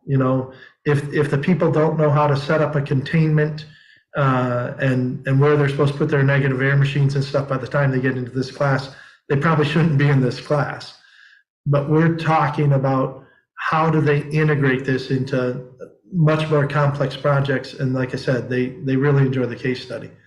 The other thing that makes the class special or unique or different is that it doesn't just end with a class. And I know this can be scary for people to hear that there's a post-class requirement, but that is, you know, if you're going to be considered a professional in the industry, you have to demonstrate that somehow.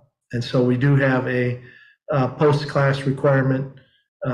We call it a capstone, but there's a lot of different projects that people can take on as part of that class afterwards to show that they're actually the upper level in the industry.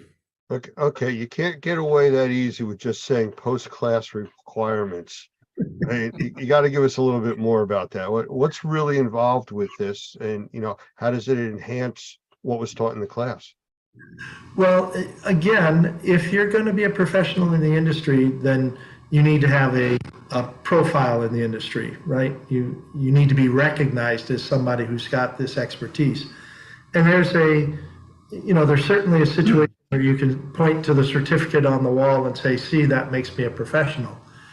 But what we find out is that the people who are looked at by their peers as professionals have taken another step. They've taken the information that they know about the industry and they've translated it into something that's tangible. So we're very open in terms of what these capstone projects can be.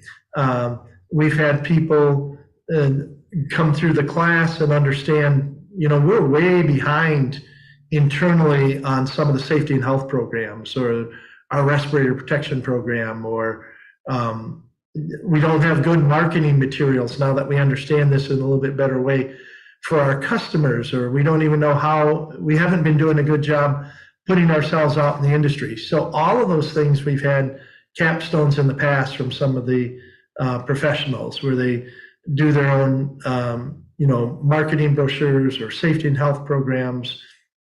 We've had people actually do experiments. They come into class and they've kind of had what I call a burning question. And this one gentleman just was totally fixated on the whole idea of the 10 square foot rule, which came from the New York City guidelines. And he was very much reflecting my attitude, saying, well, you know, if it's 9.5 feet, does that make it like less dangerous than if it's 10.5 feet? What if it's 1 inch, right?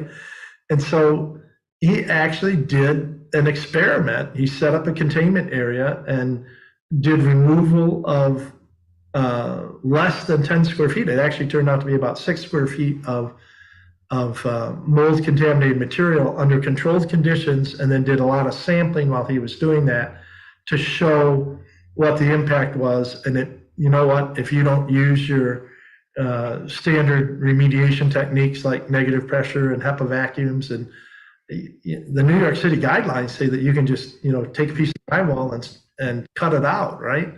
And he pretty much proved that to be false. Now that was way, I don't want to say way more, but that was on the kind of the top end of what somebody might do for a capstone project. A lot of them will actually just take their information and dig into one subset of the microbial industry, and then even write it up for an article for some of the technical journals or for the trade journals and stuff. And regardless of what they decide to do, two things are important in terms of the post-class requirement. One is that we work really hard in the class so that by the time everybody leaves, they know what they're doing. And then if they already know what they're doing, we can also help them in class provide the resources and the guidance and the encouragement they need to finish that up after class, so that they do class, they do their test, but more importantly, this capstone project is what starts to set them apart. If it is an experiment or it is a document that gets translated into a journal article or something like that, it also raises their profile and helps them to be recognized as a professional, not just by Normie and those of us that are kind of in the know, if you will, but all of a sudden it starts to bring them some recognition from their peers in the rest of the industry. So, You know, what I'm hearing from you talk about this, it sounds like, well, let's look at the government as an example. A lot of the government entities, they have to put a magical line, of what level is good, what level is bad. It's not a floating thing like radon, 4 picocuries per liter, 3.99999 is okay, but 4 is bad. Same thing with the 10 square foot rule. To me, it sounds more like this class is a collaborative environment from all the people with all their experience being there.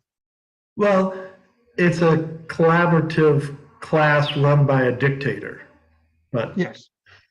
I mean, it is, there's structure to it. You have to be careful with that. And again, I think that's one of the reasons that you see individuals like myself and Doug being the primary instructors on that class is because, we have to have the experience in the industry, but also as instructors to know how far to let that run and then when to rein that back in. So, yeah, I would say it is a very collaborative experience, but it's under guidance of the instructors. So let me speak to that for a second, if I could, Lance, because I think this is really fascinating. And maybe this is kind of down into the weeds. Hopefully it won't be. But one of the things that we know about training, and this is why I love so much being able to work with Michael, because there are not a lot of trainers that understand this. There's a very big difference between teaching high school students and teaching adults. And part of the difference is that high school students don't know anything. Sorry, high school students, but they just don't know anything. And so they're sitting there listening to someone lecture to them, and they're hopefully listening and learning something that they don't know anything about. With adult learners, what you've got guys that are in that classroom who need to contribute and want to contribute and should contribute to the discussion because of the experiences that they've had that the trainer maybe hasn't had. So having someone at the head of the class like a Michael who knows the industry inside out, has got a tremendous amount of experience, but is still delicate enough to respect and honor the input that those students are going to have, makes the class, and as a term you said, kind of collaborative, but as he said, with a dictator. But that's how that happens. There are not a lot of teachers that can do that. Well, and I want to follow up on that, Doug, and I say this in all humility.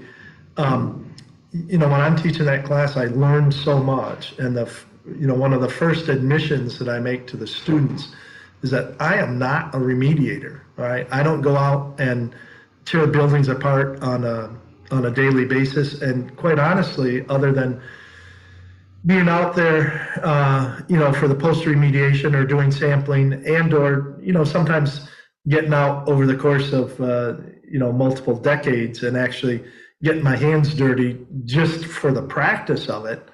I'm not a remediator. And so, and I never have been. I haven't been a contractor. I'm a consultant. I'm a trainer. I'm, a recognized professional. I'm an educator in the industry. But I have to tip my hat to the people who go out and do this every day. And by the time they get into this class, we generally, as you say, Doug, we have individuals that have a lot of experience and with the right coaching are willing to share what they know, so it does become collaborative. And sometimes it takes a half a day for people to warm up and understand that, we've got, I'm sorry, this is going to sound woke and horrible. It's a safe space for them to, open up and share their ideas and stuff. But I was using that term well before it was fashionable. Well, it sounds like it's a extremely packed 3 days, and I guess that's one of the reasons that you have the post-class type of work. But it doesn't though sound to me like it's drinking from a fire hose.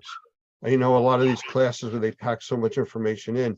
So, Doug, I know you've talked about that kind of stuff in a long time, and you've seen Michael teach this class several times.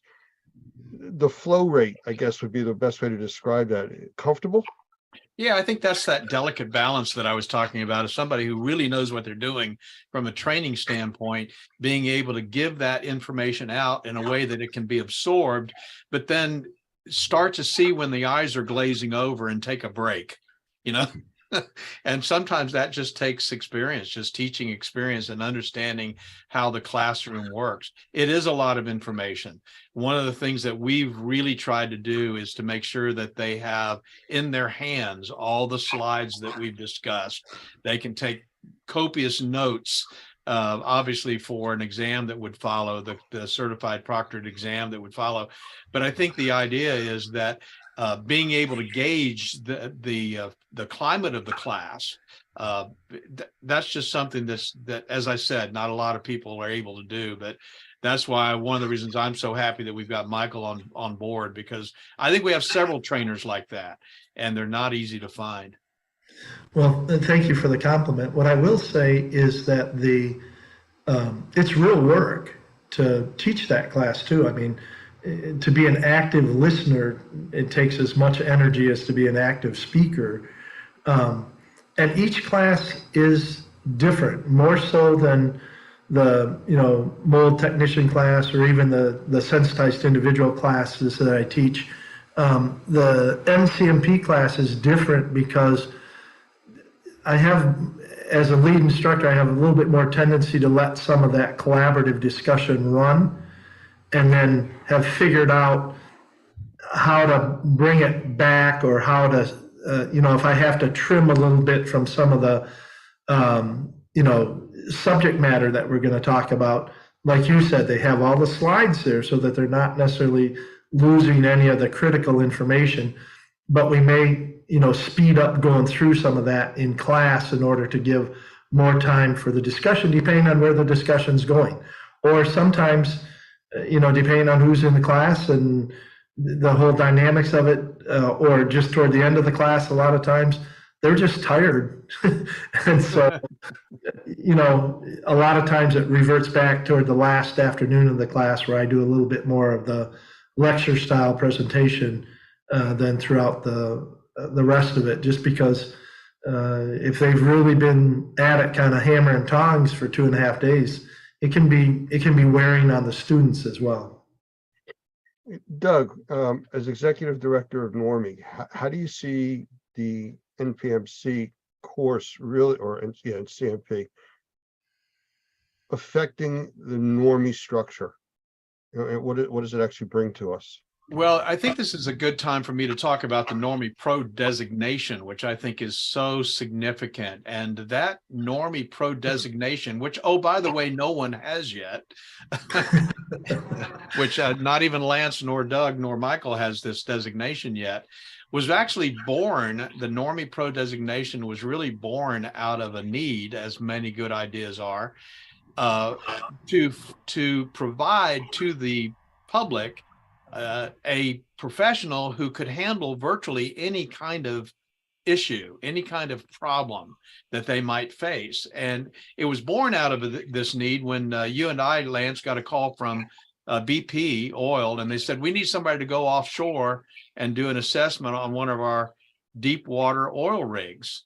And we both looked at each other and went, do we really have a Normie member who's qualified to do this? Somebody who has the safety training, someone who has the security clearances, there's somebody who has the experience in the background. Because when you get out on an oil rig, deep water oil rig, there's only one way out and one way back, and it's a helicopter. And there's not a lot of discussion or being able to, run to Lowe's and get something. So we decided, well, this is something that we should do. And so we did that. But out of that was born this idea of how do we get our guys to a master level? I think everybody's very familiar with what that terminology is. ICRC talks about that, and others. How do we get our guys to the level where they can handle even those kinds of jobs? And so our dream was, and our goal was, which is now coming to fruition, was to have enough advanced training where we could have the designation Normie Pro, and we could give that to individual in the Normie membership who had the training on sensitized individuals, regular CMA, CMR, understood how to deal with formaldehyde, understood building sciences enough to be able to deal with air infiltration issues, knows what a blower door test is, knows how to spell a manual J, has had the advanced microbial professional classes. How do we put all of that together and say, this guy, this lady, we're going to give this designation to Normie Pro. And then when we get those kinds of calls, that's the person that we can send on that kind of project. So the Normie Pro designation, which again, I say nobody has, we're still working on that. We're hoping that by the end of the year, with the help of the President's Council, we'll have some very specific criteria so that folks can get there and get that designation. And we have some now that I think we could get pretty close, may already be there to be able to have that designation. That's where Normie is headed. We're going to set the standard for the highest level of professional training that's in the market today. And I frankly just don't believe anybody else has been doing that like we intend to. And with Michael's help, with the President's Council help, I think we're going to create something that this industry has needed for a long time. And again, I just love jumping in on what Doug lays out as the foundation here. Truly, this NCMP class, one of the main ideas behind it is to help people see microbial contamination from a much broader perspective. And that was some of the stuff that you were talking about, Doug.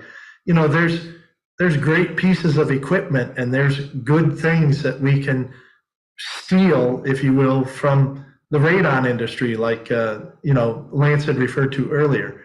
And there's things on the asbestos side, there's things in the safety arena, there's things from all these different industries, general indoor air quality.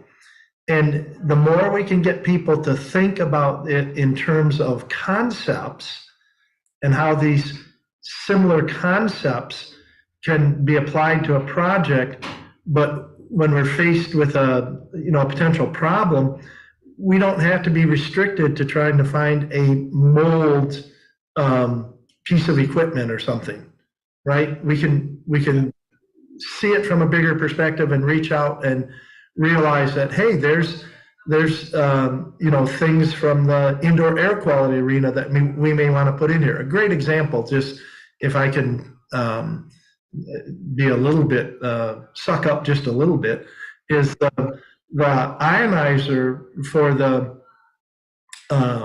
tail of the negative air machine that's available, the PRVK, right?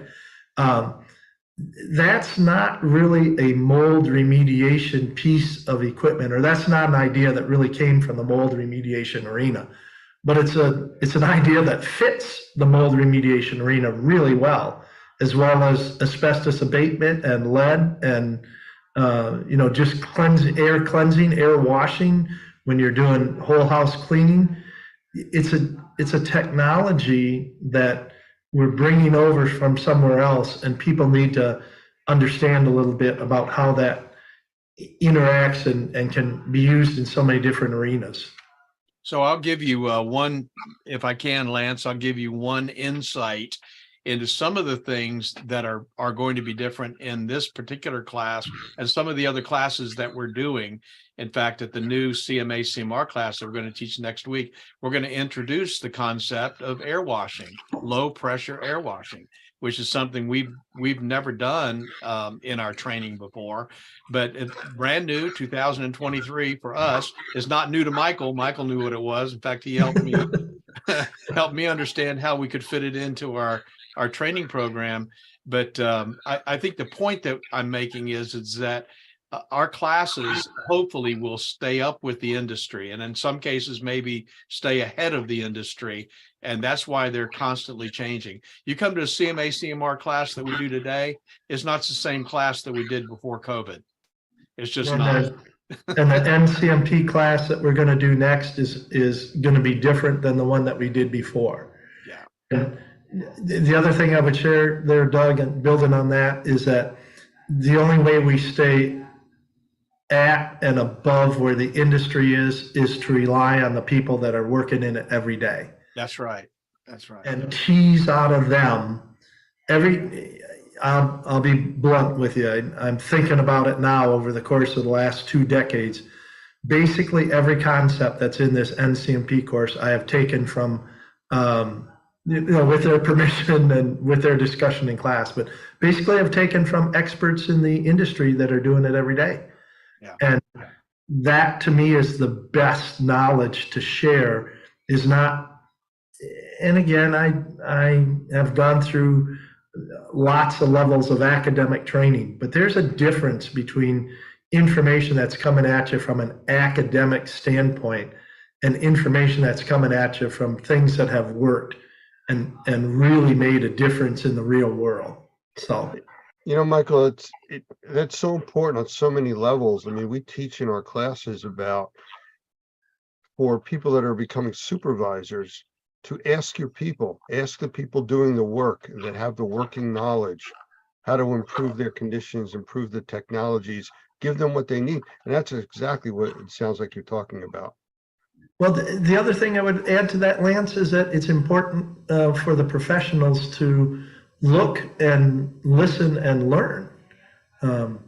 As I said, the more advanced I get and the more little buttons and designations and all the stuff I have, quite honestly, the humbler I'm getting, because I just am figuring out how much I don't know in all these different areas that I probably should know to pull together.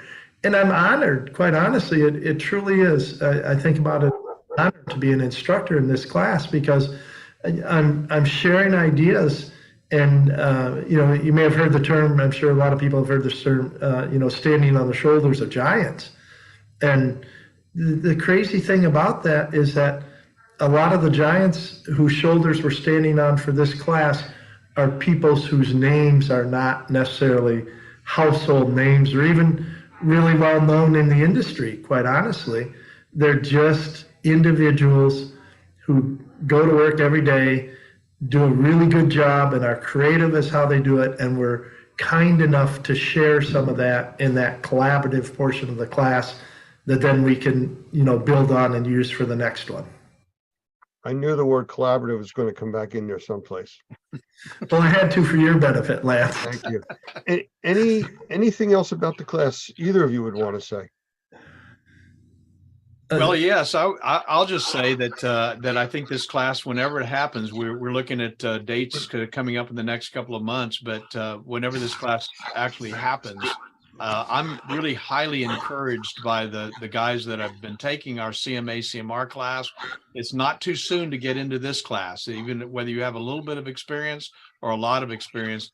I think if you've been trained by Normie and you have that basic foundation CMA CMR class, this would be a very, very good class for you to take.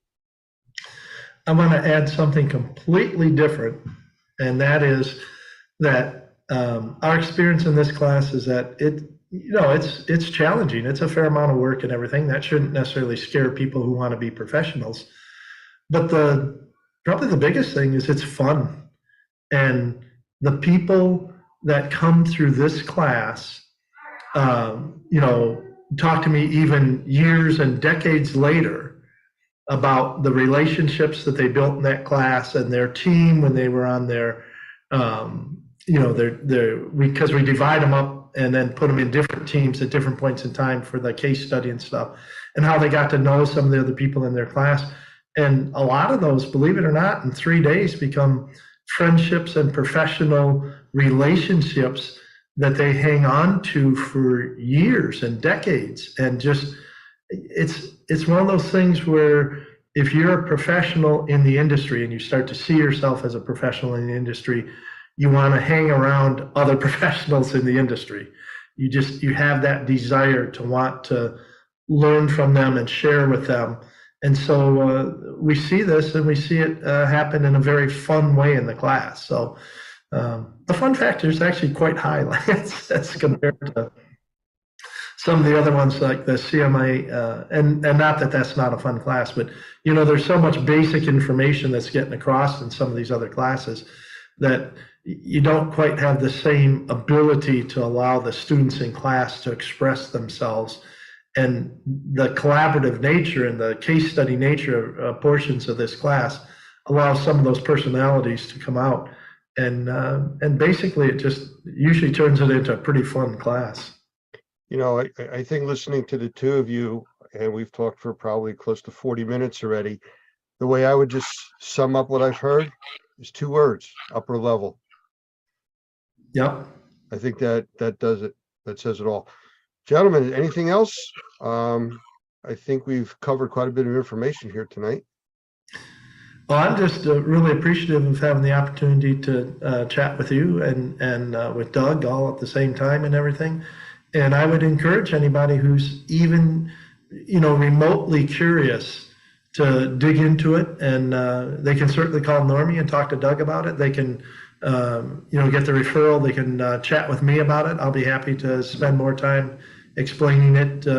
But it's a great class. I'm looking forward to having the next crop of people come through it.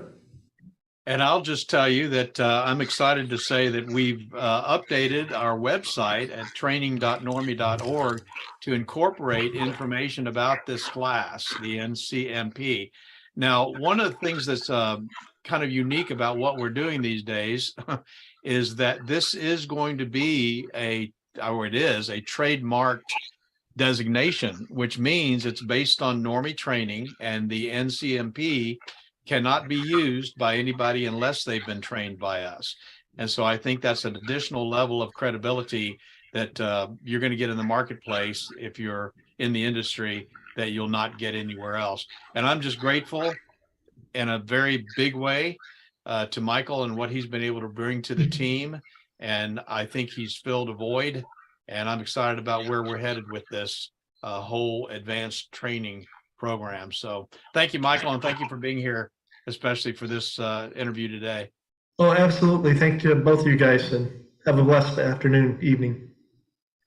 Michael Pinto, CEO of Wonder Makers, and Douglas Hoffman, the Chief Executive Officer from Normie. Thank you both for being here. Thank you. Yep. When you start on the pathway toward professional success, you have to know what the goal is and how to get there. Normie exists to help in that process. It's not just about taking a class to get a license, but also about starting on a pathway to professional success. Whether you want to work for yourself or be the best qualified employee on the team, this path will take you there and help you succeed. Pick a track, click on the class, and get your journey started.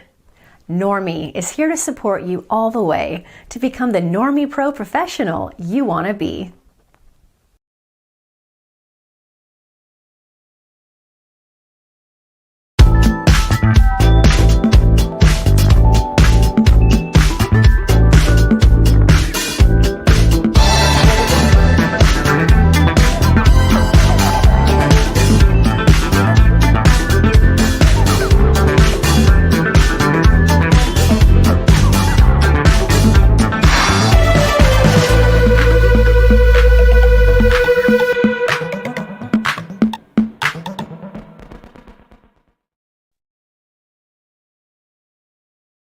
Hi, I'd like to take this opportunity now to introduce one of the newest members of our team, and Doug Hoffman, who, for those of you that know him, he is the Executive Director of Normie, the National Organization of Remediators and Microbial Inspectors.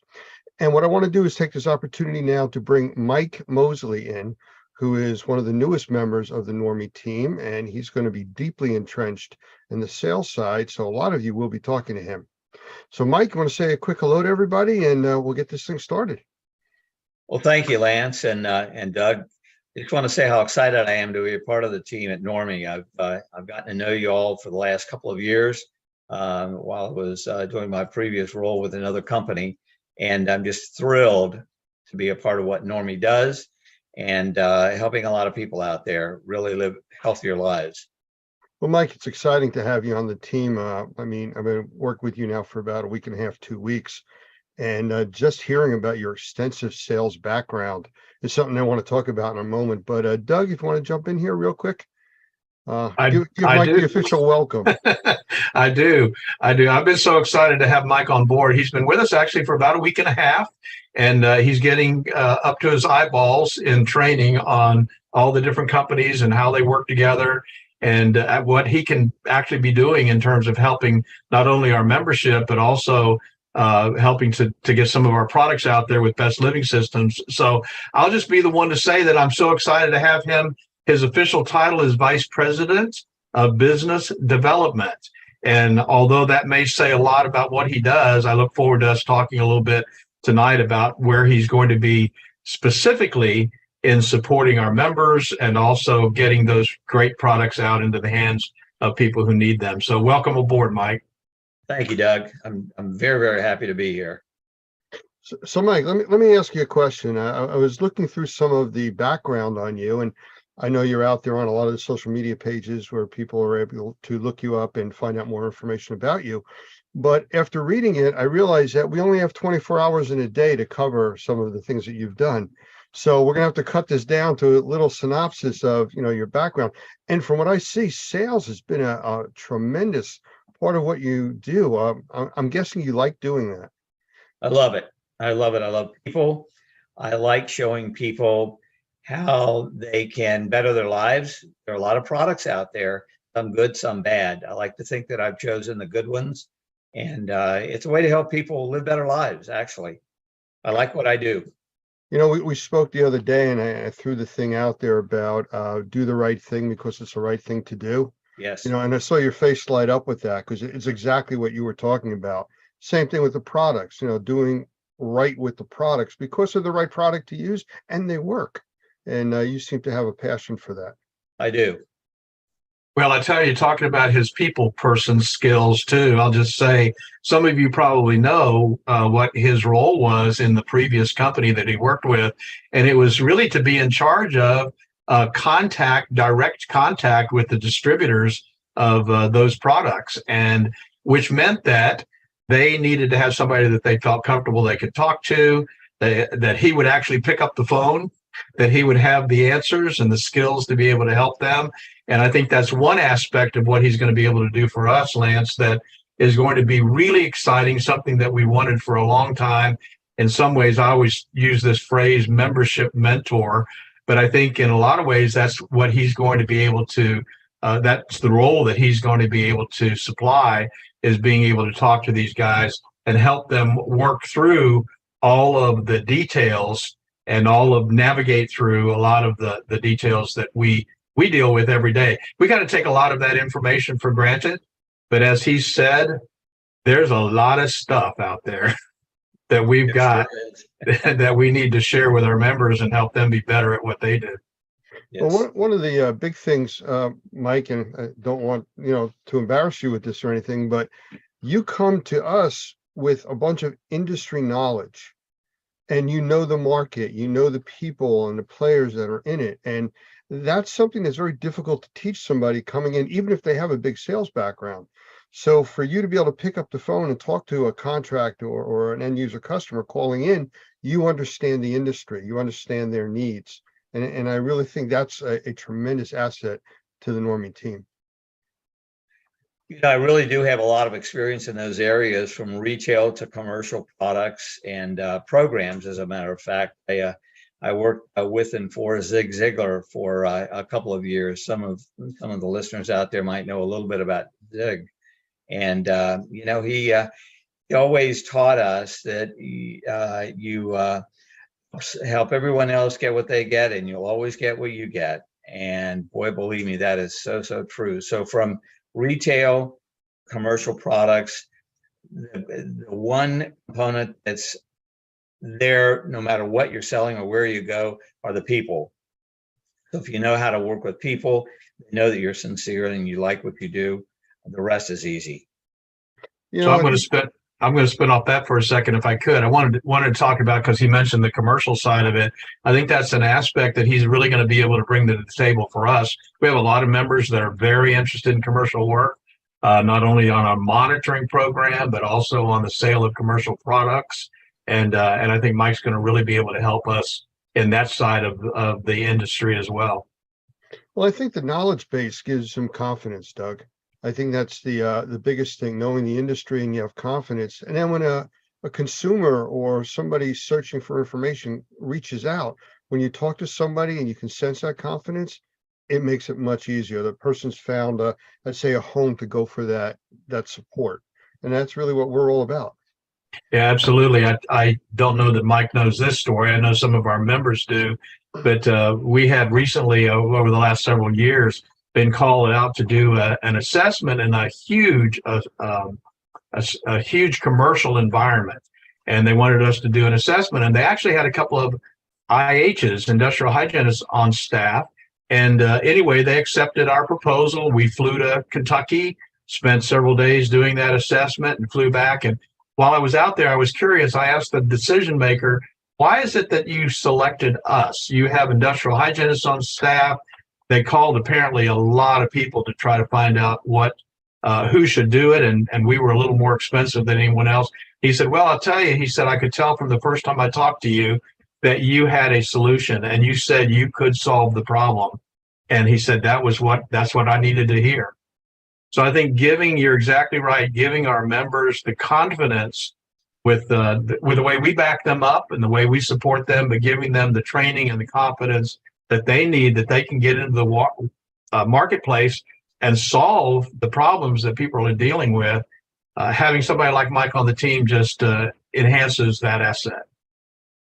Absolutely. And Mike, again, it goes back to me, the importance is the confidence and the comfort zone that the end user or our members actually will get when they talk to you.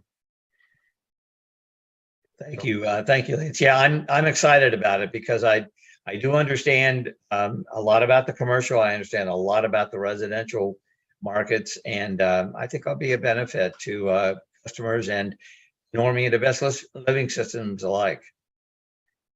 Well, I'm excited because people will call you and not me. So, there you have it. No, only kidding. You'll see. The truth comes out. Yes, it does. Yes, it does. Well, Mike, welcome aboard. Doug, is there anything else you wanted to talk with Mike about? No, I just I share in his excitement. This is something that we've wished we could do for a really long time, many years, and I'm just glad that we're starting 2023. Is going to be a fantastic year, and I'm just glad we're starting it out in this way.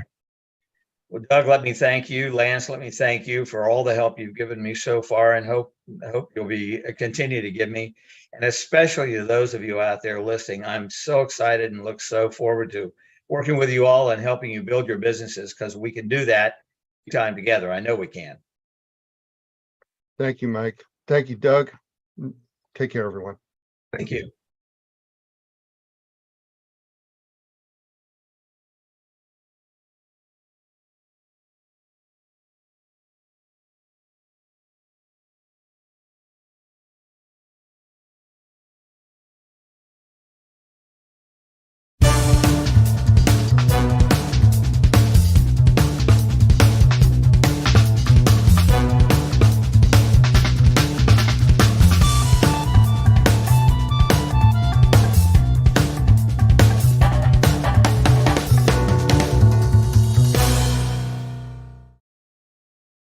The Perfect Fit Filter by Best Living Systems, another innovative product by Best Living Systems that will change the way you breathe indoors. Older style filters use cardboard frames which become quickly filled up with mold and dead skin cells, causing them to flex inward and allow air to go right past the filter. With the Perfect Fit Filter, there is no blow-by. Because there is no cardboard for the mold to eat, this Perfect Fit Filter is designed with a sturdy internal frame and sized to fit virtually any size opening. It allows the edges of the filter media to enclose the frame of your return air grills, so every cubic inch of air is filtered. No reason to go searching for your specific size in your local big box store. The Perfect Fit Filter is shipped directly to you when you need them. In a home or office environment, this incredible 1-inch filter provides MERV 7 protection to serve as a 90-day filter. How can you leave this filter in for 90 days? Popular pleated filters provide tiny crevices where mold and bacteria get trapped. Because you are bringing to their nests dead skin cells and other organic materials, materials,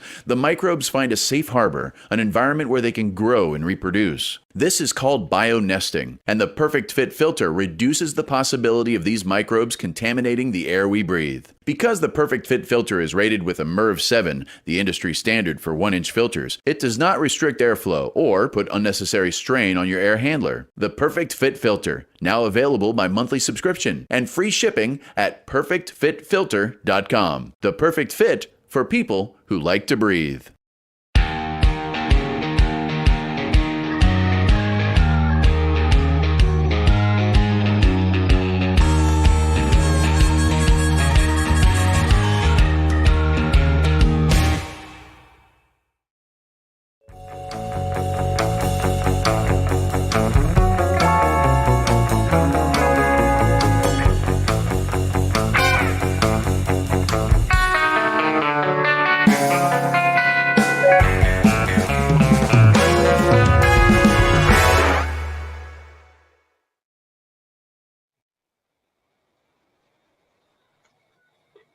Hello, everyone. I want to welcome you all to another segment of In Your Neighborhood. We do this quite often where we talk with members of Normie from around the country. We talk to them about their different types of business models, how they're doing in their specific sections of the country, and anything of interest that they have with all their different types of vertical markets that may be in their area. So today we're fortunate enough to have Anthony Leonard here. He is one of the Normie members that's been with us since, I believe, 2019. And I'll let him introduce himself in a moment. I couldn't do him justice talking about his background, and it's pretty extensive. So what I'm going to do is, Anthony, if you don't mind, I'm going to ask you to come in and just give us kind of an overview of who you are and your company or companies, which I understand you have a few of them going on there. So my name is Anthony Leonard. I'm the Vice President of TIES 360, which stands for Total Indoor Environmental Solutions. That's an air conditioning type based business that we converted more or less into home performance type work, where we do air duct cleaning, whole home dehumidifiers, removal of contaminated insulation in attics, and then sealing top plates. And that business model, we truly look at the home as an envelope. The entire home is an envelope. My other business is Building Performance Solutions, which I started back in 2018. And I really didn't do a lot with it. And then I became Normie certified, and then I started doing testing, indoor air quality testing mainly for mold, starting to get into some of the VOC arena now and bacteria. After the class I just took, I learned quite a bit from it. But that's, my background is HVAC, a little over 25 years, and a lot of knowledge in that. I'm not a pro by any means, I don't think, but I have a diverse amount of knowledge in indoor air quality. You said a little over 25 years, and okay, so you're not a newbie in this industry. I guess you've seen mold over the years, especially in air conditioning systems and how it can affect people. And today, the big buzzword is IAQ, or indoor air quality. If nothing else, COVID had brought that to the forefront for everybody. All the HVAC contractors I deal with all over the country, their businesses exploded. Everybody wanting to learn either more about it, upgrade their systems, filtering, purification. So I guess you've been experiencing the same thing. Yeah, I would say, we've been talking about indoor air quality before indoor air quality was cool. That's what we like to say here. But we've never seen, I think with COVID and so many people staying home and not going out of their home, they got a chance to see just how bad their air quality is, or hidden issues that they weren't aware of, such as mold. Or we did have a lot of calls where we were going out where people were complaining of headaches or smells in their home that they had never smelled before. So I would definitely say COVID, with the spike in indoor air quality. Nope, we lost your video there.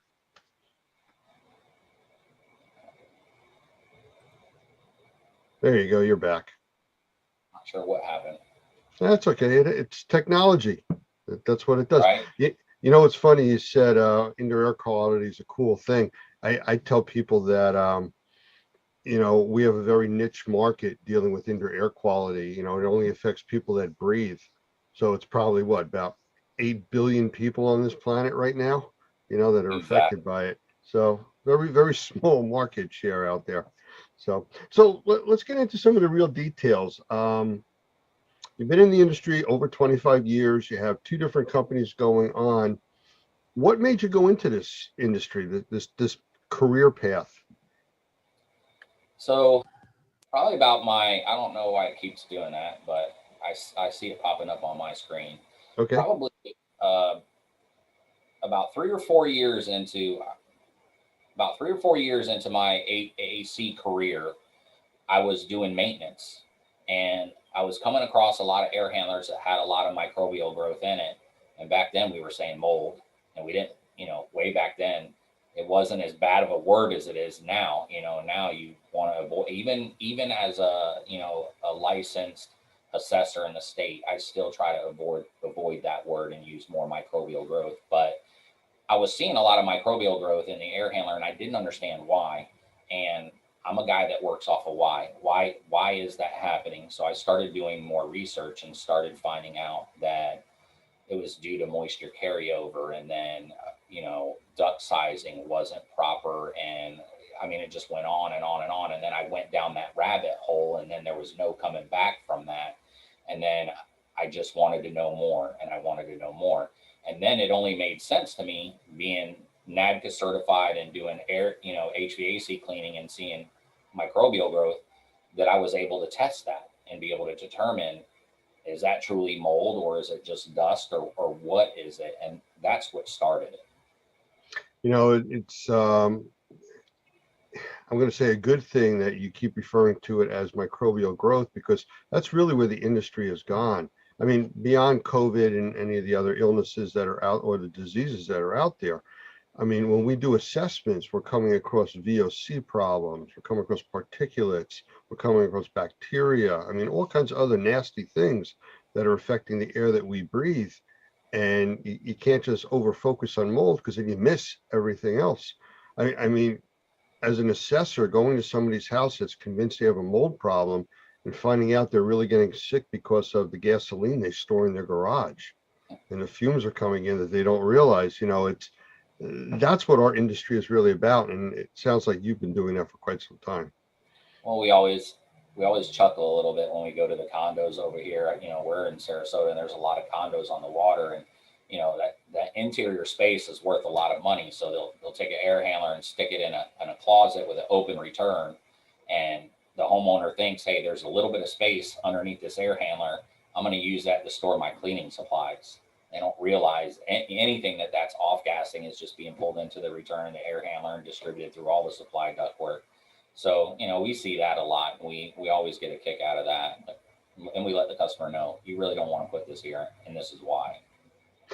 So I'm going to ask you a question, and I'm not quite sure how you're really going to be able to answer this. I always talk to people about, what's their business model, especially you're in Sarasota, Florida, so it's going to be different than somebody in Fargo, North Dakota, obviously different weather conditions and things like that. But you also have multiple companies and a very diverse background, going from HVAC to microbial. So what kind of business model do you run with? So, the ties, again, it specializes in home performance, and we do services that I explained prior. I wanted to separate the companies because I did not want, just like mold testing and mold assessing, I did not want there to be, anywhere where somebody thought that we might not be conflict of interest. I didn't want any conflicts of interest. So we started BPS, and my guys here could tell you that I've gone and I've tested behind ties, and I have failed us in an air handler. So I'm the same way all the time, no matter whether I'm testing for our company or I'm testing for somebody else. But, kind of like Best Living Systems and you guys, what we're able to do is I wanted to, listening to Doug, I wanted to be able to do the same thing. I wanted a solution-based company where I could give I wanted a turnkey solution. So when we talk about total indoor environmental solutions, 360, full circle, I want to give people turnkey. So we have relationships with mold remediation contractors we can recommend. BPS can go out and do testing, and I will tell them full disclosure. My wife owns Ties 360, to which she does. I'm the vice president, and that company specializes in HVAC cleaning. So anything that's HVAC related, she may be able to help you, but I'll give you the name of 3 companies. So they've truly been able to help each other. Same with Ties. If my guys go out and they're doing a duct cleaning and they go in the attic and they see microbial growth on the top of the ceiling or a truss, they may say, hey, we think you may have an issue up here in the attic, and we recommend Building Performance Solutions to come out and take a look. You know, I've talked with a lot of people around the country that have a business model of multiple companies, and for a whole variety of different reasons and different vertical markets. But the main thing that I keep coming across is that every once in a while you'll get one of those companies will be down a little bit, but the other one always picks up. You know, and having these multiple streams where one's a little off this, quarter, the other one's picked up, and, they kind of, even though they're separate, it helps the overall, effect of the industry and the business that you're running. So it's kind of interesting that you're experiencing the same thing. All right, here comes the tough question for you. Okay. Why Normie? I did a lot of research. I did a lot of research before I picked who I wanted to go to for school. And I looked at some reviews, and one of the things that I had heard from another individual was the way Normie helps you grow your business. Okay. And I had said this in the class that I just took too. The resources that Normie gives us, not just, there's 12 pages of downloadable content. Full 12 pages of down, and not just how to test, but also how to develop the business model, and how to be successful. If you're a Normie member and you're not successful, it's because you don't want to be. You have everything that you need. If I wear 2 hats, and Ties at times can be very demanding. I'm the consultant here, so it can be very demanding. So I could be a lot more successful in BPS if I applied myself more. For example, I don't know exactly how many certifications I have of Normie, but it's quite a bit. If I applied doing the sanitization protocol more to BPS, I could make a lot more money. I truly could. So I guess the short answer is there's nobody else out there doing that. There's nobody else out there that cares. Doug cares. And I've heard him talk. He's passionate about this. He cares about you being he's not just a business owner himself. He's passionate about you being successful yourself. That's really his focus. He talks about it's not about helping somebody get a license, about helping them build a successful business, because that helps the overall industry. It's taking this industry to a whole new level. There was a lot of dark side to our industry years ago. And as the states are slowly coming around to licensing and putting regulations in place, it is helping, but there's a long way to go. So we're trying to do it this way. And that's something that Doug absolutely demands out of all of us, that, we do the right thing for the right reasons. And I can also tell you this, as an HVAC contractor, I've seen a lot of different filters. I've seen a lot of different air purification systems, and it is really hard to get me to say, hey, I like this product, but I like every product that you guys are offering. And that's other things that people can add to their business model to help them be successful. Like, okay, I came in here and I've done the testing, and you know what, you don't have mold, but you've got some bacteria levels, and here's some things that you can do to address it, and you're not, and I know, our industry, along with HVAC, has a bad name, and sometimes for really, really good reasons. I do see things going on that you got a company that's a remediation company that's also doing testing in our state, and it's frowned upon. So we do have, a bad reputation sometimes for warranted reasons. But anyway, getting back to it, you guys have product that I believe in. And I don't say that about a lot. You know, the Perfect Fit filter, great filter, doesn't hurt static, which I'm big on. I look at static pressure with everything for air conditioning itself. If the static pressure is not good, nothing else. Well, it looks like we may have lost Anthony there. We'll give it a moment or two, see if he's able to get back into the room. Okay, and we're back. Unfortunately, the internet does drop out, and we've experienced that a lot in Florida from our classroom, actually, that we've had in several different locations down there. So glad you're back. So I'll tell you what, we're only one or two more questions I really had for you, and obviously anything you want to tell us about yourself is great, but if you could pinpoint one or two things about Normie, how do you think it's helped you, or has it helped you? Oh, it's absolutely helped me. So, you know, the class, I've always thought about microbial growth, or mold, specifically mold in this instance, but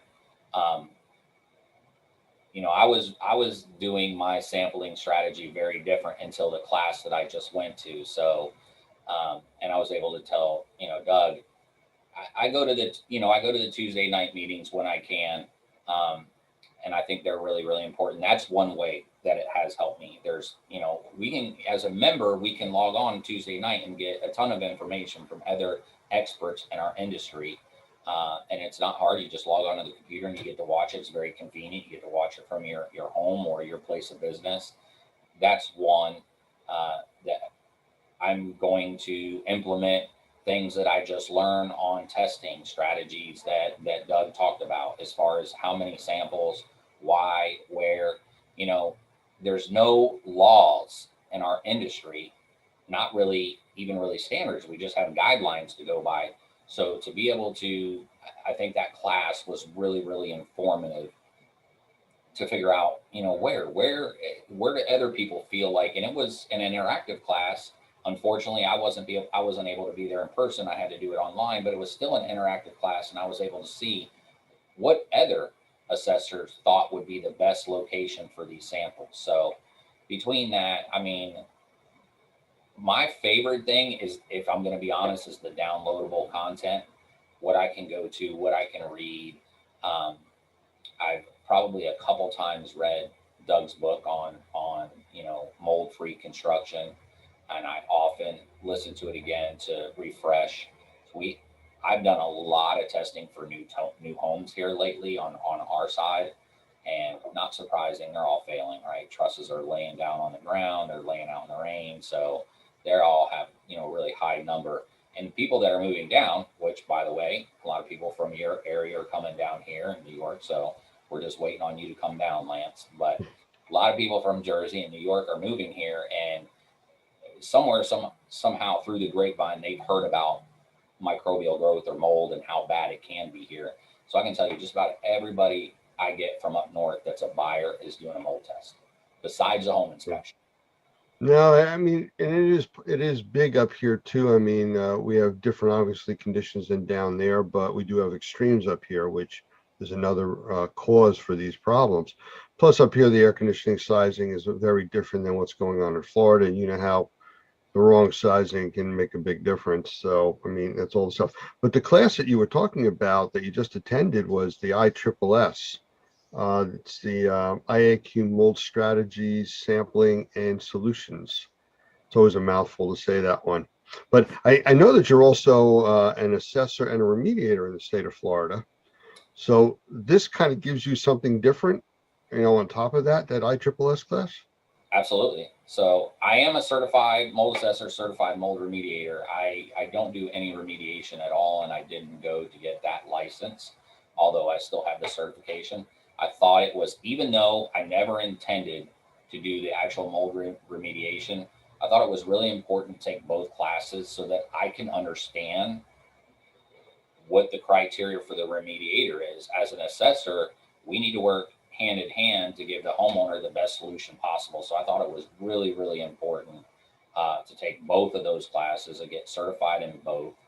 And I mean, if I could, you know, every week, if I could take a class of normies, I would. I don't have that time, but I can't stress enough how informative the ISSA class, the ISSS class is that I just took. It truly was truly informative, and I learned something. So, if you just learn one thing, I'm also certified in test and balance, so I have a lot of ABCs behind my name. And that class that I went to for test and balance, the proctor in that test said something that I thought was pretty resounding. If you go to a class and you just learn one thing, and you start implementing just that one thing, it's worth it. And I've already implemented 3 things from the one class that I went to. Cool. Well, you said something earlier when we were talking about, doing things based on why. And, you just said it again, why it's important for remediators to know what assessors do and what assessors, have to know what remediators do. Because if you're not talking the same language, nobody understands why. Exactly. And it's just so important. And the ISSS just adds, I guess, another layer on top of that for things you can take from those classes and just expand into your business, which you obviously have just done. Well, that I know of, there's no real class out there currently to teach you really sampling strategies. So this is why I thought this class was really important. I wanted to see what Doug had to say. He's been doing it for a lot longer than I have. So, I wanted to see what he had to say. And then again, I got to see what other people, there was a gal there from Hawaii. She was on Zoom. She was from Hawaii, and she was talking about the differences of their testing techniques and how, there they really, let me make sure, I did it again. But there she was saying they don't, mold's like one of those things like, hey, it's just supposed to be there, obviously because of their climate. But it was nice to be able to see what other people have to say and what they're dealing with in our industry. So that's the other part of the class, right? It's not just the technical stuff that you get, but being able to talk to other people in the industry and seeing challenges that they're facing and learning from them. One of the things that came out of the pandemic was the use of online training. Now, we were using Zoom before Zoom was a thing, so we've been doing this for quite a few years. But now it's become the standard. And just what you were talking about, you get to interact with people in real time from all over the place. We've had people from, we have one member that's over he bounces around between China, the Philippines, Japan, and we never know when he's going to come into CE training for what country. It's like 3 o'clock in the morning for him, but he's here. And, it's interesting. And it's like, all right, where are you today? But he comes in for the CE trainings because he feels it's very important also. So, nobody can beat him out on the distance challenge. Hawaii was close, but, he still takes the furthest one. Well, I'm just trying to think if there was anything else that I was going to talk with you about. I mean, I'm really glad that you were in the ISSS class. I mean, I did pop in a few times during that class, and you were engaged in a lot of discussions with Doug, and it was interesting to see your point of view on a lot of things, and it was very valuable, I feel, for the class.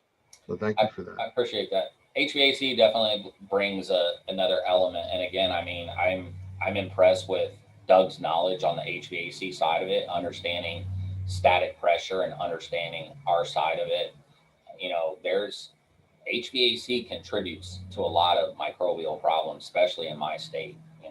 If it's not sized, you brought up a point, sized properly.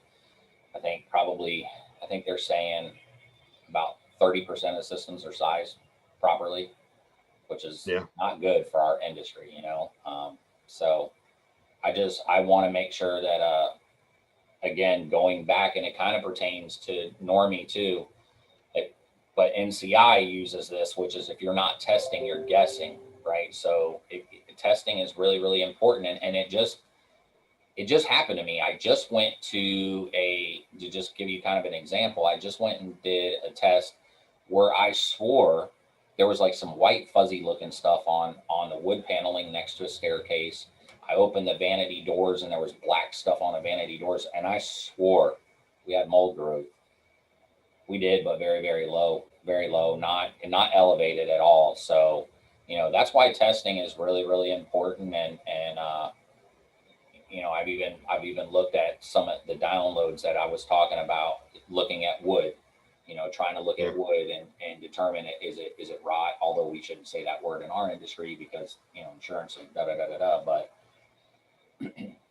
I think, that's why I stay with Normie. That's why I'm a member of Normie. I'm a member of Normie because of everything that's available to me. And I think that that's important. Like I said, I encourage anybody that's never went to Normie's website, just go click on the downloads tab and look at the 12 pages of information that's there. I mean, they're there to help you. Yeah. Again, if you're a Normie member and you're not successful, it's because you're not trying. So do you think we're going to see you at the, I believe it's the NCRSI class or the CAIA, the advanced assessment class, or the sensitized individual classes? You will see me at all of those classes. Yeah. So I deal a lot with sensitized individuals over here. And that was a chord that was struck that Doug said when I was at the class. If I wouldn't have been at the ISSS class, I wouldn't have heard him say this. I have, and I don't know how many other people have, I have the client where the wife says the husband's crazy or the husband says the wife's crazy. And I didn't know the word that was attached for that. Over here, they call them the mold people, or I call them the 3%ers, which only 3% of the population is bothered by a lot of what we test for.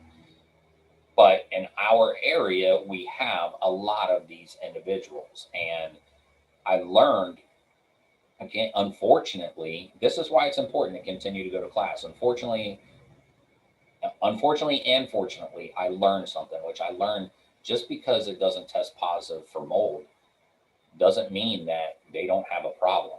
I have an ATP meter. I've had an ATP meter for a long time. It's one of the first tools that I bought, but I haven't been using it. And it was just a reminder, hey, I need to get this thing back out and start using it again and checking for bacteria, because what if you have that sensitized individual and you're only testing for mold? And that's what I've been doing. I haven't been doing VOC. Or I didn't know, here's another good one, the swab. I know that I can test for bacteria and I know I can test for mold, but why wasn't I adding bacteria to the swab? It's just something I wasn't doing. Now you've got a 2-for-1. I wouldn't have known about that if I wouldn't have went to this last class. You know what a lot of guys don't know, especially the ones that have been doing assessments, and it kind of creeps up on them, that if they're not requesting a difference between bacteria and mold, they're using just a single Petri dish. And a lot of times, if they're not treating that Petri dish with an antibiotic, the bacteria is going to overgrow the plate and inhibit mold growth. So they may get results back saying, oh, there was no mold growth. That's because the bacteria took over the plate too fast. And, it's something you need to consider. Oh, it was all black and everything else. It must be mold. And they tell, oh, no, there was no mold growth because it was all bacteria. Doesn't mean you don't have a mold problem. Just means the bacteria overgrew the plate. So very interesting comment there. And it's something that's very real in our industry that people need to know about. Yeah. So then, then that brings another dynamic when you were talking about business models earlier. That's something else. You can get, you can take the class and become a certified biocide applicator and a certified sanitized.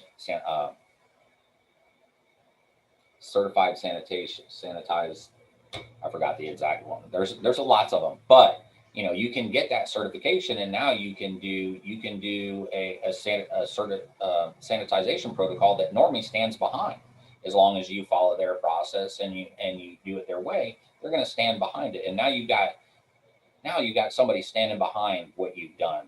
Like, we're not just testing. We're trying to give these homeowners solutions as to, okay, here we wrote a protocol for it to be clean. Now this is what you can do afterwards in effort to keep this at bay from your home, bar a water loss or something like that. There's nothing you can do when there's something like that. But there's a lot of things that, there's so many things for our industry now too. And I think I'm not going to talk about it. I'm sure Doug will talk about it here in a class coming up. But just a hint, ways to monitor your indoor air quality. So we've gotten really advanced in our technology. So there's a lot of really cool things out there. Yeah, I didn't want to interrupt you. I think you were talking about the CSP course, Certified Sanitizing Professional. Yes. Yeah. We are constantly approached from different companies to take a look at their new technology, whether it's monitoring devices. I have another one sitting here on my desk that Doug and I are starting to look at now that does a whole lot of things, and it can be portable, and we'll see. if it makes prime time, we'll introduce it to everybody. Right. You know, but we want to make sure it's something that really works. It's easy to function in different environments, and we do our research first. But those are the kinds of things that we try to bring out for everybody. And, you know, it's appreciated by most of the people.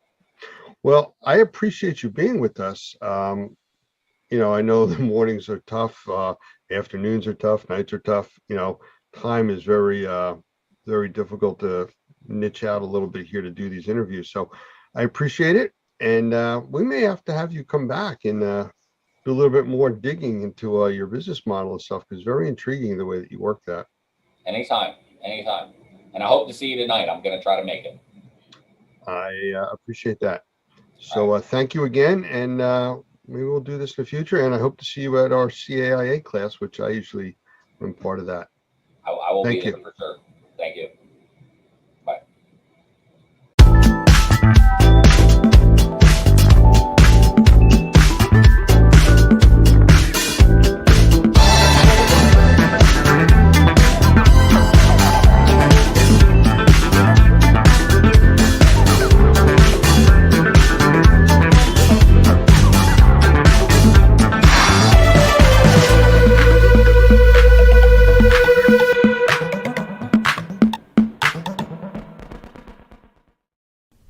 When you start on the pathway toward professional success, you have to know what the goal is and how to get there.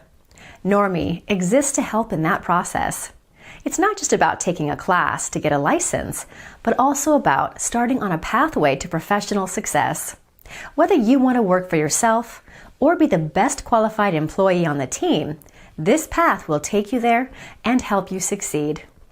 Pick a track, click on the class, and get your journey started.